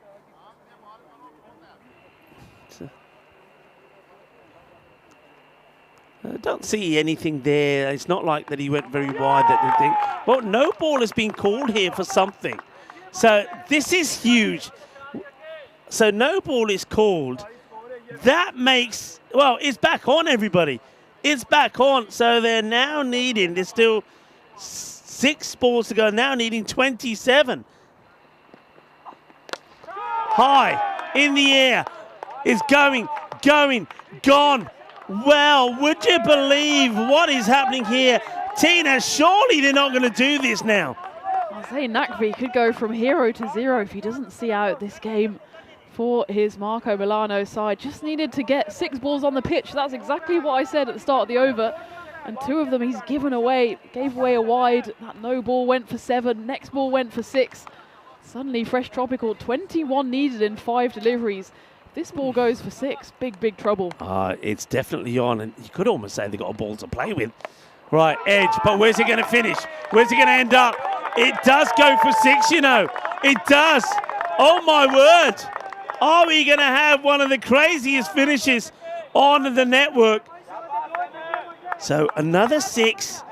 What a match. 15-4.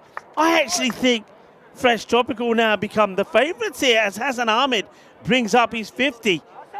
I mean, the no ball, Tina, had to be for a foot fault. And it didn't look like it was the back foot. It must have been the front foot. But it's very strange that it was being called there by the third umpire. I don't know if I'm a fan of that. Changes the angle. Gonna get a wide ball in here. Oh my. Remember, they needed something. They needed 34, was it? Or 35 from the over. Then there was the wide. There was the 7 up. Changed it completely. 34 needed off this over, and they've already got 21 off the first 2 deliveries. Smashed! 6 more! Hassan Ahmed!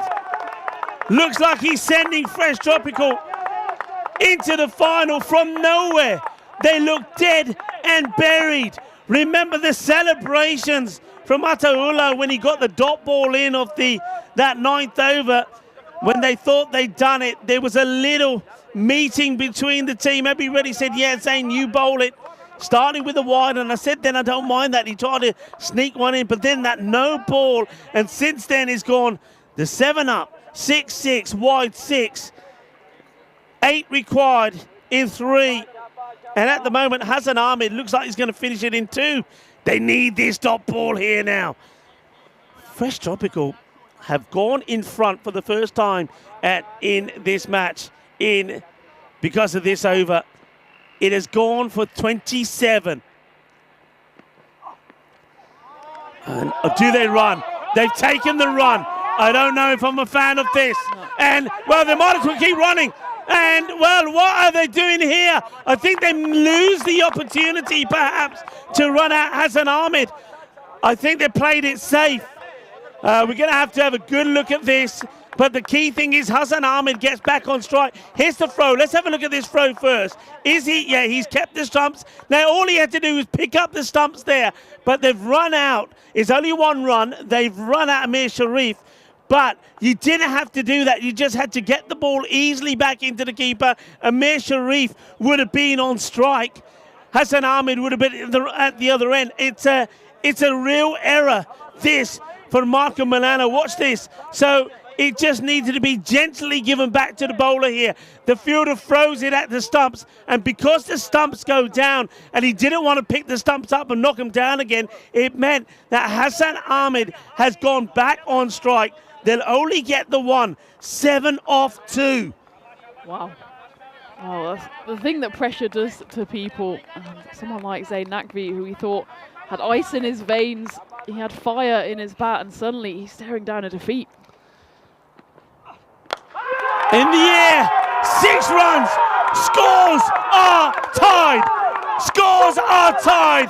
We are seeing one of the craziest finishes to a match that we've seen on the network. One of the craziest finishes. They needed 34, remember, off the over. 34 has tied it. 35 would win it. 35 to win. We didn't think it possible, but the no ball has changed it all. Scores tied. Any run would win it now for Fresh Tropical. Marco Milano look like they're going down here, and would you believe Zayn Naqvi, who was doing all the hitting and punishing the bowlers, he's the one who gets punished himself. 34 have come off the over. He's gone for 54. He does get a taste of his own medicine. Any run would do it. Hassan Ahmed, 64 or 18. Remember all those runs he turned down. He knew what he was doing.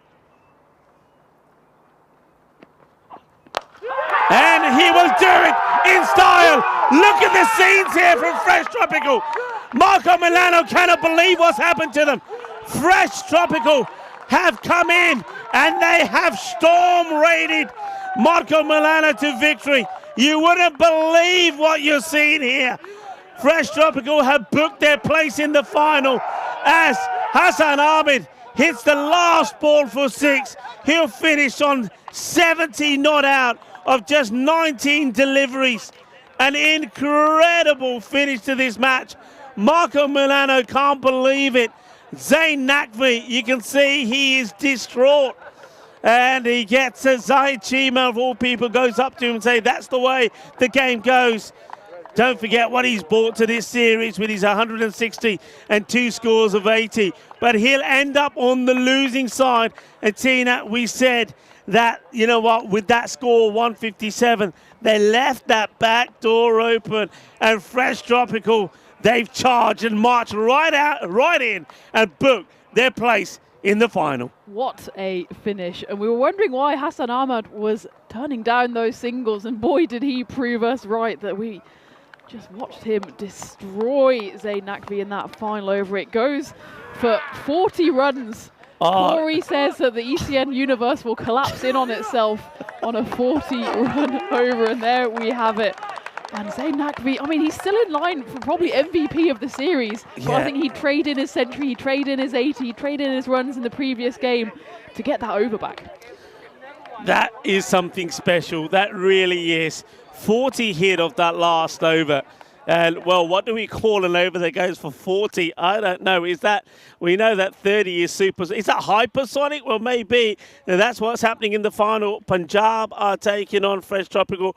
Well, folks, we have just seen something incredible. I bet there was a lot of people that saw that 9th over and thought, time to put the kettle on. And when they've come back, it's not the result that you were expecting. Zayn Naqvi. And I've got to say, though, I'm going to find out about that no ball, because that, in a way, doesn't sit right with me. A no ball called by the umpire, and it wasn't the umpire on the field. It was one of the third umpires that spotted something. I don't know. We'll have a chance to go look back at it. But that then ended up being a no ball 7 that was smashed. And then after that, Hassan Ahmed thought, right, this is it. That's what I needed. He needed, well, you can see that Zayn Naqvi needed 1 dot ball. But Hassan Ahmed needed 1 extra that he could put away. And when he got that 7 up, there was no looking back. And then there was that rash little throw when they could have had Amir Sharif on strike. And they threw the ball, knocked the stumps over. They allowed the batters to cross. The rest was history. Tina, what a match we just witnessed.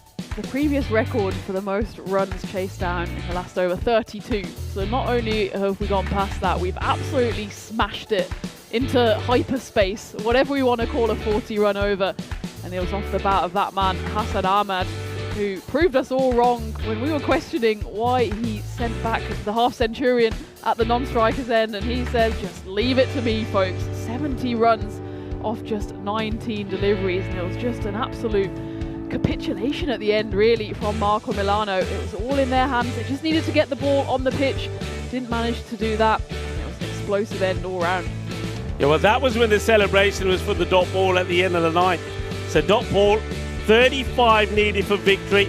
And there was a wide ball, there was a 6, and then I think then that one probably there was the one that was called a no ball. And then Hassan Ahmed just thought, you know what, I'm going for this. And Zayn Naqvi, he loses his cool, he loses his momentum, and he also ends up losing the match. I mean, that was when they had the run out for Amir. Now that one there gets away. Now this is it here. The fielder doesn't have to do this. He throws the ball in. All he had to do was get it back into the stump. And then I suppose there you can see Zayn Naqvi, he thought, what do I do here? If he gets the stumps back up and then knocks them back over again, you get the wicket of Hassan Ahmed. But he wasn't able to think that quickly on his feet. He went for the same safe option and gets the run out of Amir Sharif. But that didn't matter. The man they wanted, it was this guy on strike, hitting it big and getting a win for his side. Zayn Naqvi, a man who's hit on three occasions, 38 of an over, 6 sixes. Well, he couldn't get 40, could he? Hassan Ahmed could, and that 40 in the over gets them the win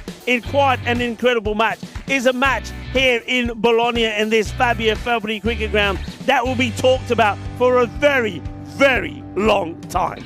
Absolute match for the ages, and Fresh Tropical, they just need to keep a bit calm now because they do have the final coming up. They've got a bit of a longer break, but the hearts will certainly be racing. My heart's racing after that finish, as we thought, well, it was one of those scores where it could go either way. But if we just see at the halfway stage, they were more or less gone, as they were 62 at the halfway stage. They didn't lose a wicket though, and that's a pretty fine batting lineup at the end of the day, with just the 3 batters having to contribute the runs. It wasn't a bad performance with the ball from Marco Milano, just the 1 over that actually went magical, and that was Zayn Naqvi before, of course, the 10th fatal over that went for 40 runs, including that no ball. And as a result, well, Marco Milano from nowhere have to bow out of this tournament. And just the 1 wicket picked up from Ataullah. Remember the celebrations at the end of the 9th where he punched the air as if he'd already won the game? Well, Hassan Ahmed, he had other ideas. And in the end, it is Fresh Tropical who will go through to the final. Wow, that is a game that will go down in the ECN Hall of Fame. It's going to be a classic match for rain delays in years to come. But it's Fresh Tropical who sail on through, and they will play Punjab CC in the final, which is coming to you in just about an hour and 10 minutes time. So you've got a bit of time to catch your breath after that one. Maybe send out a thought to Marco Milano and their captain Zayn Nakvi, who's had such a tremendous series, and fortunately for him it ended on the wrong side of that 40 run over and the wrong side of the result. But it's the big final coming up. It's Punjab against Fresh Tropical. Who will lift the ECS Italy trophy? Well, you'll find out in just about over an hour's time, as we'll come back for the first ball of the final. So join me, Tina Goff and Rico Fall for that. Come back, join us on the European Cricket Network for the big final.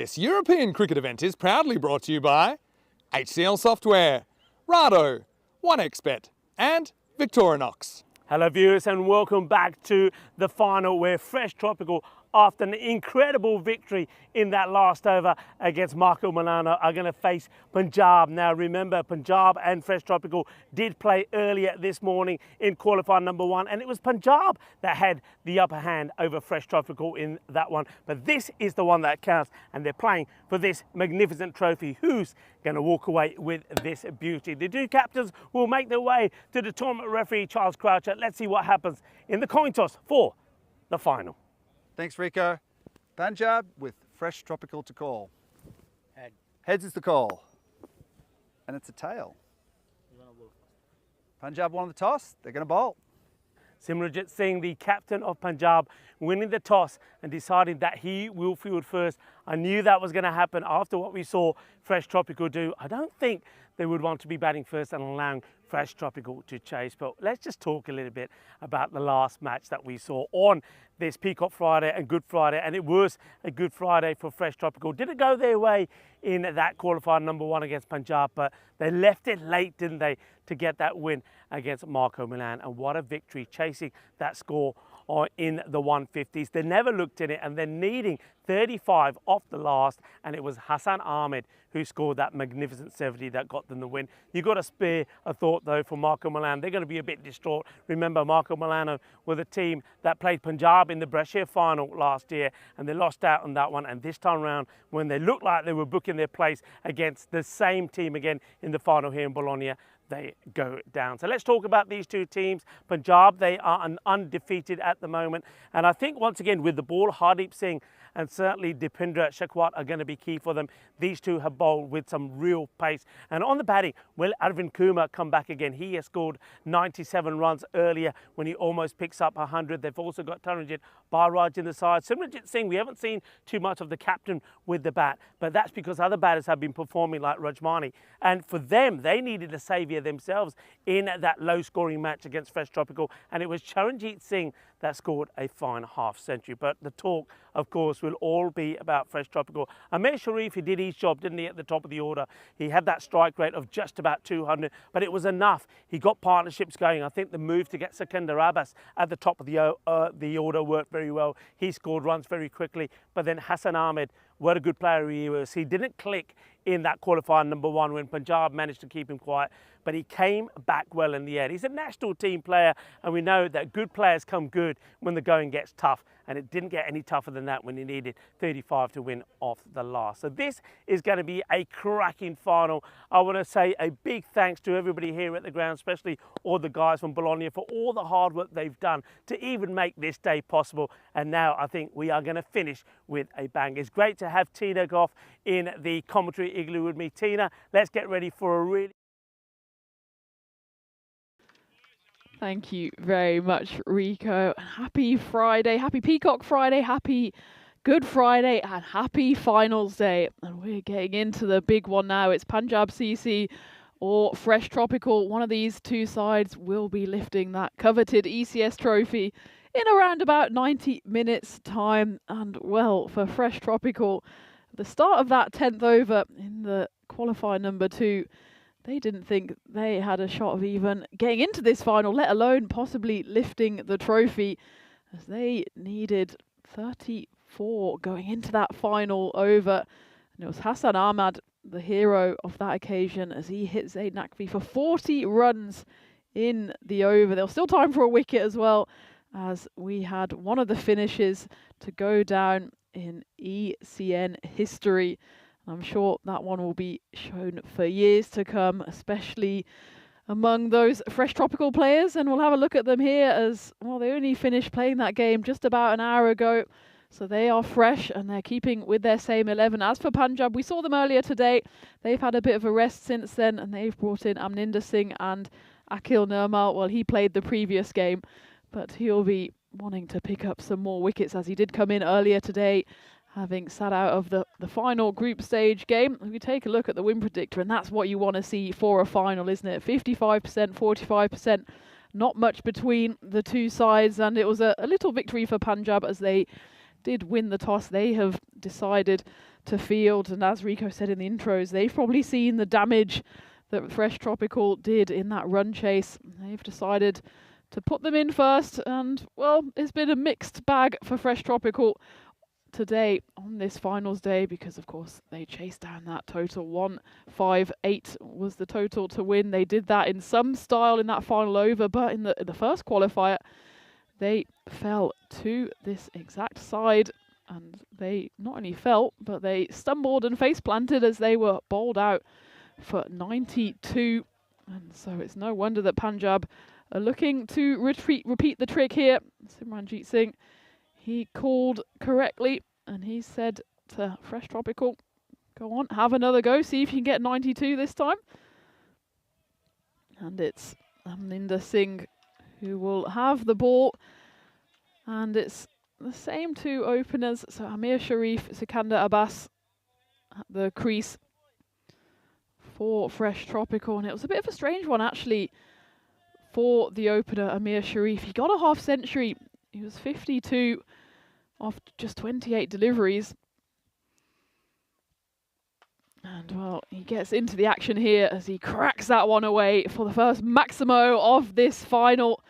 And well, he's picking up where he left off with that 52, but it was a curious innings because by the end, he was at the non-strikers end, and Hassan Ahmad took the competition and the game by the scruff of the neck and was declining singles. So Amir Sharif, despite having notched up an unbeaten half century, ultimately had to fall on his sword, was run out to allow Hassan Ahmad to win the game. And in the end, it was a good decision. It was a smart run out. In fact, if you can call a wicket for a batting side smart, because Amir Sharif, he held his ground to make sure that Hassan Ahmad would get the strike for the final over. And Hassan Ahmad, he repaid the favour and then some with that record-breaking 40 runs off the final over.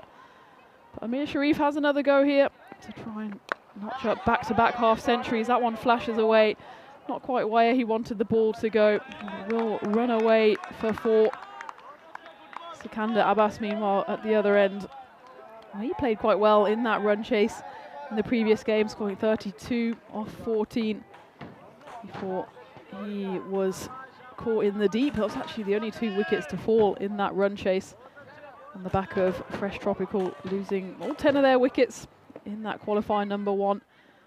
So here we do have a repeat of qualifier number 1, Fresh Tropical against Punjab. Can Punjab do the double over their rivals here and lift that ECS trophy? That one's flashed away, and it's a chance for a catch there. And it's dropped by the blue crew there. I couldn't see who that was. And well, I just leaned over, saw the fielder go towards it, but in fact, drop catch there. And Shub there doesn't quite manage to hold on, probably showing why he's got the blue crew uniform on and not the uniform of Punjab or Fresh Tropical. And we've got the fruity flair back to these kits. We've got the peach of Punjab versus the very tropical strip of the aptly named Fresh Tropical. Final ball of the first, and there's a big appeal. And this one might be tight, but maybe, yeah, it's been given. It was a long consideration there by the umpire. It was hit flush on the pad. If we take a look at this, only just a question of whether it was going to hit the stumps. And that's a tough call as we take another look at that. Because you can see the stumps exposed here. And it's a tough one. It hits him on the full, so you never know where that may or may not have pitched. But you did see a bit of leg stump exposed there. So a bit of a 50-50 call. And this time it goes the way of Punjab, and that is the first wicket to fall. Amir Sharif doesn't quite manage the half century on this occasion. He falls for 16 off 6, and I think if I was to call that one, I'd say probably going down leg side, but I do have the benefit of multiple replays here.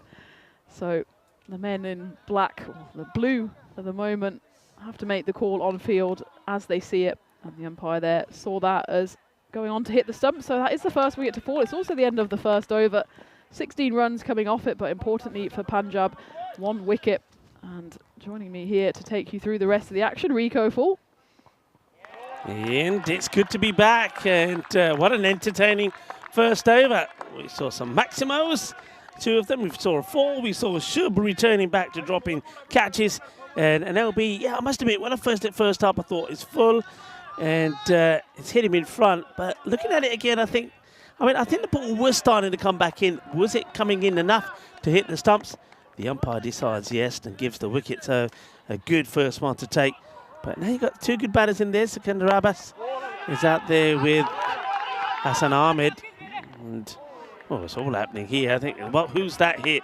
I think that one might have been worn by Sikandar Abbas because he lets go of the pad. And, yeah, I think he's checking his heel. Might have got him right in the heel. It's you can feel the tempo in this one, can't you? It is the final. Well, welcome to everybody that's been tuning in. Phil G in the house. Hello, Phil. Hello to John Hisham. John Gray is in there as well. Hello, Ivan B. Everybody ready. Tim Harmer for what? Everybody's saying it promises to be a really good final. There's a buzz around, isn't there, Tina? And it's quite dynamic. It's quite vibrant. I'm expecting this to be a really good final. Yeah, I think both sides are pumped up for this. Punjab, of course, will have the benefit of already having beaten Fresh Tropical earlier in the day. But for FT, well, as we were saying at the start of the 10th, they didn't think they'd even be here. So they've got to use all that momentum to take them through this final. Yeah, that would have been a real sort of roller coaster ride for them as well. I know they won the match, but how much did that take out of Fresh Tropical? Remember, not only did Punjab beat them earlier, 92, Fresh Tropical scored, and Punjab knocked them off with 20 balls to go. But they also beat them in the semi-final in Brescia in 2024. Fresh Tropical lost that and then had to settle for 3rd spot. And there we were thinking that this time round they would have to settle for 3rd again. It was not to be because of that incredible finish. And certain things, Tina, happen in sport that you'll remember forever. And I think what we witnessed here today is going to be one of them. Absolutely, and I think Zain Naqvi will remember it forever for probably the wrong reasons, as he was on the receiving end of a pummeling for once. It's a big moment, this. It should be gone. It will be gone.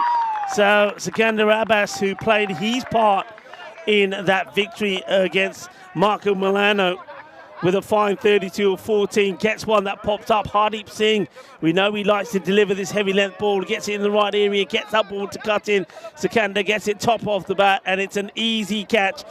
Wicket number 2, Punjab are looking to get the upper hand of Fresh Tropical again. Another wicket falls on the score of 16. And unfortunately, this time round, Sikandar is going to be not too many from him. A 4-ball duck, so disappointment walk back off for him with Derek right behind him.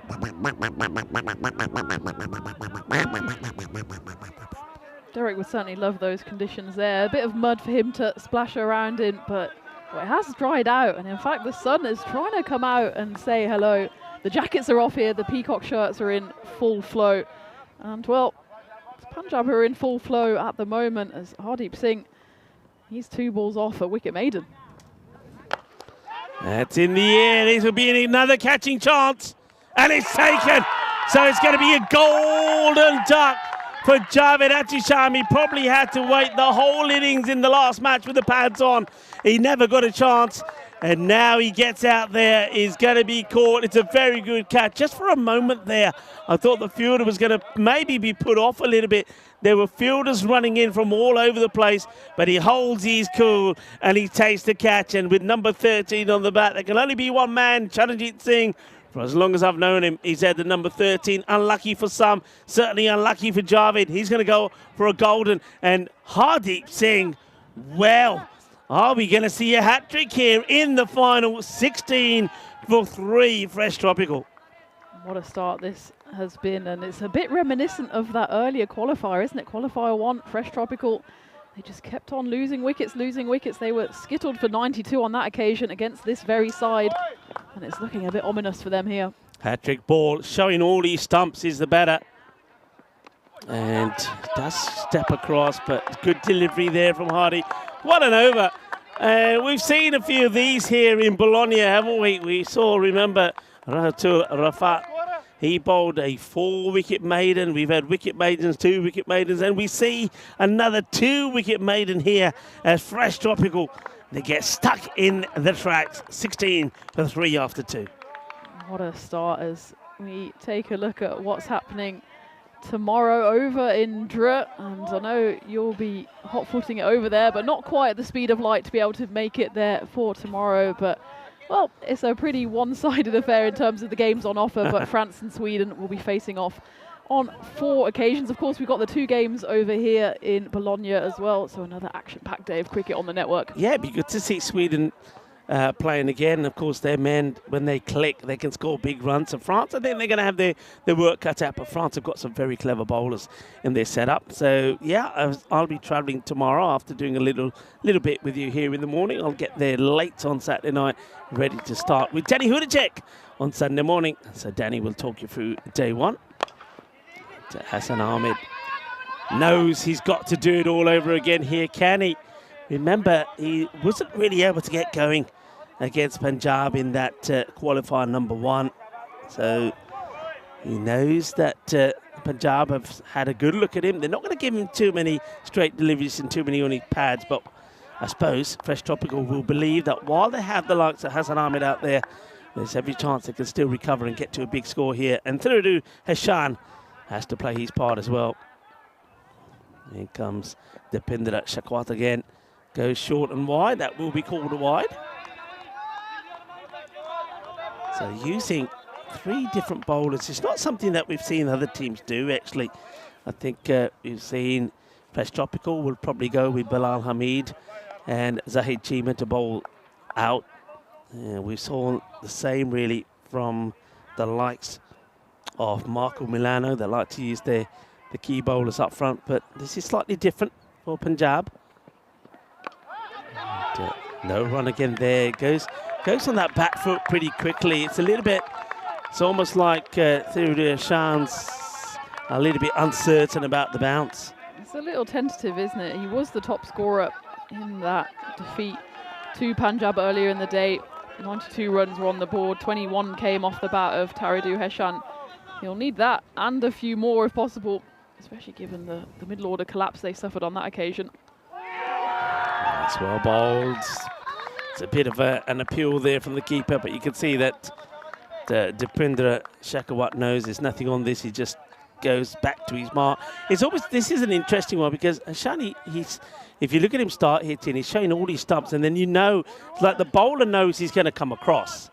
So I think if the bowler would be thinking, if I get this just inside, short the length, that wide line, the chances of the batter, Shan, getting bat on ball is going to be pretty slim. So he pulls that away, but straight to the fielder, no run. And that's all because he's having to come across and then play the shot. So it's a little bit late on these. So it's a technique which we've seen batters use it before, but it's a difficult one to master. It feels like he's just making life a bit more difficult for himself if he just stays steady at the crease. And also, any balls that are delivered outside off stump, he's going to have to reach even further for them. That one, though, probably just the wrong side of the wide line. But I do like this tactic of Dipendra, just putting it on that wide line. It's a long way for Heshan to reach over. And he didn't manage it on that occasion, but the decision did go the batter's way. Yeah, still 2 to come there. But, yeah, I don't mind that at all. I think if you're a bowler and you know you've got big hard hitters in front of you, if you can just get one on that line belongs to you, it becomes a dot ball. And with the stance that Heshan has got, you certainly go for it. And there we go again. That's well bowled. It's good variations. Different line. This time it gets a little bit closer. But one thing that Hardeep Singh and Dipendra Shekhawat do, they get that ball to move away. And that's why a delivery in that area, that sort of a zone of uncertainty, I like to call it for the batter, makes it very difficult for the batter to get any decent, convincing shot in. So if he finishes off strong here, Shekhawat, then it'll be another excellent over to follow up that double wicket maiden over number 2. It's going to be a little bit of a mal suerte to finish the over. It will go for 6. It actually goes all the way. So apart from the 2 wides up until that moment, no runs on the bat. 6 will come from it, but still you'll take that. And just there was one single, of course, right at the beginning. So 9 off the over with that 6. So yeah, that's fine. And then also that maiden in there. So even with the boundary, it's only the 25 that come off the power play. So Punjab, remember, they've got plenty of bowlers still to come. They've got the 4 wicket taker in the last match as well. Nirmal, who bowled beautifully well. Akhil Nirmal took 4 for 11. You got Rajmani, Sandhu. So they've got plenty of options, but at the moment they're going to go back to Hardeep Singh. I think Punjab probably have one of the strongest bowling lineups in this ECS. Charanjit Singh, he only ended up bowling 4 balls in that destruction of this same side. Huge moment in the air, should be taken. And well, you mentioned Charanjit, and Charanjit is there to take the catch. And that is a huge moment. Hassan Ahmed, he shows that he is human after all. It's a bit of a false shot from him, really.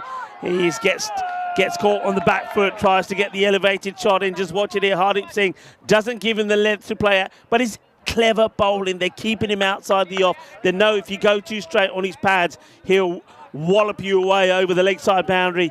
With that wicket going down, Fresh Tropical are really up against it now, Tina. Big trouble, 25 for 4. And that man, the danger man, is going to be dangerous no more as he's back in the sheds. And again, just the wrong shot selection. He was trying to blaze that to the leg side when the ball was probably about a metre outside off stump. Can only then hit it straight up in the air. And it was a pretty straightforward catch from Charanjit Singh. It's been good catching so far from the Punjab side. But a few times where maybe they could have got themselves into trouble with a few fielders coming underneath the ball on that occasion, though. Good communication, chance of run out here, but it just flashes through. And Taradu Heshant will get himself back on strike. Interesting. I think if this was straight, I don't think it is. I think it's going down the leg side. But if that was a straight delivery, I mean, any straighter, I think you would have been in trouble. That one just missing the leg stick, but he misses out on a full toss there. It's an interesting one now for Fresh Tropical. I think they've still got to be brave here. Irfan Sheikh does come into bat, and he's somebody that we know can crunch it. And he's out there with Hashan, who's, well, that's 7 balls for 6 now. And it's just pressure building, and it won't get any easier because, as you said, Tina, Punjab probably are, in terms of depth, the strongest bowling team. And, well, we all know that the fielding is pretty hot as well. At the moment looking like a bit of an action replay of that first qualifier. I think Fresh Tropical at this point would take the 92. The expected score has them at 94.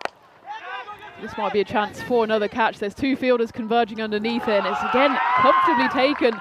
This time it's Akhil Nirmal with the safe hands underneath it, and that is the 5th wicket to fall for Fresh Tropical. They're not feeling very fresh at the moment as they find themselves 26 for 5, still in the 4th over. Oh, well, it's all going wrong for Fresh Tropical here, and I was just wondering just how much that last match would have taken out of them. It was an incredible win, but they went through a roller coaster ride, and Punjab, the rest, seems to have done them well. They are the team looking fresh, whereas Tropical, well, they look like a tropical storm has hit them, and it's called Punjab because that is now 5 down, and really it's probably worth reflecting that from here on in, no batter that we'll see has actually scored any worthy runs.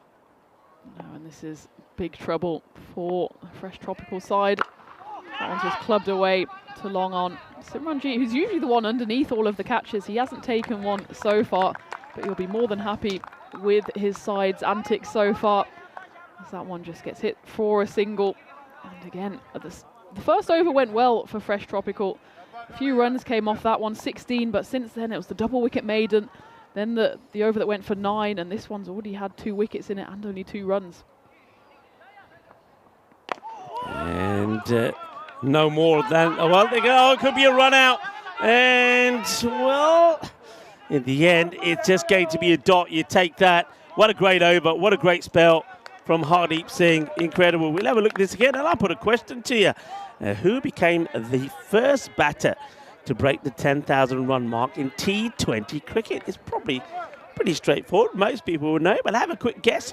We'll have it on the screen for you in a moment. And it was done on this day, in fact, in 2017, the day that, any guesses? Anybody in the chat? Anyone? Before we give it to you. Yeah, Chris Gale became the first to break the 10,000 run mark in T20 cricket. He did it when he scored the 3rd run of his 38 ball 77 against the Gujarat Lions in Rajkot. Gale's 10,000th came while playing for the Royal Challengers in Bangalore. The team scored he scored most of his T20 runs in the IPL, as that one could have gone on to do something. No ball being called here for a front foot, so no ball. Let's have a look at this again before we return back to Chris Gale. I think it's a back foot. I think the back foot must have caught the line here. So, yeah, let's see it again. But, yeah, he scored most of his runs playing IPL. At least he didn't have to do much running because, yeah, back foot there, good call, good spot from the umpire. How about this? 7,472 of the 10,000 runs he scored came in 6s and 4s. That's Chris Gale. Probably doesn't surprise a lot of people. Right, free hit. World 11 icon player, future. I think, yeah, I tell you what, Hilda. Okay, it won't be out, of course, it's a free hit, but you got to be thinking about the field. He does put the catch down probably because he was thinking about the field. That was Gurdeep Singh. It's straight in, straight out. And he's being replaced from that position. They said, right, you drop one whether it counts or not. In this team, you get moved. So Gurdeep gets changed from there, and it will be Akhil Nirmal who takes that spot. A bit of tough love there from Simranjit, immediately evicting his fellow boundary rider out here on the straight. Wide ball called. Struggling big time here. And a few people were saying that they fancied Fresh Tropical, perhaps the way that they came back in that win. They thought that they would be up, they would be high, and being the fact that they were batting again, they thought they'd carry on from that. But we've seen already, not just in this series, in many, that from one match to another, not just teams but players, their performances can be so different. Good change up there from Dipinder Shekhwat. He comes around the wicket and imitating what you'd expect to see from a left-hander and gets it in the right areas. That's a really good delivery. As Irfan Sheikh is struggling to get off the mark here. Hasn't had a lot of batting. And that's another dot ball that gets past him. Just pushes at this, taking on the single. It will get there as Gurdeep Singh, who got moved from the long off part of the ground, the long off boundary, in that short mid-wicket area. Not able to pick it up cleanly. But I just get the feeling here that Punjab, they won't mind the singles. They don't want to be throwing things away. They just want to keep their cool. They all know that Fresh Tropical can turn things round. They just got to try and stay cool and calm as another dot ball gets past the swinging bat of Asim Ali. Just be interesting to see where Fresh Tropical try to get their runs from, because of course they've only bowled 3 bowlers so far, have Punjab. And as you mentioned, Rika, they've still got Akhil Nirmal in the shed. They've got Rajmani Sandhu as well, and Charanjit Singh. They can all bowl. And this one's gone high up in the air, and it's another chance for a catch. It's Simranjit underneath it. He's usually so strong, and this time stays strong, stays tall, takes the catch. That's the 6th wicket to fall for Fresh Tropical. They're in big, big trouble here. 31 for 6, not even at the halfway stage. There's 1 ball left of the 5th. On this occasion, it's Asim Ali who goes high rather than handsome, just chips it up. And Simranjit Singh, he's not going to drop those. Yeah, Simranjit, safest hands in the business. And he takes the catch. He knows where the camera is as well. A bit of a celebration for him. Fresh Tropical lose their 6th wicket. Ahmadullah Safi now. We know this guy can crunch it. All I'm going to say is be warned, a non-striker, because you could be in the firing line. But he's a hard-hitting left-hander. But can he get... I mean, you would say even if they can want to get to the 90, get to the 90, give a few issues to Punjab. Punjab did lose a few wickets in that... in the last match they played, and that, of course, was that 90 score.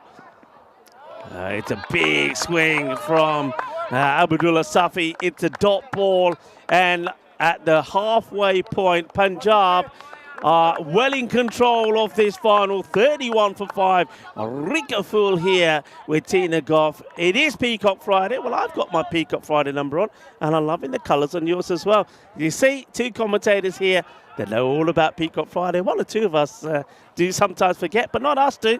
And we often also do pretty well on the golden ball front. We'd love to see one here before we go. But I just get the feeling here that unless somebody from Fresh Tropical can score 40, 50 quick runs, that Punjab will be firmly in control here. Absolutely. We do have that glimmer of hope for Fresh Tropical, which is that they took early wickets against Punjab earlier in the day, still actually lost that game comfortably though. Yeah. So they need to pull a few more runs out the bag here and of course get the wickets later in the day. So it's not looking great for them, but we've seen stranger things happen just in that previous game. Who'd have thought that Fresh Tropical would even be in the final going into that 10th over? So you never know, it all happens here on the European Cricket Network. Yeah, you make a very good point, as this is the short one from, this is Akhil Nirmal, who now comes on. So you can see that they have just so many bowlers to pick from. So Nirmal comes on before Rajmani. He did that in the last match as well and did pick up a few wickets. But yeah, who would have thought that Fresh Tropical would win that last match? And I was speaking to Bilal Hamid, who was saying, we still can't believe it.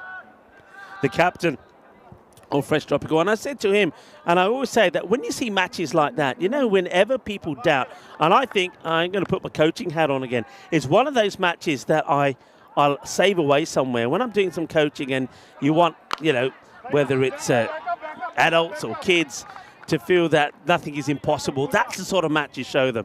You sort of say, well, okay, have a look at this. It just goes to say you never give up. And that's Fresh Tropical know all about that from that last match. And that's what they've got to do here. They just can't give up. They've just got to believe that from somewhere, somebody can just click. And like I say, even if it gets them into the 90s, maybe they can make a fist fight of it. Nirmal. Short, high up in the air. This one could be dropping on top of us somewhere.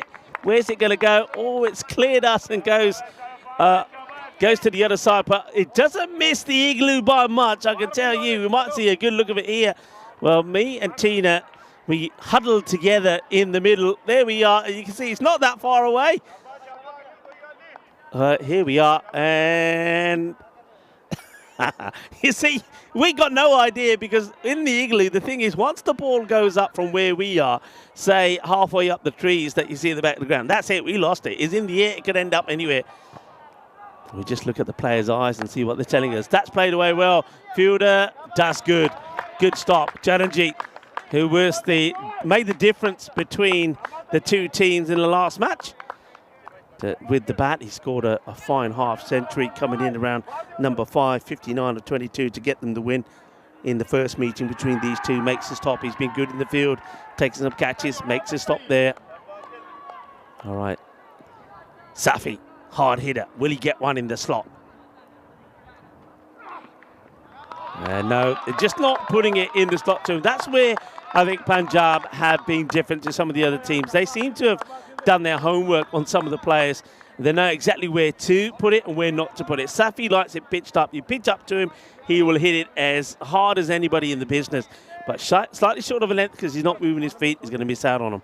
He bowls with quite a bit of heat as well, does Akhil Nirmal. You don't want that one coming up in your grill.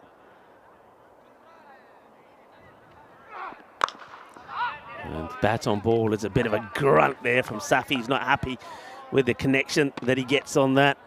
So it will just be a single, and that means that over will go for 10. It is the end of over number 6, and Fresh Tropical of 41 for 6. It's been a great performance with ball in hand for Punjab. You can see Amir Sharif, in fact, the only batter who's out to get into double figures. He went early doors. A bit of a tight LBW call for him. He might consider himself a bit unlucky.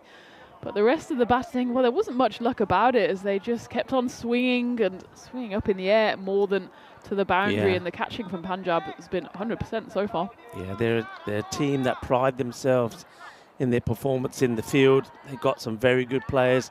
And a slight change here now. It's not the bowling change I certainly would have expected to see. Gurdeep Singh getting the ball ahead of Rajmani Sandhu. And it's a wild swing. It's once again slightly short of a length. Umpire there, that's Ali Hassan, just having a chat there with Gurdeep, saying, I don't mind you coming around the wicket, but just try not to come in front of me. I don't, you know, he's just giving him a gentle reminder there. I think that was probably just about okay, but he's probably saying no more than that. Thank you. So it's another swing and a miss. Yeah, I think you're far better off here, rather than trying to crunch every ball to the boundary. At least take the singles and just keep the scoreboard ticking. That's what we've been saying as well. It's another swing and a miss. That the field has dried out quite considerably as well, so you do get value for your shots along the ground, which certainly wasn't the case earlier in the week. But you don't get any value for swinging and hitting thin air, and that's what Fresh Tropical are doing more often than not at the moment. Yeah, sure frustration there from Safi, who misses, looks at the umpire. He wants something, doesn't he? Give me something, but can't give you anything for that. It was just it was okay delivery, nothing wrong with it. Gurdeep now does pitch up a little bit more, and he takes note of the umpire and doesn't get in front of him. Said the kida umpire, hun theek hai. And umpire will say, "Hey, the badiya, first class, no problem with this one." And Safi's moving around too much. You can see Safi is the sort of player who gets pretty excited. He's quite excited out there. I think he knows he's got to perform. He's got to get something going for his team here, but he's far better off just standing still. Gurdeep, 3 dots at the moment. That's hit pretty well, and that is going to be 6 runs. 6 carreras. So this time goes just a little bit closer to Ahmadul Safi, and that is whacked. It's only about a couple of meters away from where Simranjit Singh is. You can see here, but that's gone, well, quickly past him and only just wide of where we are in the igloo. And, well, you can see that we've both been on umpiring course as here comes Gurdeep again. And slow ball, but it's a bit of a high one, this. I think we'll have a look at the height on this. In fact, the umpire has given this as a no ball. Now, Gurdeep is getting it in the air now from Simi, saying there was no need really to try this. It's a full toss. There's no doubt about the fact it's over the waist. And fair play to Ahmadullah Safi. He crunches it away from another Maximo. Back-to-back with a free hit to come. Could this be the over that changes things? That also brings up the half century for Fresh Tropical. Well, they need something to go their way sooner rather than later. And it's already turning out to be a productive over. It's only the third over that's actually gone for more than 10 runs. The first one went for 16. Other than that, it's been slim pickings throughout. And while you question the bowling change, maybe you were right to question it, Rico. You've seen a few games in your time. That is going to take some stopping as well, and it can't be. That's a really good hit. It's an indication of how the ground is drying up. That's a good sign, especially with the women's 2 days of cricket starting tomorrow. But it's too quick and fast for Japindra Shakwat. Couldn't get there. It's another boundary, so the free hit gets put away, and it all of a sudden turns out to be a very productive over this from Fresh Tropical. 58 with the ball to go in this, the 7th.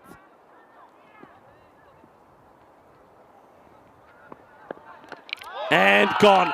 Timber. Dog. That is your boogie, oogie, woogie, grizzly fire ball. Well, you can see Abdullah tries to give himself a little bit of room again. And we said that he's far better off just standing still. Just watch him go here.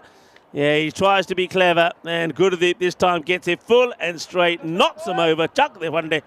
Dande Chakake Punje Ragdite. And that's another one that goes right at the end of the 7th. So a couple of nice hits there from Mr. 100%, but he too will have to make his way for 18 off the 11 balls he faces.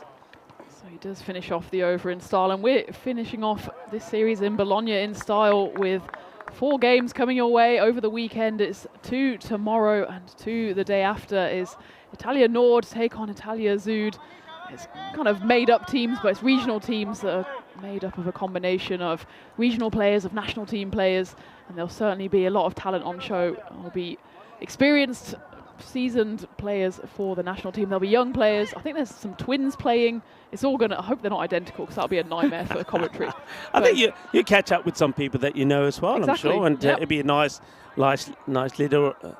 let's talk about this first. That's 6 runs as Irfan Sheikh gets back onto ball, gets a boundary away. So Rajmani Sandhu does come onto bowl, and it's a nice hit. It's a little bit too short, and Irfan Sheikh gets it put away. Yeah, it'd be a nice little reunion for you with some of those players. But yeah, I'm looking forward to it. And the good news is that the weather still looks to be dry through the night, and that means that the pitch will be even drier tomorrow for the women. Rajmani, oh, that's a really good shot. That is a brilliant cut shot. And don't forget this guy, Irfan Sheikh. He just rocks back and plays this beautifully. What a wonderful shot that is. He scored 248 runs in that series in Brescia last year. So we know that he can bat. His highest score was 48 in that series. That's probably as good as they get, that cut shot. but textbook cut shot, and well, that was the boggiest area of the field, wasn't it, the last few days? And if it zips across the outfield there, then we know we're in for a good weekend of cricket. Hopefully no rain to come, and then we'll have 4 more games to bring you your way. Of course, also simultaneously over in France, we've got Danny taking you through 4 internationals there. Again, it's an action-packed weekend. It's a long weekend if you're celebrating Easter, so there's no reason not to put your feet up and watch wall-to-wall cricket on the European Cricket Network.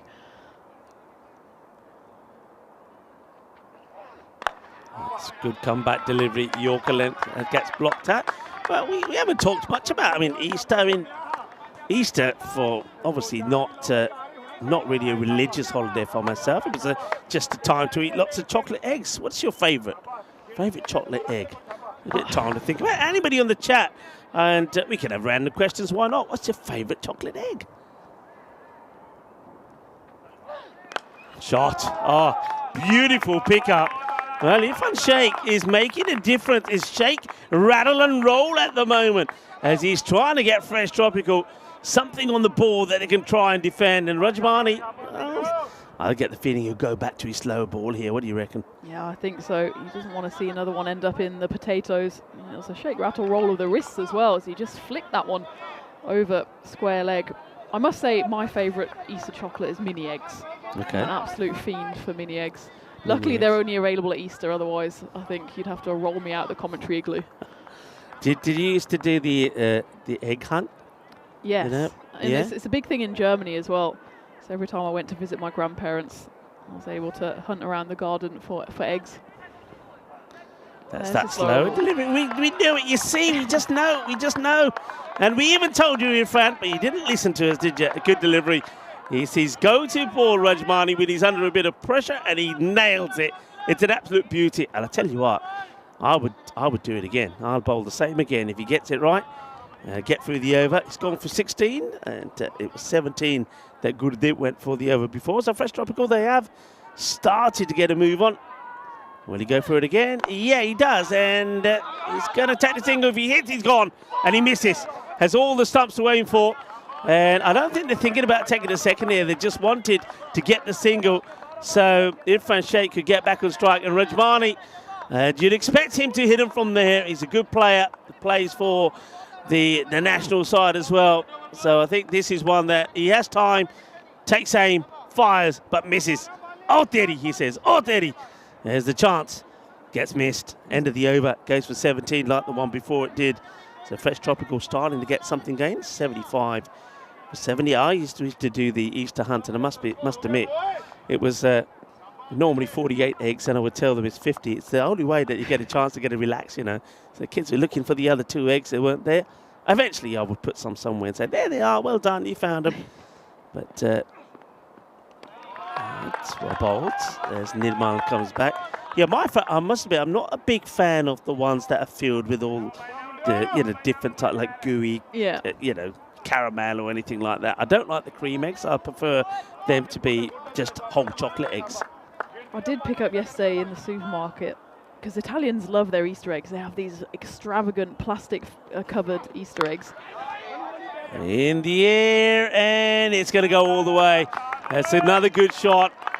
He's a little bit tucked up for room, because we know that Akil Nirmal does have a fair bit of pace about him, but Irfan Sheikh gets that one away. What a good innings this is turning out to be. I said at the time when they were in all sorts of trouble, remember 31 for 6 at the end of 5 overs. They just need somebody to get a 40 or a 50 to get them to the 90 and give them something to try and defend. Now that's high up in the air, catching opportunity, and held. No mistakes from the fielder, and Irfan Sheikh's brave, gutsy innings comes to an end. 32 of 16, and it is Akil Nirmal who gets a breakthrough. Hasn't he been good with the ball on Nirmal? Absolutely, and he didn't play all the group stage games. He came back in this morning. He was one of the replacements for finals day, and he's shown his worth and then some. Someone goes high up in the air, and it's a nice take by Amrinder Singh standing underneath. It's the dangerous wicket of Irfan Sheikh, and we have the Punjab salute as well, which is the first time we've seen that, I think, today. First time, the old Chakade Patte, and there from Nirmal, who's enjoying himself out there in the middle. But a good little knot there from Irfan Sheikh, 32 of 16, and Aminder Singh, who opened up the bowling, has taken the catch to remove him. So now we're going into territory that we haven't seen too much from Fresh Tropical. And Bilal Hamid, the captain, remember he got a nasty one on his wrist a little bit earlier, comes in.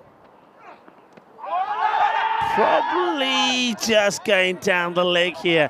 Tina was, Tina, your trigger, you are. Tina's finger was up straight away. I'm on an angle here, I will say. I think you'll see here probably just drifting down, just missing. From another stump. Angle, I'm at long on. From where you are, actually, it was plumb. Yeah, you're right. Absolutely plumb. But it's a dot ball. And Bilal Hamid does survive. So yesterday I picked up a filled lint egg, so one the red Lindor. Yeah. I think it's filled. I hope so, because it was. Well, with lots of little eggs. Well, I think with actual cream. Ah. Lint cream. It's a big egg, and the price I paid, I hope it's filled with something. Yeah, just talking Easter eggs here. Has anybody in the chat talked anything about eggs at the moment?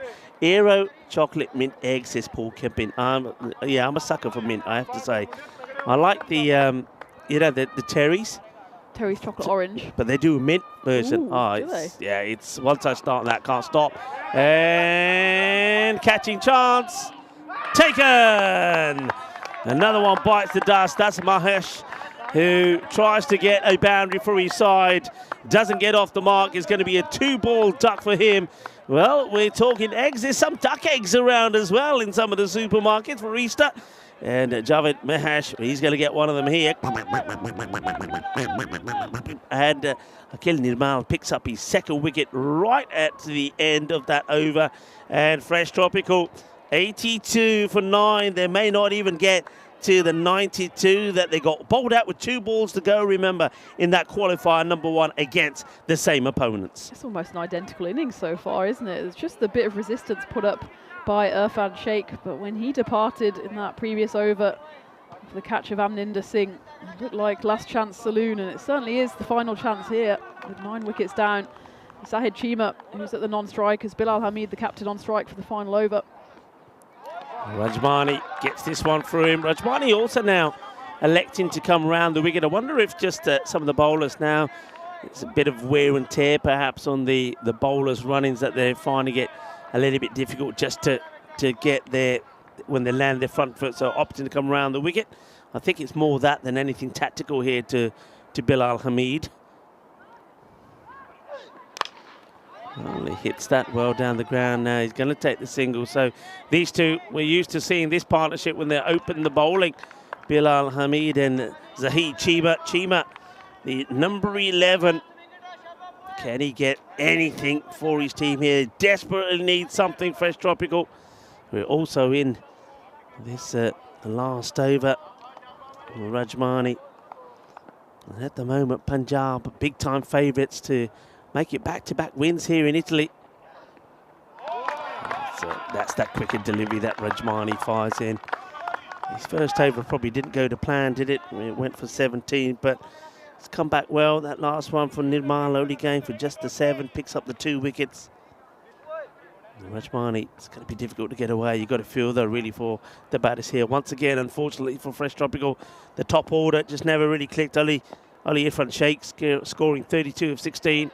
That's that slower delivery. They're going to take this on, and the fielder gets it back, and I think this is going to be very close. And the umpire is going to go to the video referee here. I get a feeling that he's short here. He doesn't pick it up cleanly. Here's the throw, and there's the story. He is out, and that is going to be the end of the innings. A disappointment for Fresh Tropical. Once again, they don't bat their full quota of 10 overs. This time, again, like the first match, it'll be with 2 balls to go that they are all out on 83. It's almost an action replay, wasn't it? And it was a good piece of fielding there. Actually, he fumbled it on the first attempt and then managed to pick it up quickly, and it was the speed with which he got it in that really did for the batter there. And well, if 92 runs were short, you'd imagine 83 would be as well, and they need to pick up early wickets and then some if they have any chance of lifting that glorious ECS trophy. Yeah, well, this was Shub putting it down. Oh, Shubi You let the team down, brother. You let the team down. Anyway, we'll be talking about that tonight when we go for dinner. That one was one that could have gone either way. Umpire in the end decides it's going to go on and hit, so Nuwan puts the finger up, and that was the breakthrough that they needed. But we knew that more wickets had to fall. This one gets skied up in the air, and that was the end for Sukhinder Abbas. No heroics from him at the top of the order this time. But of course, the big wicket that they would have been after would have been that, of course, of Hasan Ahmed. But before that, they would also lose Javed Atisham, who didn't even get a chance to get a knot last time. I think he came in but ended up at the non-strikers end. But this was the big wicket, and we felt at the time, Tina, when this one went down, that really they were going to struggle to get into any worthy kind of score. Yeah, a bit of a rush of blood to the head there from Hasan Ahmed, who did so well in that previous game to even get them into the final. This time, though, only skews one up in the air. And actually, well, that was the story of the innings. Just catch after catch was taken. I don't remember a single one going down. Even that slight fumble on the misfield still ends up in a wicket. So it's looking like, well, at the halfway stage, it's certainly Punjab's to lose, as we had to duck for cover. It was raining sixes, but not quite as many sixes as Fresh Tropical would have liked. And it's Punjab who, despite diving around, sometimes missing it, who are very much on top here at halfway. Yeah, well, that was the end of Safi. He played his part as well, didn't he? He scored 18 off 11 balls, but he just moves around a little bit too much in his crease, and a good bowler will finally catch up with him. But Irfan Sheikh, he was the man who maybe, I was saying, they need somebody to get to a 40 or 50. That was a classy shot, actually, straight out of the test book. And he looked like he could be the person to do it, but when he left, then really it was just the tail that had to do a lot of wagging. A fine 32 of 16 before it was Imran Singh that would take him, and the bowling of Akil Nirmal, who really did impress. And there we go, Jakale Bhatte, says Nirmal. And it was celebrations all round. That was a nice grab on the boundary. So they didn't put a single one down. Salute number 2. They were celebrating on all 10 occasions. As for the second time today as well, they bowled out Fresh Tropical. That one with the slight fumble, but nevertheless a great throw in. The run out to conclude the innings. And again, as it was in Qualifier 1, there's 2 balls that have been left out there by Fresh Tropical. That's probably not the decisive factor, though. The decisive factor is that they've been bowled out here for 83. Punjab now 84 runs away from lifting the trophy. Yeah, we'll have a quick look at this, but of course we already know that Irfan Sheikh was the only one really who put any real valuable runs on the board. 18 there, low down the order from Ahmadullah Safi was pretty useful. 7 extras only in there. And I suppose what we have to say is we get ready to look at a very good and healthy bowling scorecard as well. Fresh Tropical, they had to do it the unbelievable way, and it was an incredible historic run chase. And now maybe it's going to be an incredible run defence when they're defending that score of 83. But there's the bowlers there. 4 wickets for Hardeep Singh. Didn't he bowl well? 4 wickets, just the 1 run. And of course, there was that double wicket made in there. So 2 wickets for Akil Nirmal once again. 1 there for Gurdeep Singh.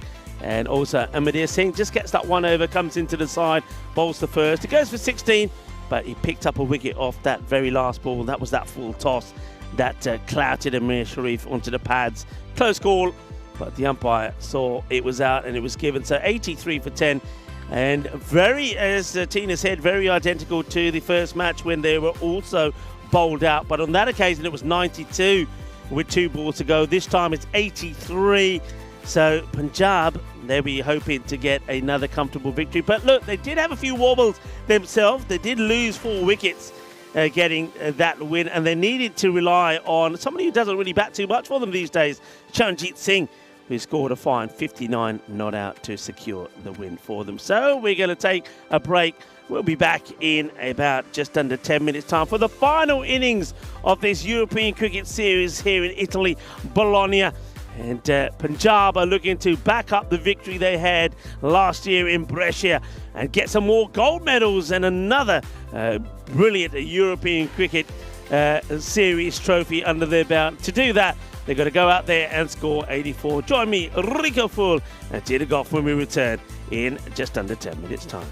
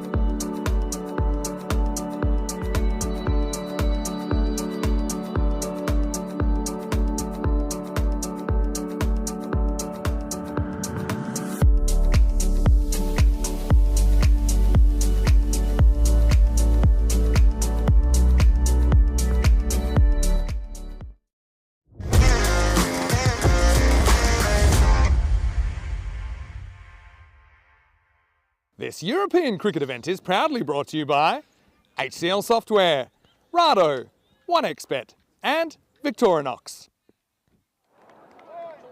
Hello cricket lovers and welcome to the final innings of this European cricket series in Bologna. Not the final day of action though.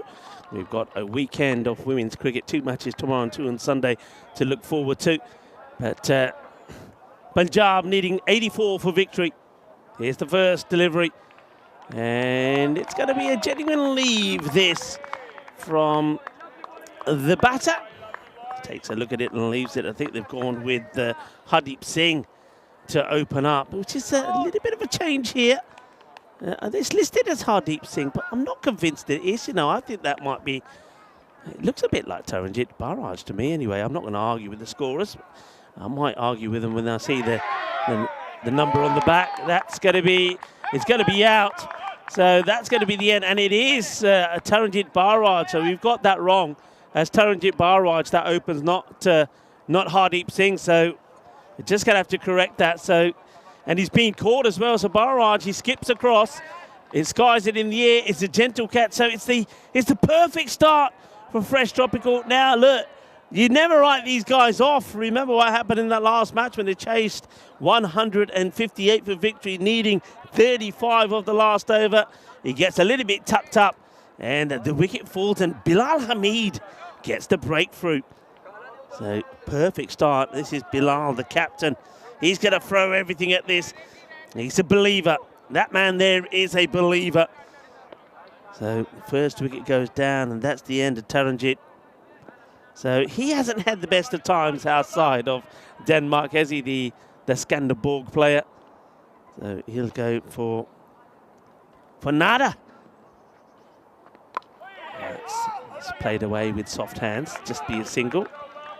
Arvind Kumar now goes on strike now. He's somebody, I think the thing about Arvind Kumar, you sort of, if you're a coach, you want to say to him, look, you don't have to go crazy, you know, you can push it around a bit, but it's his game. Do you want to disrupt him playing his game in this T10 format? If he clicks, then he wins you the game in 15 balls, you know, when you're chasing this score. So Hardeep Singh did come in at number 3, so he's got off the mark with a single. The real Hardeep Singh. And it's just out of the reach of the fielder. It's going to be chased hard. They'll just take a single. Could have gone anywhere. Amir Sharif is the player there at square. They'll take the single. It's a little bit too close for comfort. See, just not able to get there.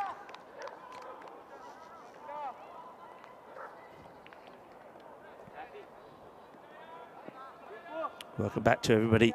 And everybody glued to their seats, expecting or thinking it might be a straightforward one, but nothing's been straightforward here today.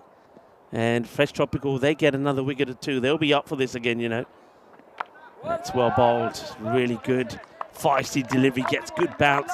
Gets respected this time by Hardeep. They do bat deep though, Punjab. I think that's the other difference. We talked about their depth and their bowling. They've got the depth in the batting as well. Remember, Taranjit came in last time around number 5, got the winning runs for them.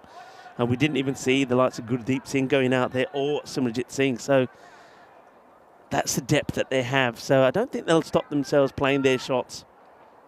High in the air, disappears. And just on that note, that's what you expect to see. That's been smashed away. 6 runs as Hardeep Singh gets 1 away. And that is the end of the over. Rico Full here, and a fine time to welcome back Tina Goff.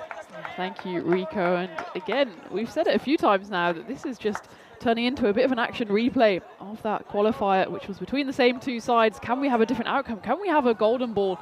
Or is that going to tick over to the 60 mark? Certainly the highest I've seen. So I'm going to have to get my golden ball hat on for tomorrow, for the weekend. As, well, it's the start, more or less, that Fresh Tropical wanted. They picked up that early wicket, but again, as with the previous qualifier between the 2, just keep on picking up runs. And as you said, Rico, Punjab have such a deep batting lineup. They're just going to continue to back themselves, and on that occasion, it was almost a no-look 6. And it just gets dismissed, flicked away. It's Sahid Chima who's into the lineup, into the attack, and straight into the trees. Oh, I like this. It's a no looky shot. अरे वाह, आ देखिए है ना, स्वाद आ गया, जबरदस्त. You see, he just had to have a cheeky look afterwards to see just how far it went. It's a lovely shot that's just been flicked away. Chiba just goes a little bit too much towards the pads, and Arvind Kumar gets it away quite nicely. So the second 6 in the innings. Chima wants a reply. And yeah, that's a good reply. Sort of think he goes to play this shot here, Arvind, and then in the end retracts from it. You can see him pull the bat back in. He doesn't commit to it, but that's good shape. That's where you want to be here. That's where you got to be. The only thing is do you want to move that third back? You've got a backward point on the boundary, but do you want third back as well? Because if he's swinging it this hard, and the ball probably is going to fly over the fielder that's inside the circle there at third. That's why Bowl Chima, after being smashed for a 6, decides to put a little bit more steam into it, and he says, huh, are those ones all right for you? And I like that. He shares a little bit of a smile there with the non-striker, Hardeep Singh. Chima gives him a little talking to and says, yeah, you missed that one again. Come on, hit that one for 4 if you can. I like this. I like it. Zahid Chima just trying to maybe create an error from Arvind Kumar by getting into his head. This next ball's going to be very interesting.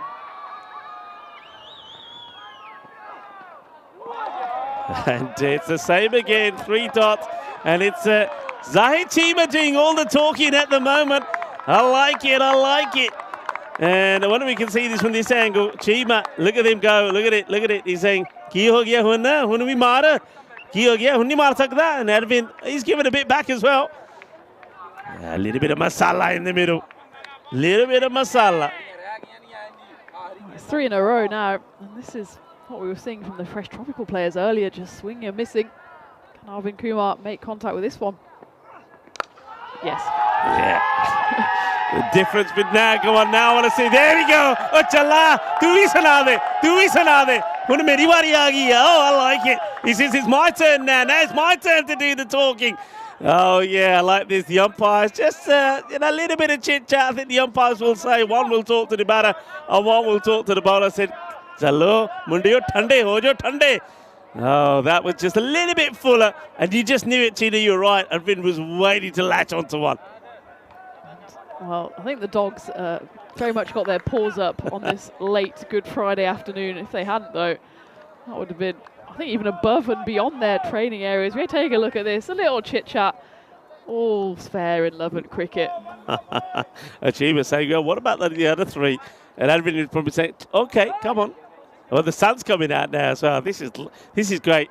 The final innings, the sun comes out to caress this ground. And maybe to crown the champions. Who will it be, though? Slower delivery. That's nicely played, full and straight. The fielder attacks it, gets the throw in, and Arvind has to dance over it. It will, fortunately, get backed up by Hassan Ahmed. That will be the end of an over. An over that had a little bit of everything. 2 sixes, 2 singles. And there were a couple of dots in there as well to keep it nice and tidy. And at the end of 2, Punjab 21 for 1. Punjab just need to keep their cool here. They can allow Zahid Chima to chat them up, but they know that they just need 63 runs in 48. That run rate down below 8. So as long as they keep it cool, don't lose their wickets, it's theirs to lose. Yeah, let's have a quick look at the Challenger division here. And Estonia, they will feel very unfortunate that they're once again playing in the Challenger. Got beaten in an absolute classic by, of course, Greece. And we've seen one of those Greece players playing here, haven't we? Sajid Afridi. So I think they'll be looking to do it again this time around. But not going to be easy. Guernsey plays some good cricket. Isle of Man in there as well. Luxembourg improving all the time. And then you got the likes of Serbia and Turkey. Always possible there to create a bit of an upset. Well, are we going to see an upset here at the moment? Punjab starting to score runs pretty freely as Arvind Kumar gets another boundary away. And, there's got to be some talk about MVP. And some names come to mind, of course. You can't ignore Zain Naqvi with some of the hitting that he's done, 341 runs. Amir Sharif has been good. Hassan Ahmed with that knock in the last match. But Arvind Kumar, he's sort of quietly plodded along. Look, he's moved to 20. He's been outstanding behind the stumps as well. And I think he was kind of, should I say, he was kind of robbed of a century as well, wasn't he? I think I'd go along with that. He could have got a century. He got 61 off 20 in their opening game. He took 4 catches earlier today in that qualifier. He's been tidy behind the stumps. We haven't noticed him. Yeah. And that's the best thing you can say about a wicket keeper. So I think that's a good shout as well, Rico. Yeah, his name will certainly be in the hat. Of course, we don't decide. That's good work there by Hassan Ahmed, who's standing up. And the man at the other end, hey, Hardeep Singh, I think that with the 4 wickets he just took, he's probably the leading wicket taker. Also, he's looking to score a few runs here again, so he'll be in the talk as well. It's not really been, I mean, a bowler's sort of tournament. Batters sort of dictated. Oh, adios pelota, que guay, que genial, que grande. Eso es una máximo. That has come sweet out of the middle of that bat from Arvind Kumar, sweeter than a bowler Rasmalai. 6 más. What a hit that was. And it was, again, he likes doing these no-look hits. He just bows his head as if to pay respect to the cricket gods for that offering, because that went all the way into the potato fields. And Arvind Kumar, he's heard this MVP chatter and he wants to put his name very firmly at the top of the list. Yeah, he's just saying, don't forget about me, everybody. Don't forget about me. And he was, of course, he was the highest run scorer, actually, in Brescia. He came good, actually, in the semi-final and the final. Scored 2 60s to get them home. And that's a good delivery. That's where the success came for Bilal Hamid in that first over, where he beat the bat a few times. So he went for the 8 and picked up the wicket. With the keeper standing up, it just becomes a slightly different ball game for the batter. Not able to leave his crease.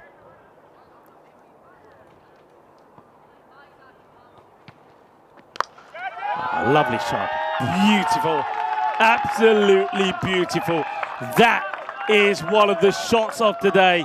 I think we'll cue this up as the HCL software shot of the day. It is just awesome. It's a 6 over the offside. And just look at the timing, look at the execution, and look at the pose there as well. He knows where the cameras are, just like his captain Simranjeet Singh. This time, though, he doesn't need to take a look up because he's just watching that one fly off the middle of the bat, over the covers, just punches it away, but with such elegance. Delightful shot. He's raced to 32. And now he goes down the ground. Boom! Shakka lag gaya. Changiya juttiyan periyan bowler nu. 6 more. And what a lovely shot this is. He just waits on this one slightly slower, crunches it out of the middle. It will disappear. And that's an expensive over. It goes for 24. And Punjab have got to 45. Lost just the 1 wicket at the end of the power play. Lovely acceleration in the power play as well. It was a circumspect start, 21 off the first 2 overs, but they've more than doubled that in the 3rd over. And it was Bilal Hamid who was on the receiving end as he took his first 2 overs early up, finishes with 1 for 32. But more than halfway to the target here, less than a runner ball needed. Yeah, so they've been here before, Fresh Tropical, when nobody gave them a chance with the bat. They ended up winning that 2nd qualifier against Marco Milano. Can they get a breakthrough? You go to your main bowler again, Zahid Chima. He's bowling to Hardeep Singh. I think everybody's waiting to see Hardeep Singh take a single and the battle between him and Arvind Kumar to resume. Hardeep Singh himself probably thinking, hang on a minute, I want to play a few shots of my own. He's had a good match, hasn't he? 4 wickets.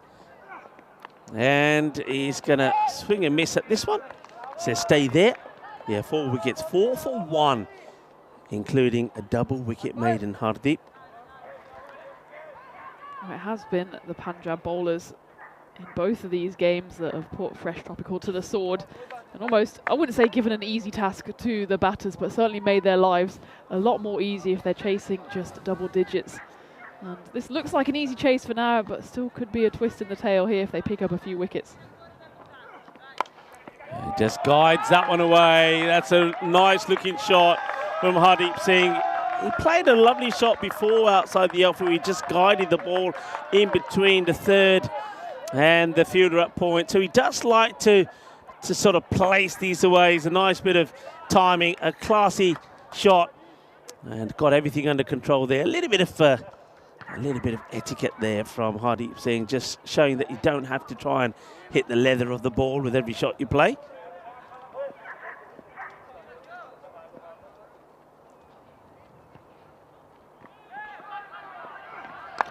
Now, that's high in the air. It probably would have been a wide if he left it. Chance to take the catch, and it's been held in the fingertips. So they will lose the wicket. Hardeep Singh will go as he takes this one on from Cheema. Cheema wanted to give him a little bit of chin music, and Hardeep went for it. Goes high up in the air. It's a very good catch there taken by Amir Sharif. You can see it tries to come out of his hands, but he holds on to it, and well, this will be a good shot of it here because he does put the hand down, but the ball never touches. Good shot there. So Hardeep will go. He wanted to hit a few boundaries of his own, but 50 already on the board, needing 33 runs to win. They're in that sort of, surely they can't win it from here, phase again, Fresh Tropical. They proved they could in the last match. Can they do it again in this one? As Hardeep becomes the second wicket to go, he goes for 13 of 6 deliveries. I think he just got suckered into that shot a bit, Hardeep. If he'd left that one alone, probably would have been a wide. It was flying over his head. Just managed to paddle it up in the air. It was a nice take from Amir Sharif. A little juggle on this World Jugglers Day. But Rajmani Sandhu, the danger man, the left-hander, comes in. Well, is he going to give his wicket away as well? I think he is. It is 2 in 2. And would you believe it, Rajmani, he goes without scoring. And I think that's a pair for him in the day. And Fresh Tropical, once again, are finding themselves clawing back into a match which perhaps they have no right to win where they are at the moment. But are Punjab going to get the shakes here? Rajmani goes for a golden duck. Fresh Tropical just don't know when they are beaten. Just 33 runs needed and 38 balls, so the run rate absolutely not an issue at all. But if Punjab keep on throwing away their wickets at this rate, it's 2 in 2. And we did say there might be another twist in this tail. They need a few more, though, because we know how deep Punjab bat as well. Charanjit Singh now comes out. He was a man that they couldn't remove. But I have to say, he was dropped on 1 and 24 on his way to that match-winning 59. Cheema, 2 for 19. And that one's going to be a wide down leg side. It's actually a very good stop from Hassan Ahmed. It gets sprayed down the leg side. Cheema going for the Yorker there, but just it's ill executed. So another one on the board. Punjab. It's a final. Don't tell me there's no nerves. There'll be nerves there. There'll be a few jitters, that's for sure. And if they lose another wicket, particularly if they lose Arvind Kumar, anything can happen. Cheema still got 2 balls in his spell. Can he make something else happen here? Oh, wow. Was there bat on this? Cheema liked it. And no indication there from the field. Was there bat on this or not? Oh, I think there might have been a smidgen, you know. There might have been a smidgen on that. Well, it looked like the way that the ball was going up, he was ready to celebrate. And you can see the anger on his face as well. That could have been a key wicket. I reckon there might have been a faint edge on that, and Hassan Ahmed puts down probably a routine chance. Charanjit survives. Now he gets a short one. He goes after it. I think this is a combination of bat and lid. I wonder if this is the second. Remember the wicket? I think that one from Hardeep Singh was a catch that was taken a ball that was over the shoulder when it was played. This could be the second one, and if it is over the shoulder, that one could be a no ball. You know, it's, let's see. All, of course, depends whether he was given the warning after the one that removed Hardeep. So the umpire's having a look at this. I mean, there's the replay. It's clearly over the shoulder. And I think this could be a no ball. And let's see what the decision. It is a no ball. That's very good work from the match officials, because the one that got the wicket for Hardeep, remember we said at the time if he left it, it definitely would have been a wide. It was over the shoulder. This one is over the shoulder as well. It's the correct decision. Zahid Cheema doesn't like it, but he's going to have to bowl this again. And Arvind Kumar is going to be the batter on strike. And now the umpire decides he wants to do the concussion test on Charanjit. Charanjit says, oh, yaar, main theek hai. Chalo, ball karo. free hit to come. Back to the live action. Belted, absolutely belted. He's hit the leather of this ball. It's gone many a mile. And Arvind Kumar, while he's there, the match is safe for Punjab. You have to feel that. Moves into the 40s. 44 he moves on to. The score 60 at the end of 4. That was a big, big hit, and I don't envy the boundary riders there because that's into the long grass. The straight hit just disappears, and that grizzly will be hibernating for a while as we take a look at the worm, and it's a pretty impressive worm. If you are of a Punjab persuasion, just 24 runs needed now. Yeah, and let's take a look at this on this day. Brian Lara made what was then the highest score in the Test history. Remember that 375 back in 1994, and he started the 3rd day of the 5th Test against England in Antigua unbeaten on 320. And I know that the next day the crowd, they packed themselves in, and Sobers was there as well. And when he got the runs, of course, he was congratulated by Sobers, who went onto the field of play to congratulate him. But 6 runs later, Lara edged Andy Caddick to Jack Russell for 375. 538 balls over 766 minutes, including 45 fours. And the thing is, that was when he announced himself, because then it was just 6 weeks later, batting for Warwickshire against Durham. Lara made that 501, the highest score in first-class history. Not a bad batter. He would have been good in ECN as well. Maybe can't coax him out of retirement now. Yeah, then I remember it well. Then after he did that, as that one could be a wide actually, the umpires look at each other and they say that one for the over. We'll have a look at this side on. But yeah, literally a decade after that, once again against England in Antigua, he posted that 400 not out. It was Test cricket's first quadruple century to reclaim his crown that was taken from him 6 months earlier by Australia's Matthew Hayden on this day in history, 1994. And our Punjab are going to make history on this Good Friday, Peacock Friday. It's the sun now is right in our faces. I was going to say, I'll tell you what, I'm glad it hasn't been sunny the last few days because I wouldn't have seen the final game. This is Amir Sharif, who is coming on to bowl here and trying to, I suppose you've got to try and take it as deep as you can and hope that a couple of wickets fall. Just 24 required, which is four big hits really. And I know that Charanjit hasn't quite got going yet. And, he got, we feel he got dropped on 0. We'll never know. The umpire will be able to tell us later if there was a little snick on that or not. But certainly from Cheema's reaction, I think there was. Amir Sharif bowling to Charanjit Singh, who does like to play that little swivel shot of his pads. And he tries it here. He could be in trouble. The umpire says no, maybe it's a little bit too high. Yeah, that's the shot he likes to play. And we'll have a look at this again. Maybe height is the issue. And now Arvind Kumar is going up to him saying, oh, Yara Nagani, yeah, that's just too high. And it's going to go over the stump. You can see that Hassan Ahmed not appealing there at all. So Charanjit gets a little word there from Kumar. He's probably saying, Yar, Nagani, slow ball. And look at the rise on this. Wow.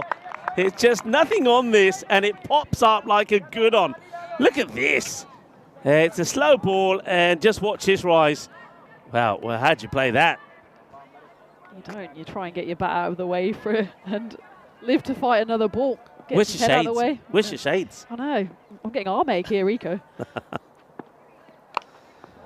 That's played away, and that's going to be 4 runs as it goes through some of the sticky side, but ends up going past the boundary. Just going to show that a bit of sun, a little bit of wind that we've had today, no more rain, how this ground does dry up. I've got to say a great big thank you to Abu, to Hassan, also to Hasib Khan for all the work that they put in. They've just battled the conditions with everything they've had. And they've got us a beautiful final stay here today. Oh, inside edge. And that'll just be a single. They will take it. And that means that Charanjit will stay on strike. He moves to 6 of the 8 deliveries. And Arvind Kumar will have to patiently wait at the other end to get a chance to get the 6 he requires to get his 50. And, he has been good, though. He started on 178 runs, and with what he's got there on the board now, he's on 222. All the twos. And he's been great behind the stumps as well. We talked about this. Let's talk about this. Starting tomorrow in France at the Dreux ground. Of course, Dreux, the 2023 European Cricket League champion. It'd be great to go to their ground. And at their ground, they've got all the pictures up there of that victory. The trophies there as well, and the match-winning ball. So it's a lovely place to be. And Sweden, they'll be hoping to put in a good performance there. They've got some really big, hard-hitting batters of Sweden. I think that'll be a really good contest. I think France's bowlers will be a challenge. It could be a bit of a challenge here for Charanjit Singh as well, as Ahmadullah Safi gets ready to charge in.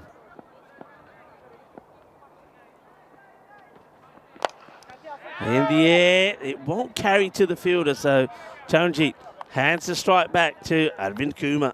If Dreux haven't renamed their field the Field of Drums, then I don't know what to tell you. I like that. I'll suggest that to them. I'll tell them it was your idea. Of course I will. I'll take credit on that one. It looks like Arvind Kumar's going to be taking a lot of credit for his side here. If he sees them home, 44 off just 14 deliveries.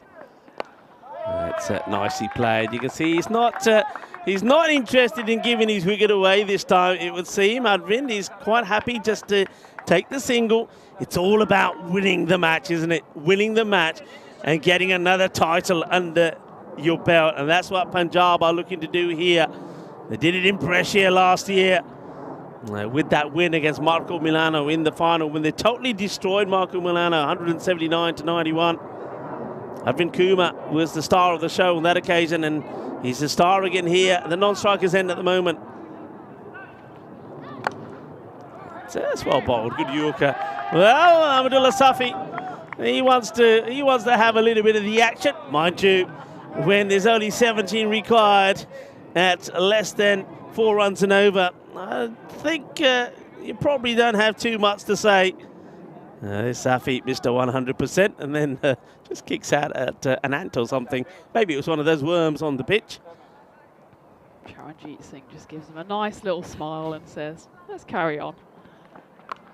And that's the reply from Charanjit. And now it's Charanjit's turn to walk straight towards. They're going to give the Daria. Oh, yeah, Aja Papa's got him in the gal. Now it's his turn to walk straight to him. Well, some kids playing in the courts behind there will watch out. There's a grizzly coming your way. Tries to tuck him up, and Charanjit, he does like that shot. That's gone a long, long way. And just look at Charanjit saying, come on then, let's have a talk. Where you going? Come back. Give the Daria Aja, galabat kariye. And this time Arvind Kumar says, it's all right, but he stay there. This is going to be quite interesting, actually. 11 required, and Arvind Kumar is 45. I wonder if he's saying to Charanjit, oh, yaar, mainu apni half Charanjit to puri kar de. It's uppish, gets through the gap. It will go into the mud zone. It's going to be 4 more. So it's almost there now. Just 7 required as Charanjit puts another boundary away. And Safi, after a good start in the over, has gone 6 and 4. You see, sometimes it's good just to not let your emotions get the better of you. Safi, he wanted to get a little bit spicy in the middle, and now, well, it's backfired as he's the one who's under attack. Just 2 hits away now, and well, at this rate, there won't be too many runs left for Arvind Kumar to get. He probably will have a chance, depending on what happens on this final ball of the 6th. Well, and well, he's gonna take the strike away from Arvind Kumar. There was a bit of a smile I noticed there on the face of Charanjit as they cross over. It's a slow ball attempt. He doesn't get it right, and Arvind says, "Oh yaar, ki karda? Mera bhi soch." End of the over. Just 6 runs required for victory. Punjab 78 for 3 at the end of the 6th over. So Safi not able to get the breakthrough this time. He himself goes for 13. And they're ready. You can see Punjab ready to celebrate, ready to run onto the field. There'll be a little bit of Bole Sonihal Sasri Akal from them. It's their trademark chant before they get out there. A team that I'm pretty sure just a few days ago we're celebrating Vaisakhi as well. Several Sikhs in the side. And, well, they'll be eating aloo paranthas and the rest. Rajke roti khaunge aaj. And goes for it in the air, catching chance. And it will be taken, no mistakes from the fielder. So they do lose another wicket as Charanjit Singh is paying no attention to Arvind Kumar. Tries to finish it off with a 6 himself. He won't do it. He's going to fall for 18. And this time round, there's no second chance for Charanjit. He goes for 18 off 14 deliveries. He saw his name in lights there, didn't he? Knew there was just the 6 needed for victory. He wanted to be the one to see his side over the line, but he'll just be walking by himself over that boundary line, as even have been close to a wide. It was 100% a wicket though, as it was taken easily by Irfan Sheikh. That's Gurdeep Singh who has the chance to score the final 6 required for this ECS trophy. Yeah, now I wonder if Gurdeep has been sent some instructions by Simranjit saying, "Oi Gurdeep, 45 they beta on a single day." Let's see. And no, he's not going for any single to get Arvind Kumar back on strike. Mind you, Arvind Kumar's a team player. We've seen that from him already. Remember, he missed out on 100 the other day when he fell short on 97. And that was a match where I think the team, in trying to get him the 100, lost 5 wickets, 5 run-outs in the spin in the last over. We'll never forget that as well. All right, he plays that, and that will be it. Here they come. Punjab are your winners here in Bologna. And there's the pose from Arvind Kumar. He doesn't hit the winning run. There he is, Arvind. Yep. He's a happy chap. He says, "Have a look at my back." Well, bat, I think he's got the, looks like the old wolf on there. Well, maybe he's known as the wolf. At the moment, he's known as their hero as they lift him up. Yeah, there you go. There's Rajmani, who didn't have the best of days. I think back-to-back ducks for him. But it doesn't matter. It's a team game, and as a team, they are victorious. Punjab do it the same way they did in the qualifier number 1. They knock the runs off, and they do it quite comfortably, this time with 21 balls to go. The last match, it was with 20 balls to go. And Arvind Kumar is once again their star. He certainly does come good in the big matches. But don't forget the 4 wickets from Hardeep Singh. 4 for just 1. And Akhil Nirmal played his part as well with 2 for 16.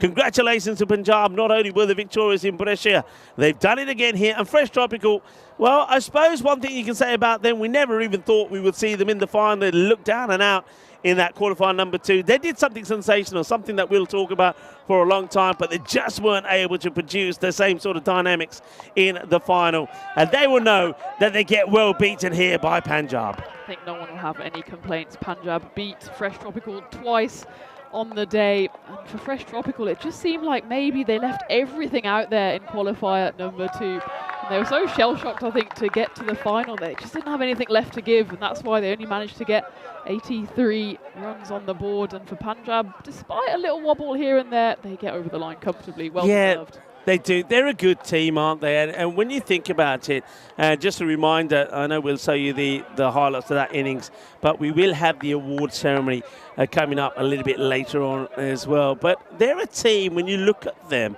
and their all-around abilities in every sort of discipline of the game. Their bowling, their fielding, and also their batting. They certainly are a team that we could be seeing at the European Cricket League, couldn't they? If they play like this for the rest of this season, there's no reason why that they can't make it all the way through here. I know that here in Italy, there's the winners of all of the 3 competitions come together, and then it's the winner of that sort of round robin then goes through to the European Cricket League. But they're playing some good cricket. There's some good players out there, and I think there's every opportunity that we could see them at the European Cricket League. It started badly though. They lost a wicket early. It was Taranjit Barraj who would be out for a 2-ball duck.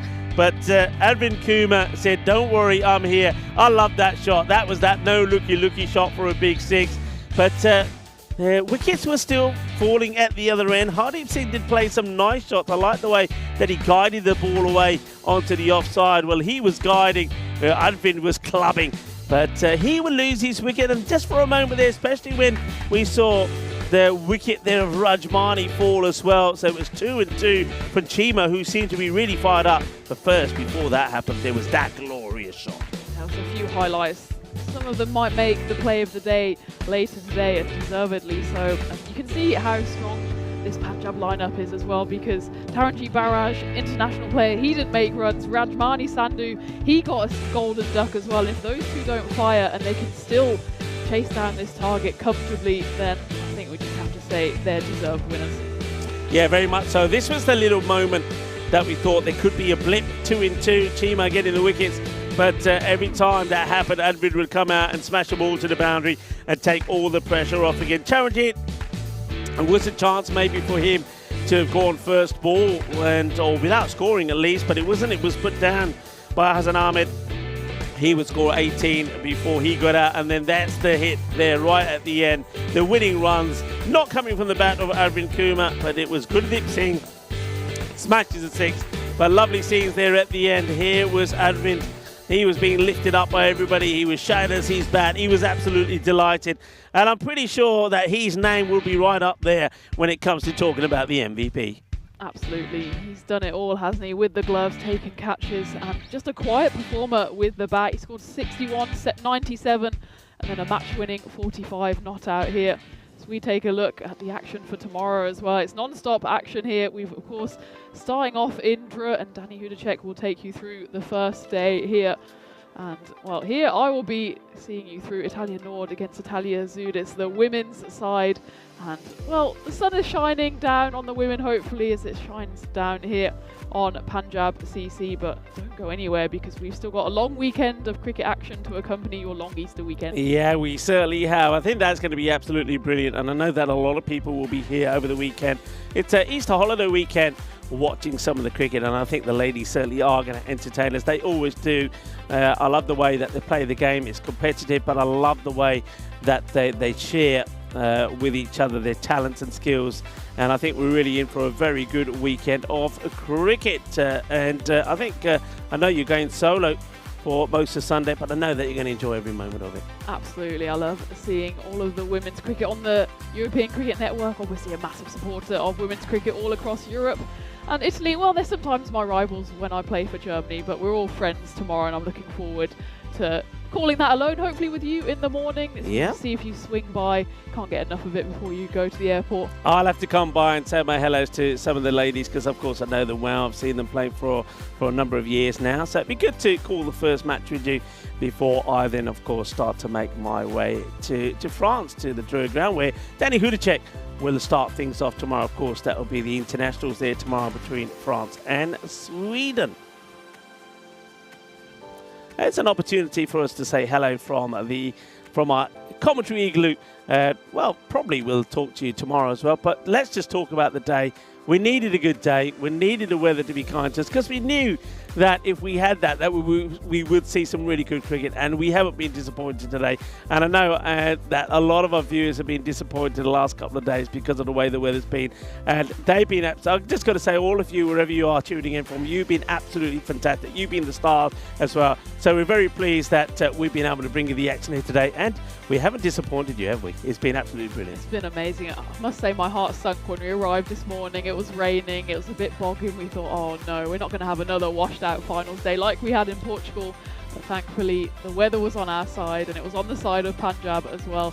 I think we both agree, well-deserved victory. Yeah, well-deserved to Punjab, so congratulations. Remember, the trophy presentation ceremony will be coming up in around about 10 minutes time, so stay tuned for that. But in the meantime, we can take a look at these highlights.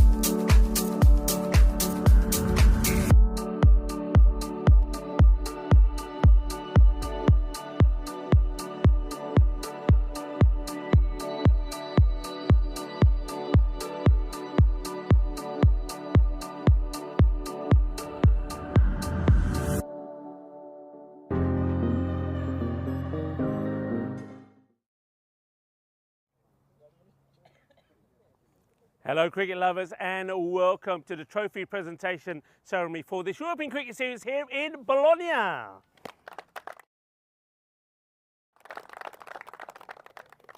Before we move on to the presentations, I want to take the opportunity to say some thank yous firstly to our partners, in no particular order, to Rado, to Locker Lifestyles who will be presenting, who are partners for these lovely trophies, to HCL Software, to Victorinox, and also to OneXBet. And I want to say a big thank you to Bizaway Travel as well. So once again, let's show appreciation to our partners.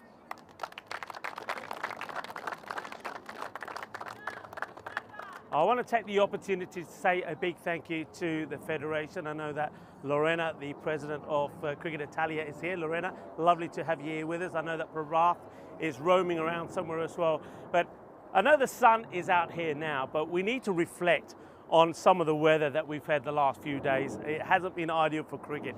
And I have to say a big thank you to Bologna Cricket Club because they've done some amazing work here. And if it wasn't for their work, so I know Abu's around here somewhere, Hassan, also to Hasib, if it wasn't for the work that they've done, we wouldn't have played probably no cricket here today. So let's show appreciation and give them a big round of applause.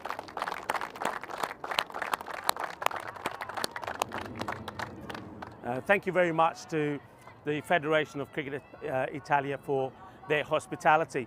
Now moving on, talking about the cricket, we can't really ignore some of the great work done by some of the teams that we have here. And one team that's been absolutely brilliant. I really feel that the standards of the umpiring during this tournament has been absolutely sensational.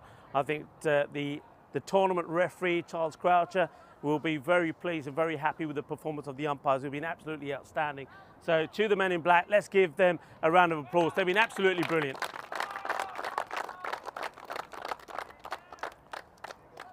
Moving swiftly on from one team to another, I think all of you have had the opportunity to see that being part of the European Cricket Network crew isn't just about getting the matches on and doing the scoring, etc. It's all about all the work that's been behind the scenes, and as well as the guys from Bologna. I know that our crew have worked very hard to get the ground fit to play as well. I know the umpires have played a big part in that. So let's hear it for Paolo and the ECN crew. Did a great job. Well done, everyone. And of course, there's one member that I have to say a particular special thanks to, and that's Tina, who's here to my right. Tina, we know Tina, she's a fantastic cricketer, and it's great to have her being part of a commentary team. I think the combination of her knowledge of playing the game and being an outstanding commentator really does add value to what we do. Tina, you were absolutely magnificent. Thank you very much. We've seen some special moments, and of course, a lot of those special moments would not be seen by your families and your friends around the world. I know that people appreciate a lot of the cricket that we show globally. Millions of people enjoy it. That wouldn't be possible if it weren't for our other partner, and that of course is Two Circles. Let's get a big hand for Two Circles. I know Martha Maria is in the camera here in front of us here. Martha Maria, Dennis up in the tower, and also Tyrannus. You all have been absolutely fantastic. Let's hear it for Two Circles.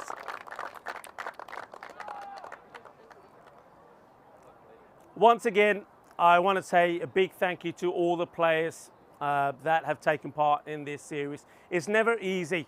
I know that you're all excited, that you're all pumped up, you want to come here and you want to perform.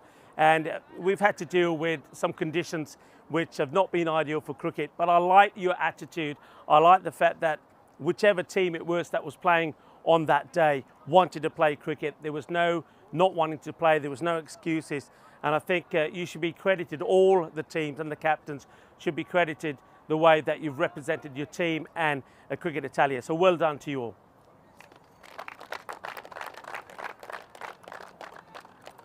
Before we go on to the individual awards, I want to take the opportunity to talk about some individual performances, which leads us on to the most valuable player of this tournament. And I know that Charles Croucher, the tournament referee, has a lovely trophy, thanks again to our trophy partner, Locker Lifestyles, to give out.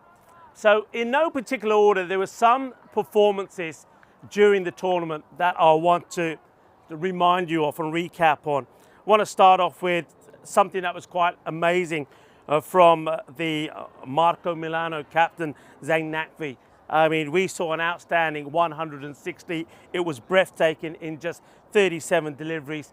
And in that knock, he hit 24 sixes, and on 2 occasions hit 6 sixes in an over. And then also after that, he scored an 80 and an 89. And today, once again, he hit 6 sixes in an over. Let's give him a round of applause for a great performance. From Fresh Tropical, Asim Ali did take a hat-trick, so well done. I've mentioned the hat-trick, but also have to highlight Marco Milano's Rafto Rafat, who took 4 for 10, including a 4-wicket maiden. That was outstanding. I think he deserves a round of applause.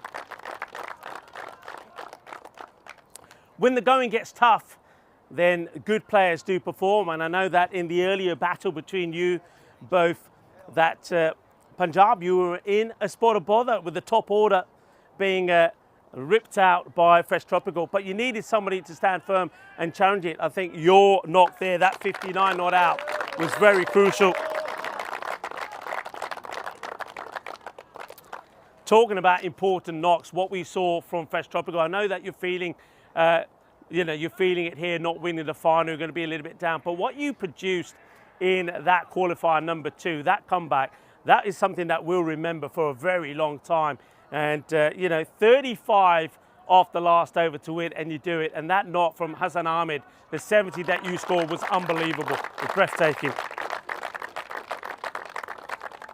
In the final, Hardeep Singh takes 4 wickets.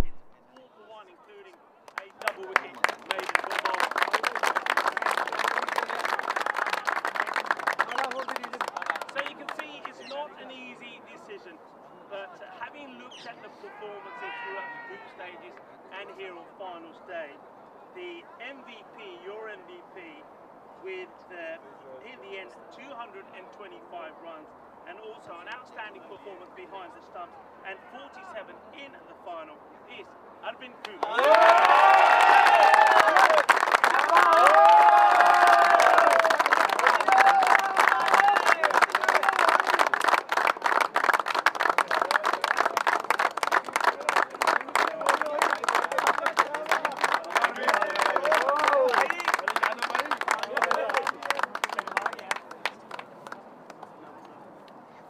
Congratulations to Arvind.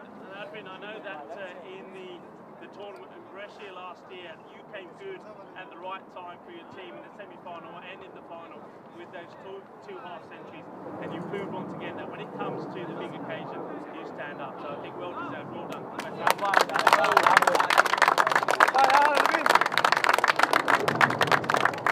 Okay, down to the presentations now. So firstly, I mean, what a day it's been. The sun came out, we've seen some great cricket. And Fresh Tropical, you are the runners-up. Once again, you just couldn't get past Punjab on both those matches, the qualifier number 1 and in the final. The batting doesn't really click. There was a lot to do in the field for the bowlers.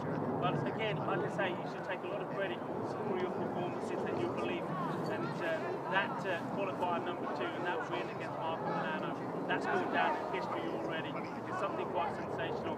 And I know that you are a great team, you've got a great bunch of lads, and you'll come back strong next time round. So on this occasion, let's hear for our runners-up, and I'd like the captain, Bilal, to come forward and collect your runners-up medal. Bilal. Lucky for well played.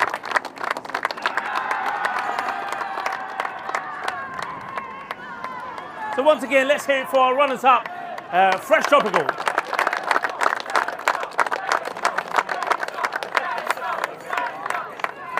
So on to our winners, Punjab. They're unbeaten throughout the series, and what a talented side as well.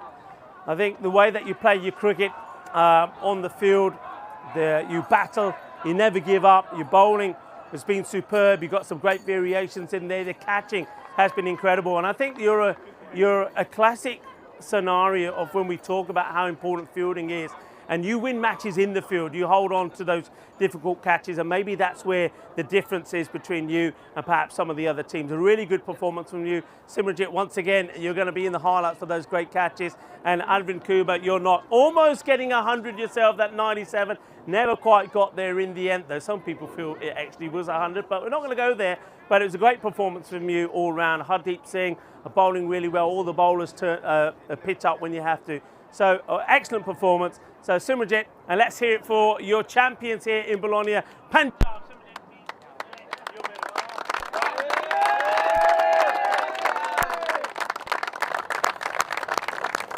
So your champions there here in Bologna is Punjab, and while Simranjit distributes the medals out to his players, they're going to start getting behind me, ready to collect their trophy. But do remember, the cricket here in Bologna in this Fabio Fabri cricket ground is not over yet. Tomorrow we will have 2 matches featuring the women. All around Italia, we're going to have the women in the north up against the women in the south. There's going to be 2 great matches. I know that I'll be here for one of those. Tina Goff will be talking you through the action, and then also we'll have more action on Easter Sunday. Maybe there'll be a few chocolate eggs floating around as well when we'll see 2 more matches here. And then at the same time, remember, tomorrow sees the start of cricket there in France at the Dreux Cricket Ground with some international action. Teddy Hudacek will be talking through the matches between France and Sweden. That's to come, but today is time for the party to start for Punjab. I'd like to ask Lorena, the president of Cricket Italia, to present the trophy to Simranjit Singh, the captain of Punjab, the winners of the 2025 European Cricket Series here in Bologna.